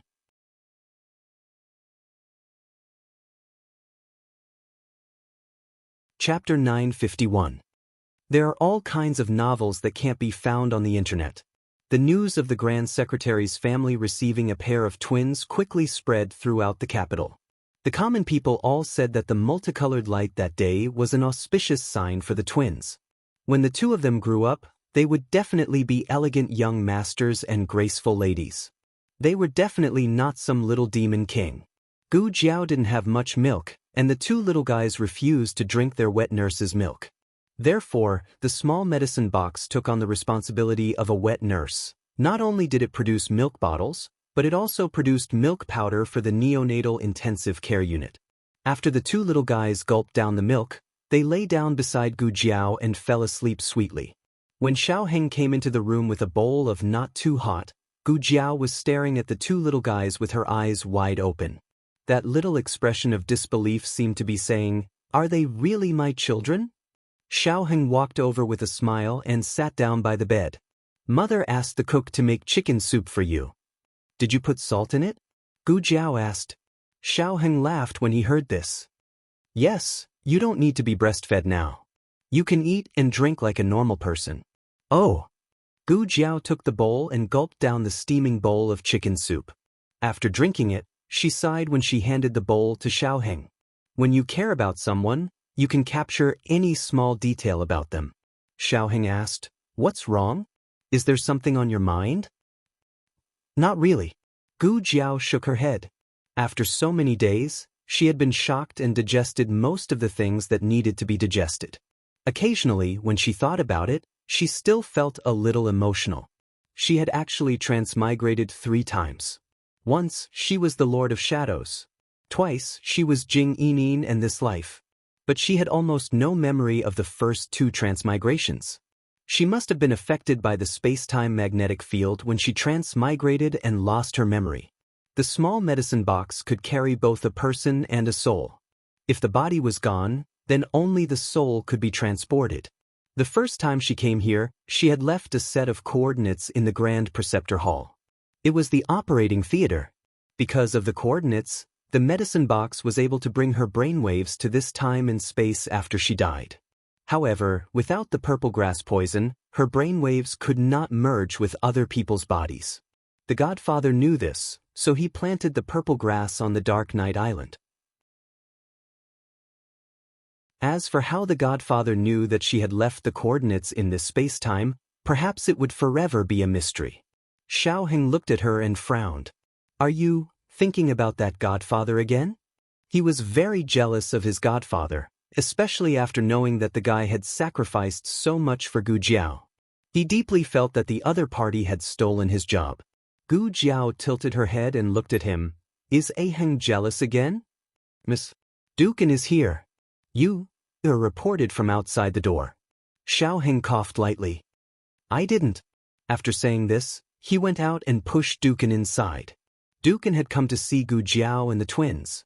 He was distressed that Gu Jiao had to go through the pain of childbirth, but he was also gratified that she had given birth to a pair of twins. The 2 little guys were really too cute. Although they had not yet grown up, their facial features were very similar to their parents. How could they be different? Among the things that the Grand Preceptor had Yi Qing give to Gu Jiao, there were a few handwritten letters. One of the letters mentioned that the Grand Preceptor had told Duke and that Gu Jiao was Jing Yinin. "Father." Gu Jiao called out to him. Duke An's arm that was holding the children froze, as he looked at Gu Jiao in surprise. Gu Jiao curled her lips. "The Grand Preceptor told me." She did not say what exactly was told, but how could someone as smart as Dukin not be able to guess? Dukin never dreamed that he would be able to hear this call of father. He thought that none of them would poke through this layer of window paper. In fact, it didn't matter if he didn't poke through it. He was already content to be able to stay by her side like this. The little guy on the bed suddenly snorted in dissatisfaction, as if complaining that her grandfather had hugged her younger brother for so long and had not hugged her. Dukin looked at the 2 little guys and then looked at Gu Jiao. Endless emotions rolled through his heart. "Can call me again?" he asked nervously and expectantly. Gu Jiao did not hesitate. "Father." Dukin laughed until tears came to his eyes. The twins changed every day. When they were born, they were small like kittens, but by the time they were out of confinement, they were already 2 chubby babies. Princess Xinyang and Shangguan Yen, who was far away in the Yen kingdom, named the two little guys. The daughter was called Xiao Yen, and the son was called Xiao Kong. Xiao Tsong couldn't beat his sister in the womb, and it was the same after he was born. Xiao Yen could eat more than him and was fatter than him. As long as the swaddling clothes were loosened, Xiao Yen could kick him to the edge of the cradle with one little foot. Xiao Yen grew too fast, and in the end, she still attracted Gu Jiao's attention. When Xiao Heng returned from court, Gu Jiao was rubbing her chin and looking thoughtfully at the two little guys. "Why are you looking at them like that?" Xiao Heng asked with a smile. Gu Jiao asked in bewilderment. "I fed them the same way. Why did Xiao Yen grow so fast?" Xiao Heng thought for a moment. Maybe it's because they absorbed it well? Gu Jiao rubbed her chin. "Is that so?" "Of course not. Xiao Yen grew so fast because every night, someone secretly came over to give her more food. On a moonless and windy night, a ghostly figure flashed into the room with a small milk bottle. Xiao Heng and Gu Jiao were sleeping soundly. The two little guys were lying in their respective cradles and had also entered the land of dreams. The owner of the figure came to the side of Xiao Yan's cradle as if no one else was present, and stuffed the pacifier into her mouth. Xiao Yan tasted the fragrance of the milk and began to eat heartily. Gu Jiao pulled open the curtain and looked at the figure beside the cradle seriously. "Long Yi." Long Yi's body stiffened, and he denied in all seriousness, "It's not me." "Gu Jiao." Long Yi was caught red-handed. Gu Jiao confiscated his small milk bottle and took him outside the room. She said with incomparable seriousness, "You're not allowed to do this in the future. Starting tomorrow night, you're not allowed to secretly feed her." What Long Yi heard was, "Lu Lu Lu, starting tomorrow night, secretly feed her." A few days later, Gu Jiao found that Xiao Yan had grown even better. Originally, she should have taken the little guy to the palace to visit her grandaunt and Yao Shi after the confinement. However, it rained for several days in a row, and it finally cleared up at the end of March. Gu Jiao took the twins and went to the Imperial College to pick up little Jing Kong from school. Little Jing Kong had just finished his equestrian archery class and was sweating profusely. He was 8 years old this year. In the past, he always looked younger than his actual age, but from the beginning of spring this year, he began to grow. His strength had also increased. The teacher said that he was the only one in the elementary school who could draw a bow and arrow. His eyes were less childish and more resolute. "Hello Jiao Jiao, Xiao Yan, Xiao Tsong." He walked into the carriage and politely greeted the three people, although Xiao Yan and Xiao Tsong were unable to respond to him. Gu Jiao took out a handkerchief and wiped his sweat, saying, "Why are you sweating so much?" It was not even April yet, and the weather was very cool. Little Jing Kong enjoyed Gu Jiao wiping his sweat and answered seriously, "We had equestrian archery class today. Jiao Jiao, I got first place again." Gu Jiao praised, "Jing Kong is really amazing." Little Jing Kong shook his little head. He was a big shot in the Imperial College, but in front of Jiao Jiao, he was still a little cutie. After Gu Jiao finished wiping his sweat, he asked, "Jiao Jiao, can I ride a horse by myself?" He rode a pony in class today, and it was not fun at all. Gu Jiao nodded, "Okay." She also brought a horse for him. Little Jing Kong stepped on the wooden stool and got on the horse king's back. He held the reins tightly in his hand, and his eyes were firm. He already had the domineering aura of a young god of war. "Little Shi, let's go."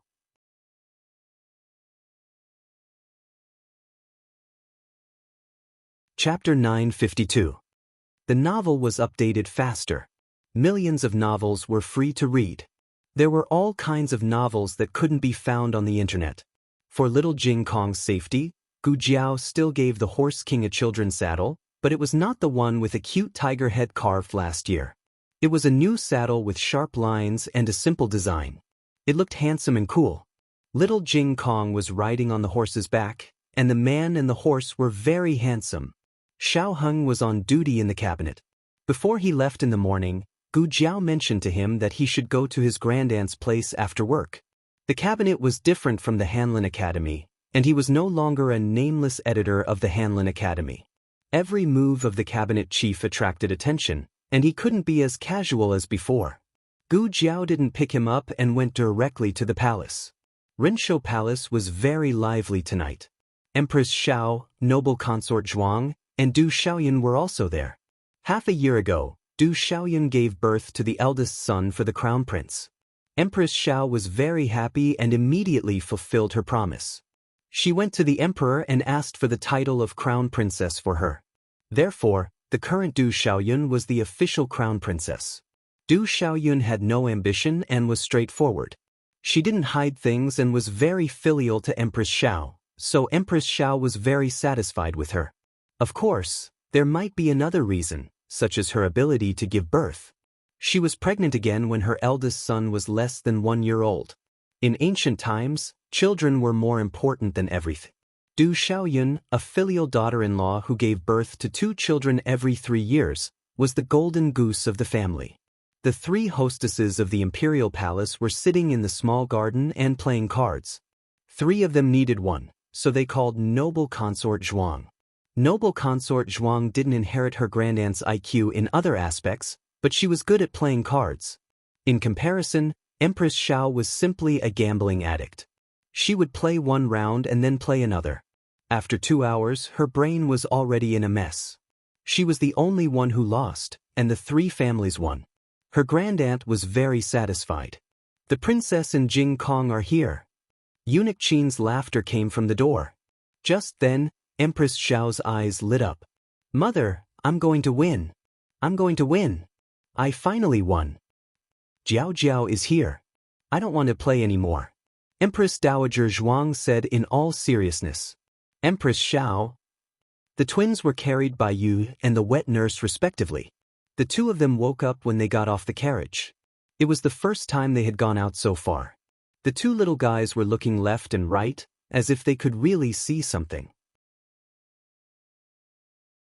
A 40-day-old baby could only see things within half a foot to 1 foot. Du Xiaoyun felt rather awkward when she saw Gu Jiao again. She recalled how she had foolishly pursued Wen Linlang when she was young and ignorant.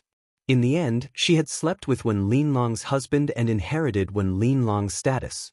Why do I feel like I love tea? Gu Jiao was very magnanimous and never mentioned her dark past. Grandaunt, auntie, crown princess, noble consort. Gu Jiao greeted the 4 people. Grandaunt, auntie, crown princess, noble consort. Little Jing Kong also followed suit and greeted them. Little Jing Kong wasn't the main character today. He was 7 years old and had long retired from acting cute. After greeting the elders, he went to Cunning Palace to find Qin Chuyu. The elders began to admire and play with the twins. That's right, they were admiring and playing with them. The twins were too cute. They were white and tender and smelled like milk. They didn't cry, especially Xiao Yan. She was chubby and had the demeanor of Aunt Xiao Yi back then. Empress Dowager Zhuang, who didn't want to carry the twins, couldn't help but hug them. This proved how popular the twins were. Bring Wuyo here. Empress Xiao said to the palace maid. Wuyo was the eldest son of the crown prince. He was almost 8 months old and was learning to crawl. It was quite fun. The palace maid brought Qin Wuyo to Rinshou Palace and placed him together with the twins. As an 8-month-old baby, Qin Wuyo definitely had the right to look down on his 2 younger siblings. Moreover, he didn't need to be wrapped in swaddling clothes. His hands and feet were very free. When the palace maid brought toys to tease the 3 little guys, Qin Wuyo unceremoniously snatched the toys from the twins. Then, Qin Wuyo suffered a tragedy. The palace maid untied the twins' swaddling clothes and changed their diapers. While he was turning around, Xiao Yan's small leg kicked Qin Wuyo to the ground. Xiao Tsong had always been obedient. He was a quiet and pretty boy. However, at this time, he also secretly kicked Qin Wuyo. His kick wasn't as heavy as Xiao Yan's, but it was more painful than Xiao Yan's kick. He could be said to be two-faced. As the golden nugget of the imperial family, Qin Wuyo was beaten up for the first time in his life. He was in pain, scared, and aggrieved. He cried out loud, "Aya, what happened to the little master?"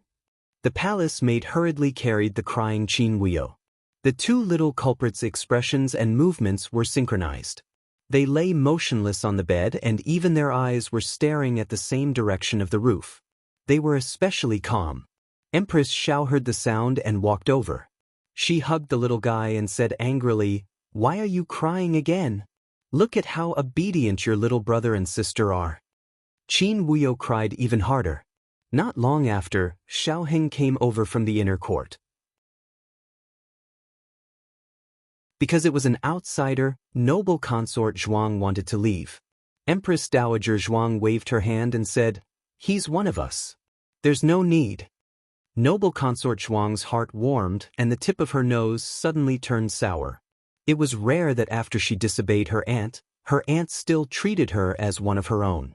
Grand Tutor Zhuang fell from the throne, Prince Ning was imprisoned, and the Zhuang family was exiled. She originally thought that she would be unable to escape death.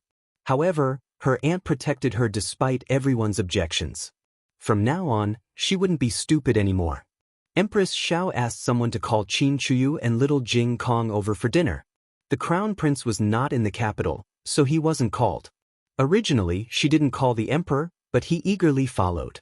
"Imperial Mother, little Hong Hong came to see you." He greeted her energetically. Empress Dowager Zhuang rolled her eyes in despair. The whole family ate at Rensho Palace. Qin Wuyo babbled, little Jing Kong and Qin Chuyu chased each other, and noble consort Zhuang, Empress Xiao, and Du Xiaoyun gossiped together. Xiaoheng played with the twins in the courtyard, and Gu Jiao accompanied her aunt to admire the moon. Rensho Palace used to be the coldest and most inhumane palace in the Imperial Palace. Now, it had a bit of the atmosphere of thousands of lights. Eunuch Qin looked at Empress Dowager Zhuang with emotion. Although her face was sour, her eyes were shining. He truly felt gratified for her. She floated most of her life and didn't have her own flesh and blood. She thought that she would be alone for the rest of her life. God took pity on her and gave her a perfect ending. After Xiao Heng and Gu Jiao bid farewell to their aunt, they took the twins back to the princess's residence. They first went to sit with Princess Xinyang. The twins were hungry, so Eugene took a milk bottle and made milk for them. They were too young and couldn't drink by themselves. Someone had to feed them. Xiao Yi, who was already 1 year and 3 months old, volunteered to take on this important task. "Yi, feed," she said in a childish voice. Princess Xinyang used to have a personality that wouldn't let her children do anything.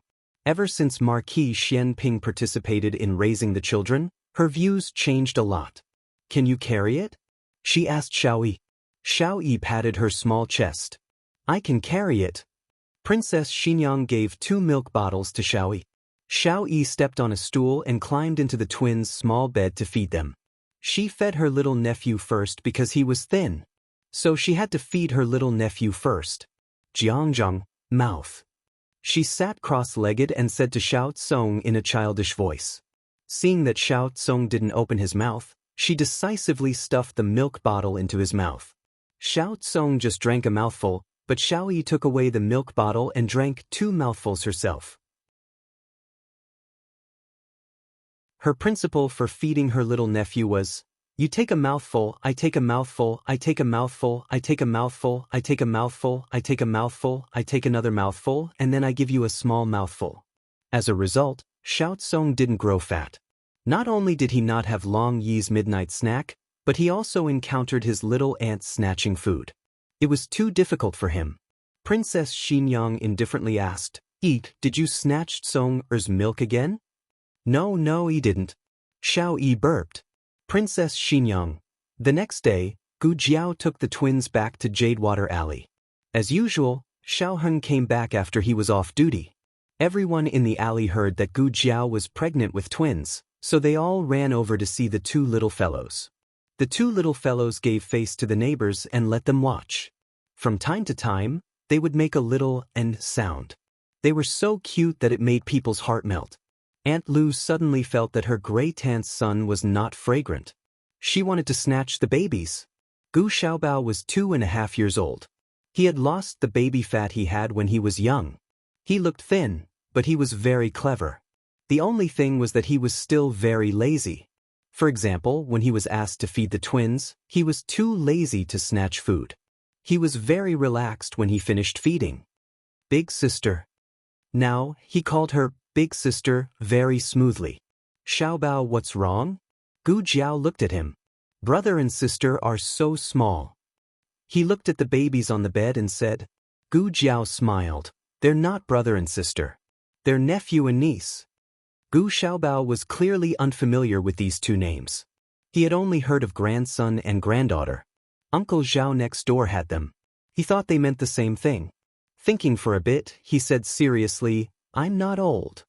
Only old men have grandson and granddaughter. Ha! Gu Jiao laughed.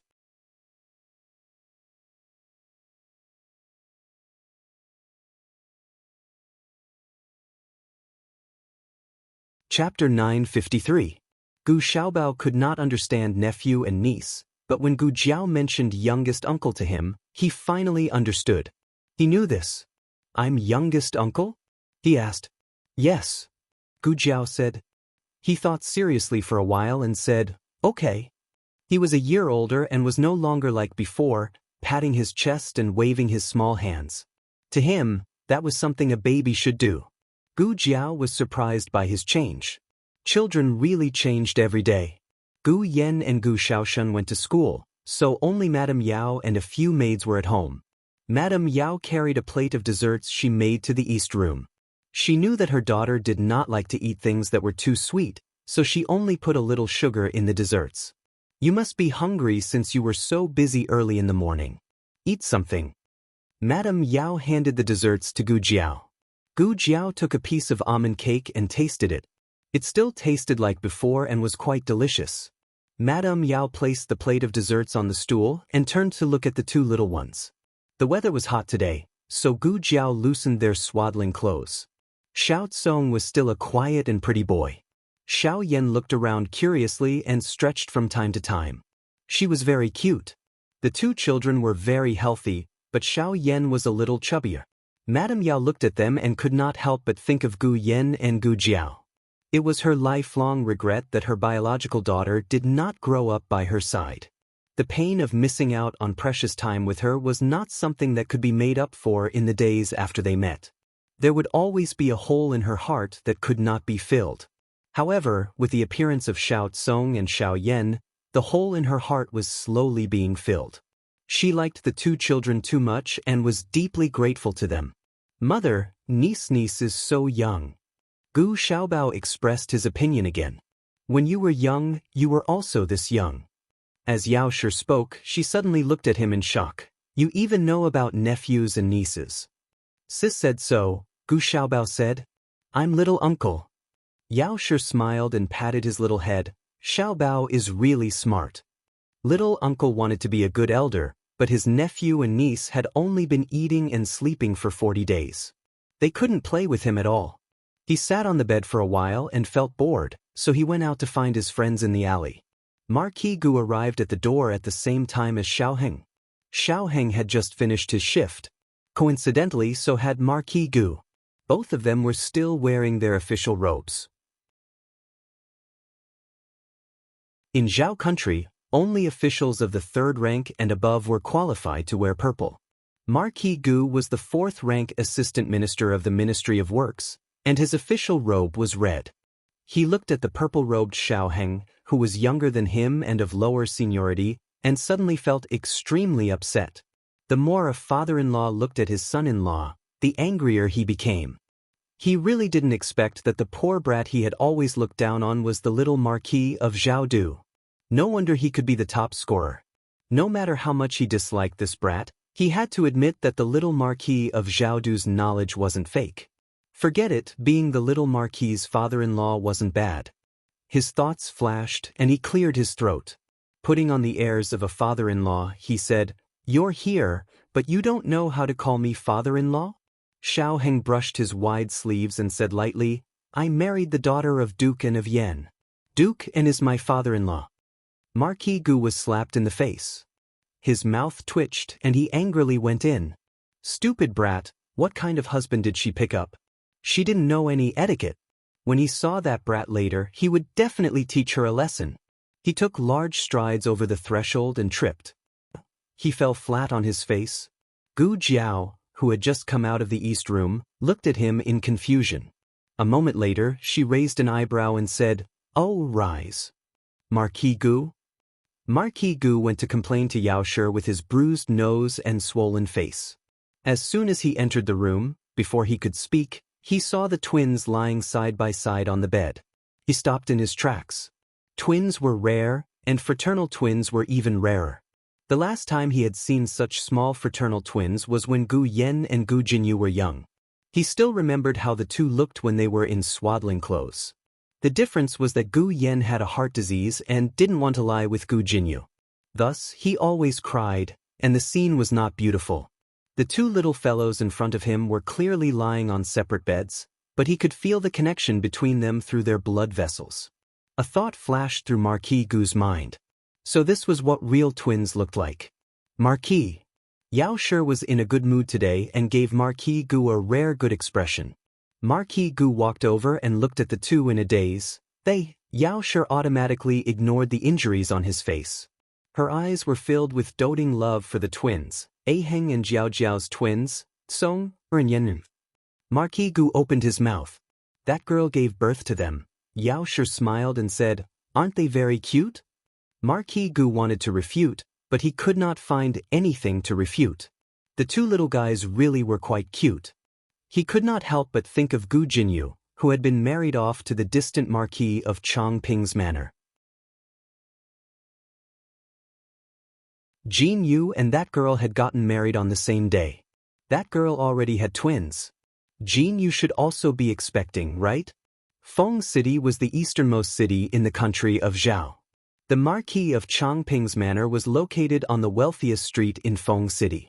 Compared to the Marquis of Chongping's manor, which occupied such a large area, the courtyard that Gu Jinyu had been given was not as satisfactory. Luo Shui Courtyard, a courtyard that had been temporarily tidied up. Gu Jinyu had already married into the Marquis of Chongping's manor for the better part of a year, but she was still a virgin. At first, she found it hard to speak about this matter. Later on, the Marquis of Chongping's wife urged her to quickly give birth to a son for third Master Quan, so she told the truth to her mother-in-law. Her mother-in-law had interfered with their relationship as husband and wife, and it had been effective. Ever since then, the third master would come to her room on the 1st and 15th of every month. But even if they were lying on the same bed, the third master would not touch her at all.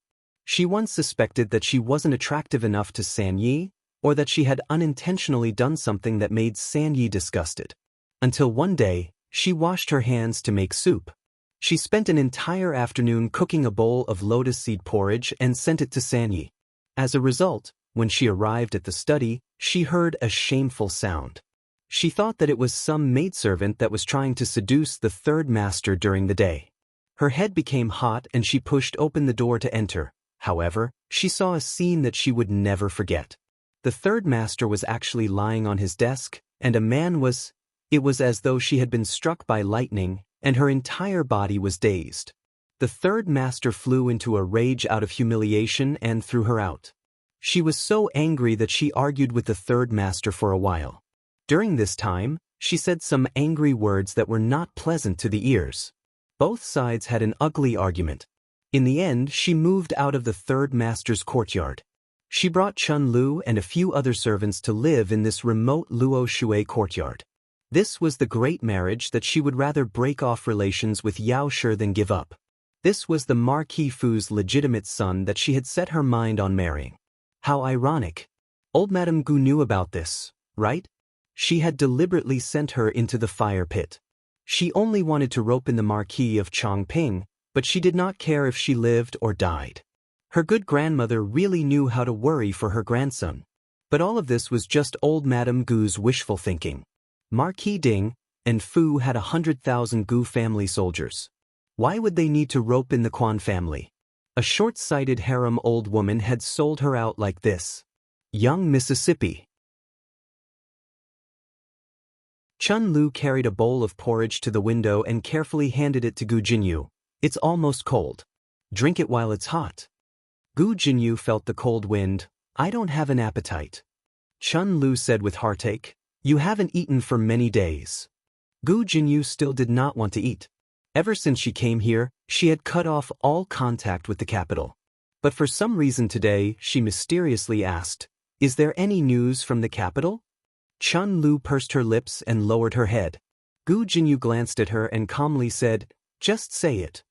Chun Lu bit her lip and quietly said, I heard that eldest young miss gave birth to a pair of twins for the young marquis. It hasn't even been a year since the wedding and they've already given birth to offspring for the Xiao family, twins, la. Gu Jinyu clutched her chest that felt like it was being cut by a knife. She laughed self-mockingly, tears flowing from her eyes. Good, really good. In the capital, Gu Changqing and Yuan Baolin's wedding date was originally set for the 12th lunar month. Because Grand Secretary Yuan suddenly fell ill, the wedding date was repeatedly delayed. In the 3rd month, Grand Secretary Yuan's health improved. In the 4th month of the lunar calendar, the two finally welcomed their wedding. In order to attend Gu Changqing's wedding, Gu Jiao also postponed her trip to Dark Knight Island for a period of time. Xianyuan Qi and Le Chen had already led the Black Wind Cavalry and the Shadow Troop back to the Yen Kingdom. Le Chen was still the 3rd Lord of Shadow, and Gu Jiao was still the junior commander of the Black Wind Cavalry. Although she was not in the Yen Kingdom, there were legends about her everywhere. As for the training of the troops, Marshal Xianyuan Qi temporarily took charge of it. On the 12th of the 4th month, at 7 o'clock, Gu Changqing's wedding procession set off from the Marquis Ding An's mansion.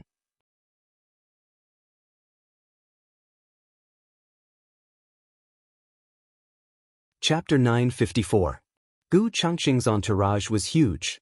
In addition to the awe-inspiring Gu family army, there were 3 younger brothers, Gu Qingfeng, Gu Qinglin, Gu Yan, and Gu Shaoshun, who was also regarded as his younger brother. The 4 of them were wearing the same royal blue brocade robes. They were tall and handsome, and they were the best-looking groomsmen in ancient times. The reason why Xiao Heng's groomsmen didn't get this honor was mainly because one person in Little Jing Kong was not enough to form a group. The last time the capital was so lively, it was when the young Marquis of Zhaodu married the daughter of Dukan. The scene was comparable to a military parade. The wife of the Gu family army's young master couldn't be inferior. The groomsmen were too good-looking and attracted a lot of attention. However, the one who made people want to scream the most was the groom.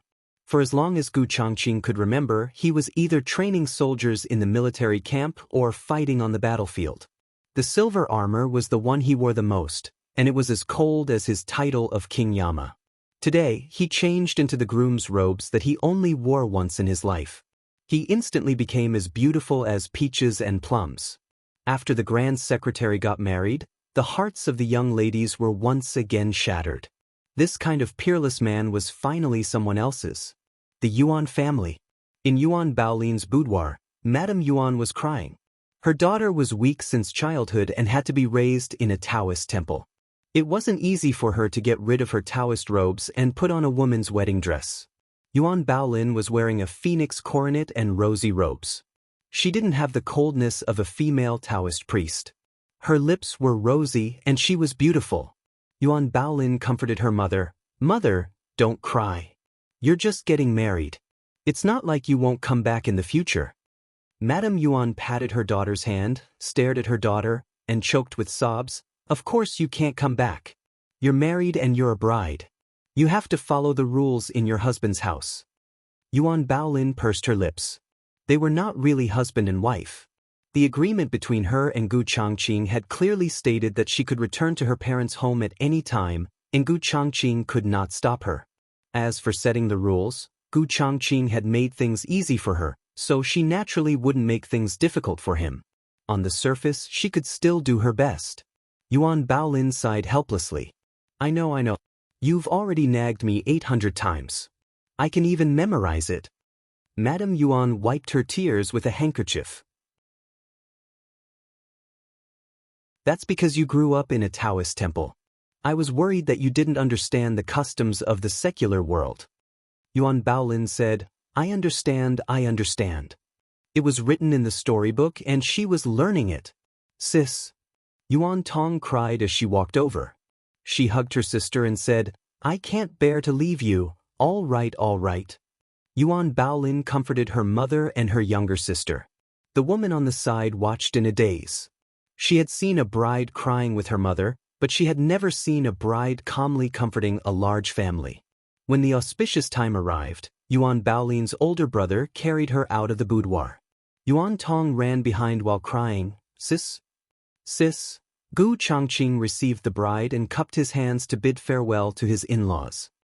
"Father, mother, please do not worry.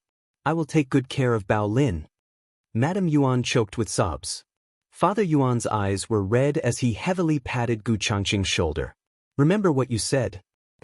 I'll leave Baolin to you." Once Gu Changqing left, Father Yuan turned around and covered his face with a large hand. He began to cry. "Ooh.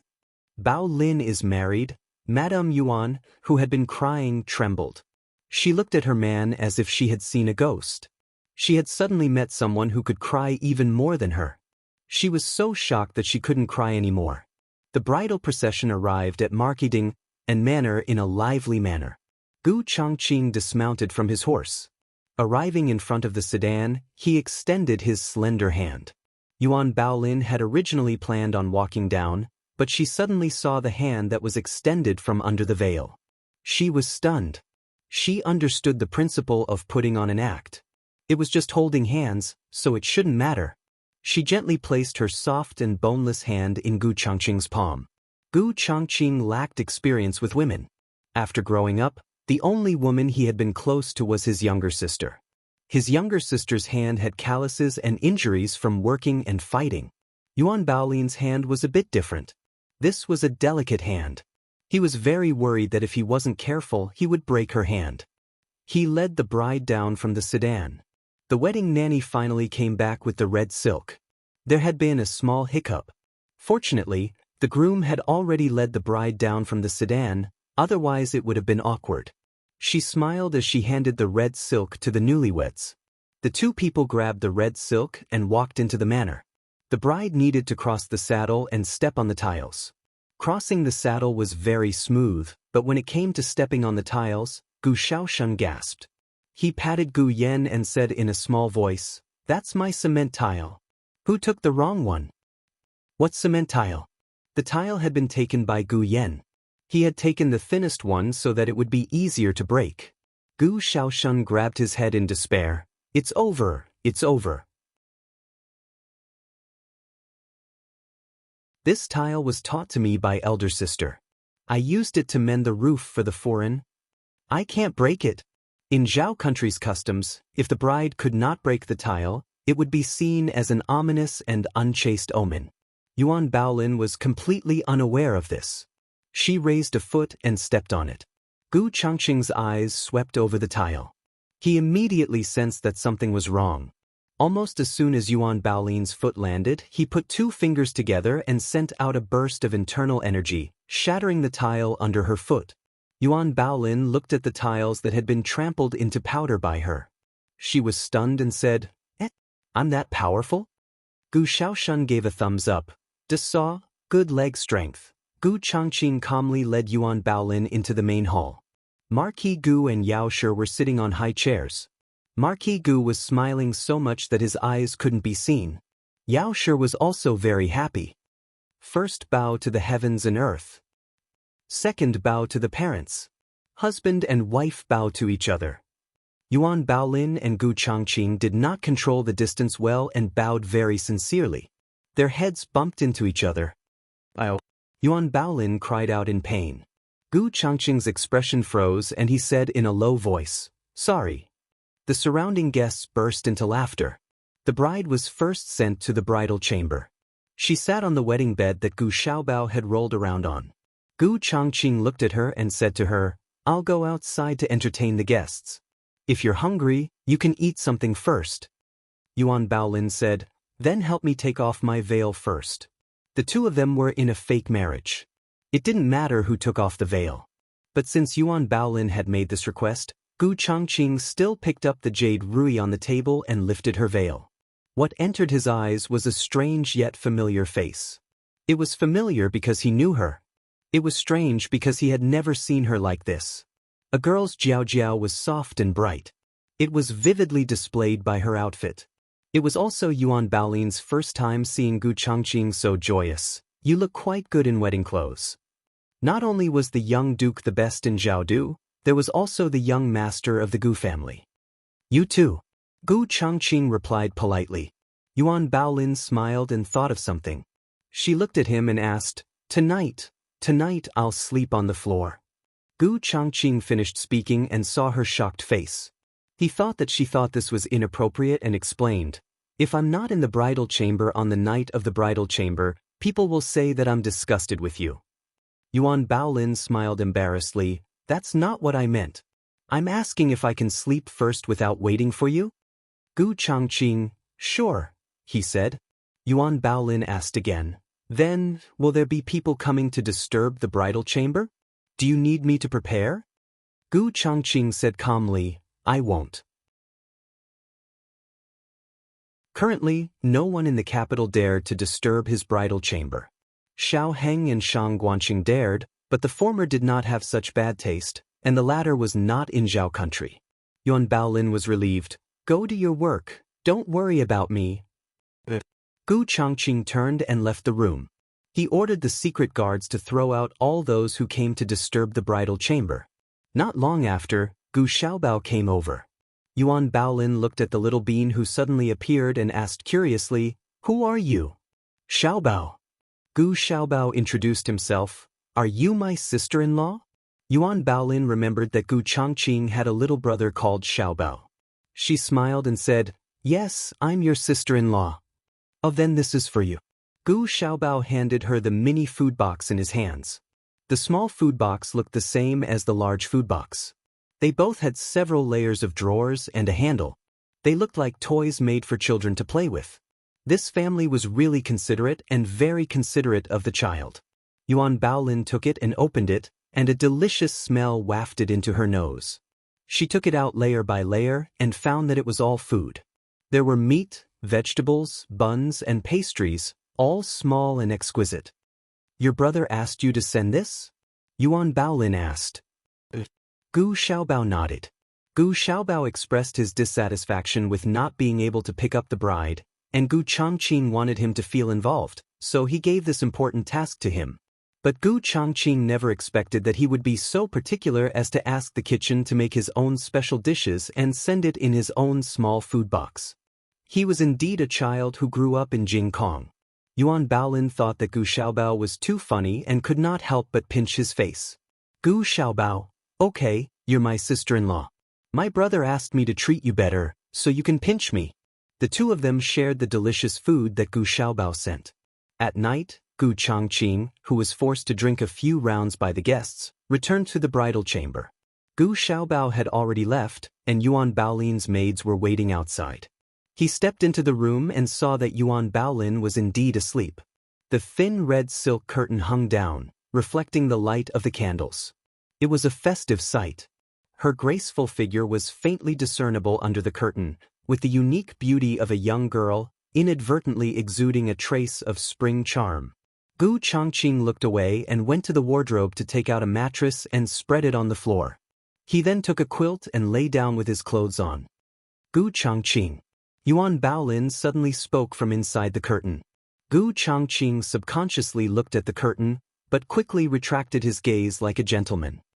You're not asleep? Yuan Baolin said, I'm a little uncomfortable with the bed, so I can't sleep.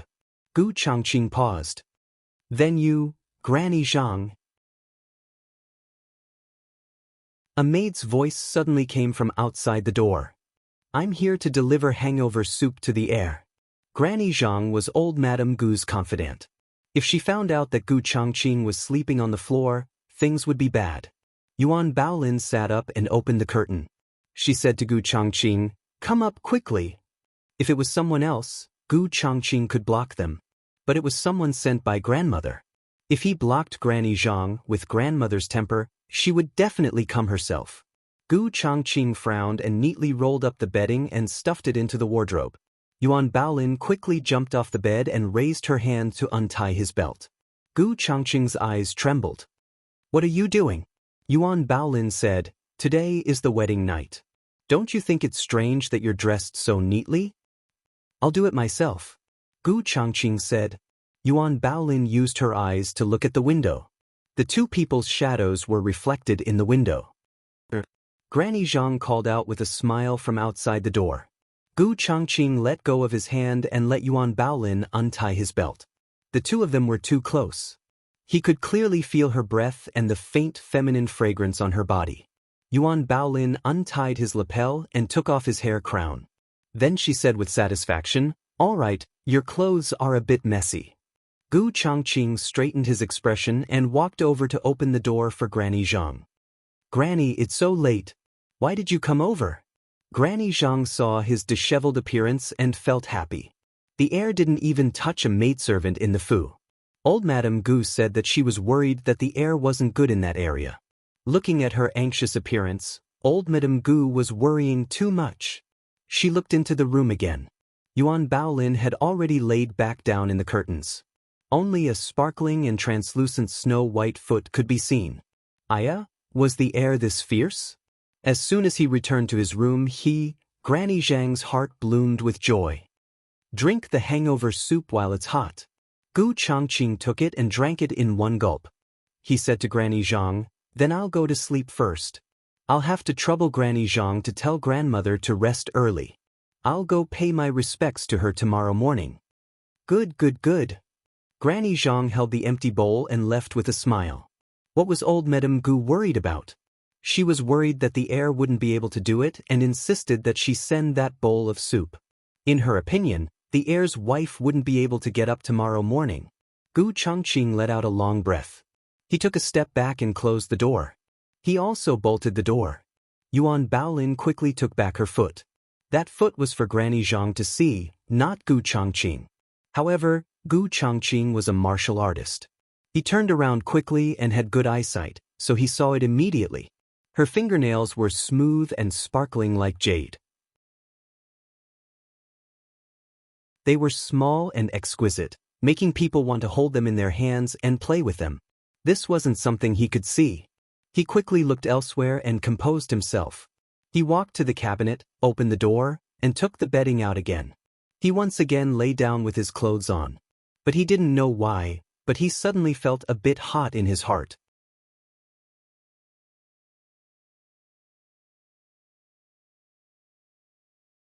Chapter 955. He was a martial artist, so his body was warmer than normal people. In addition, he drank a lot of wine during the banquet, so it was normal for him to feel stuffy. He didn't take it to heart for a while. He pushed the quilt down a bit and closed his eyes to wait for sleep. However, he was so hot that even his mind began to become a bit muddled. A scene that he shouldn't think about flashed through his mind without warning. It was her jade foot that was quickly pulled back into the curtains. A girl's foot was white and petite. Jiao Jiao's foot looked soft and delicate. What's wrong with me? Why am I thinking about these things? Gu Changqing pulled himself back to his senses in time. Soon, he remembered that he hadn't finished his conversation with her just now because of Zhang Mama's arrival. Should he ask her about it? He had never been this confused even when he was fighting. Gu Changqing listened to her breathing and knew that she hadn't fallen asleep yet. He hesitated for a moment before opening his mouth. "Did you have something to ask me just now?" Yuan Baolin turned her head in disbelief and looked in the direction of the bed. "Oh, what did I want to say to you just now? Nanny Zhang interrupted me, so I forgot." "Go to sleep," Gu Changqing said. "You should also sleep early," Yuan Baolin said. "All right," Gu Changqing replied and closed his eyes again. After that, the room fell into silence once more. There were no sounds of cicadas or frogs in the April night, nor was there a cold wind whistling.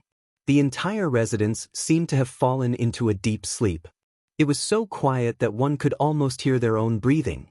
Of course, with Gu Changqing's hearing, he could still hear Yuan Baolin's breathing.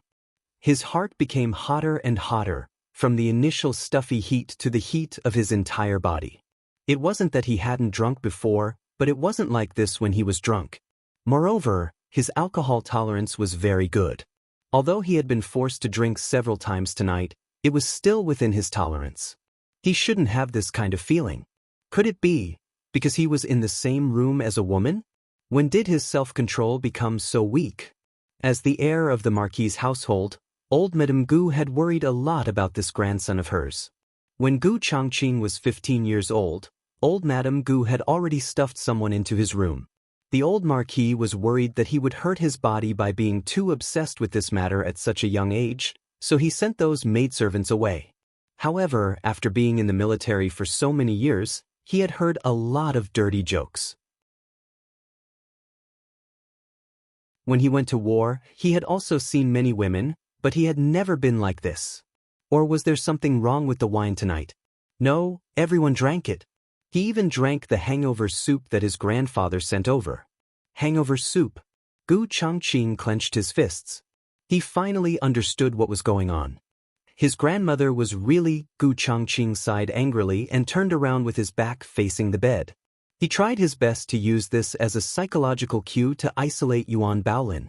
He recited a few Buddhist scriptures that little Jing Kong had taught him in his mind and managed to slightly suppress the heat in his body.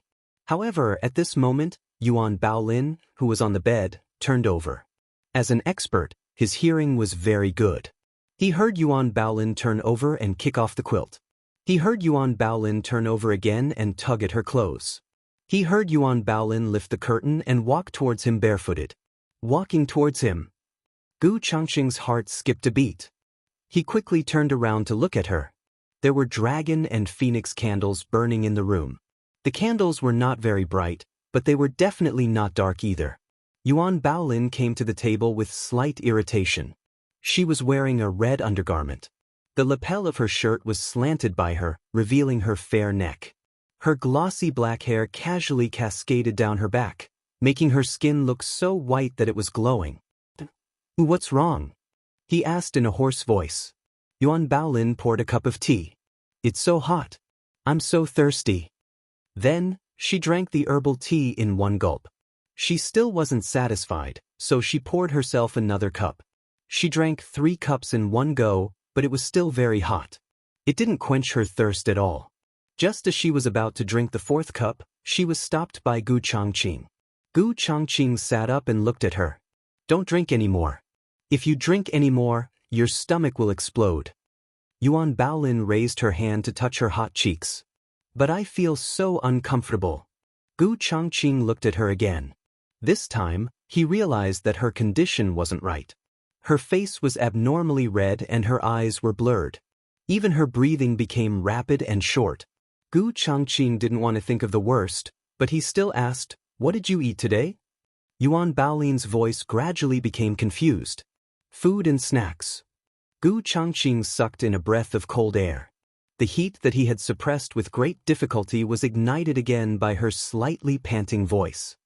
He suppressed the evil fire in his lower abdomen and said in a normal tone, "Xiaobao sent it?" Yuan Baolin nodded. The food sent by Gu Xiaobao was definitely fine. He also needed to eat it. Even if someone wanted to do something, it was impossible to drug a child's food. "Nothing else?" he asked. Yuan Baolin struggled to think. After a while, she said, "Oh, before you came back, old Madam sent a bowl of lotus seed soup over." Grandmother again. Very good. It was hard for him not to guess the answer. Gu Changqing was good at fighting, but he wasn't old Madam Gu's opponent in matters of the inner courtyard. There was a saying that the older the ginger, the spicier it was. If Gu Changqing thought that old Madam Gu only put all her eggs in one basket, then he was too naive. When it came to matters of the boudoir, it was naturally better for both sides to have a burning passion. Yuan Baolin looked at him with grievance. "Gu Changqing, I'm so hot." Gu Changqing's eyelashes trembled. He stood up and went to the door. He opened it and said, "Someone come." A nanny on night duty came over with a coat. "Air." Gu Changqing ordered, "Go get some water." The nanny was shocked. She subconsciously looked at him and blurted out, "So fast? How long has it been since the door closed?" You can't be so fast." Gu Changqing didn't understand what she meant by fast at first. When he realized what she meant, he choked. "No." The prestige of a lifetime was destroyed in an instant. The nanny gave Gu Changqing an "I understand" look. It was normal that he hadn't eaten meat before. "This servant will go get the water." She turned and left. Not long after, the entire kitchen knew that the heir had asked for water. Gu Changqing choked. When she brought over a bucket of hot water, he remembered that he had forgotten to remind her that she wanted cold water. "Cold water, ice cubes?" Gu Changqing said coldly. The nanny looked at him thoughtfully. His martial arts weren't very good, but he had a lot of tricks. Did he want to add 2 candles? Gu Changqing's face sank. "Do you not want to work in the manor anymore?"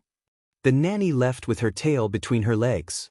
Then the entire kitchen knew that the heir's driving skills weren't good enough. Gu Changqing was a general with strong willpower. Cold water and ice cubes were effective for him. However, Yuan Baolin was different. She was a weak girl with poor resistance to drugs. No matter how many ice cubes were placed on her hands, other than feeling uncomfortable from the cold, she didn't feel any relief. She sat in the cold water and looked at Gu Changqing with an aggrieved expression. Gu Changqing turned his face away. He was also suffering from the effects of the drug. He couldn't resist her wet, anti-harmony, body temptation, anti-harmony. He began to meditate on the mattress on the floor. He chanted Buddhist scriptures, the clear mind mantra, the martial arts mantra. One by one, he removed the thoughts from his mind. Just as he was about to suppress the evil fire with great difficulty, Yuan Baolin called out to Gu Changqing with a choked voice. This directly destroyed half of his reason. "Yuan Baolin." He clenched his fists and tried to stop himself from turning around. "Don't call me. Don't make any noise. I'm afraid that I won't be able to resist bullying you," Yuan Baolin said with an aggrieved expression. "Then what if I let you bully me?" Gu Changqing's breathing stopped. Half of his mind was destroyed. He tried to calm down his tone. "Yuan Baolin, this isn't what you're thinking. It's the effect of the drug. This drug isn't the kind that you can find outside. That kind of drug is only used to liven things up. The effect isn't that strong. Just bear with it and it'll be over." Yuan Baolin pursed her lips and said, "How do you know it's not what I'm thinking?" Gu Changqing took a deep breath. "Didn't we agree?" Yuan Baolin interrupted him with an aggrieved and resentful look. "I tricked you, okay? If I didn't say that, would you have married me?" Gu Changqing clenched his fists tightly. "You've been blinded by the drug. You don't understand what you're saying." Gu Changqing, "Yuan Baolin. Shut up." How could Yuan Baolin obediently shut up? She whispered, "It's okay if you don't come over. Take off your clothes. I'll quench my thirst by looking at plums." Gu Changqing almost stumbled and fell down. Yuan Baolin saw that he was indifferent and couldn't help but snort. "Are you the Taoist priest or am I the Taoist priest? How come you're more pure and simple than me?" "Gu Changqing, is it because you can't do it?" Gu Changqing clenched his fists so tightly that his knuckles cracked. Yuan Baolin's sanity could no longer be maintained here. When she was young, she was sent to the Taoist temple to recuperate because of her weak body. When she grew up, she looked like a normal person, but in fact, she was still a little weak. For ordinary people, the soup that livened things up was a tiger wolf medicine for her. Her vision turned black and she powerlessly slipped into the water. Gu Changqing felt that something was wrong with the sound. "Yuan Baolin, Yuan Baolin, Yuan Baolin." He shouted 3 times, but there was no response. He hurriedly turned his head, but all he saw was a bare wooden barrel. He stood up with a swish and walked to the side of the wooden barrel in 3 steps and scooped up Yuan Baolin, who had sunk into the water. "Yuan Baolin, Yuan Baolin." Seeing that she didn't respond, he frowned and carried her out. Her slender and soft body fell into his arms. Even though it was ice cold, his arm was burning hot. Her wet clothes stuck to her body, outlining her beautiful and charming figure. Her fragrance seeped into his nostrils and Gu Changqing couldn't breathe properly. Yuan Baolin slowly opened her eyes and looked at him in a daze. She raised her hand and wrapped it around his neck. "Yuan Baolin." His words were blocked by Yuan Baolin. Gu Changqing's body stiffened as his last bit of sanity left him. His arms wrapped around her and he flipped her over so that she was under him. The night was long, but the night of spring was short. that you're tuning in to the Dreamy Chapters YouTube channel. We're so grateful for your support, and don't forget to subscribe to join us on this incredible journey through captivating stories. Your generosity through donations truly makes a world of difference, as it's the primary source of revenue that allows me to expand and enhance this channel for you. Thank you from the bottom of my heart for being a part of this adventure.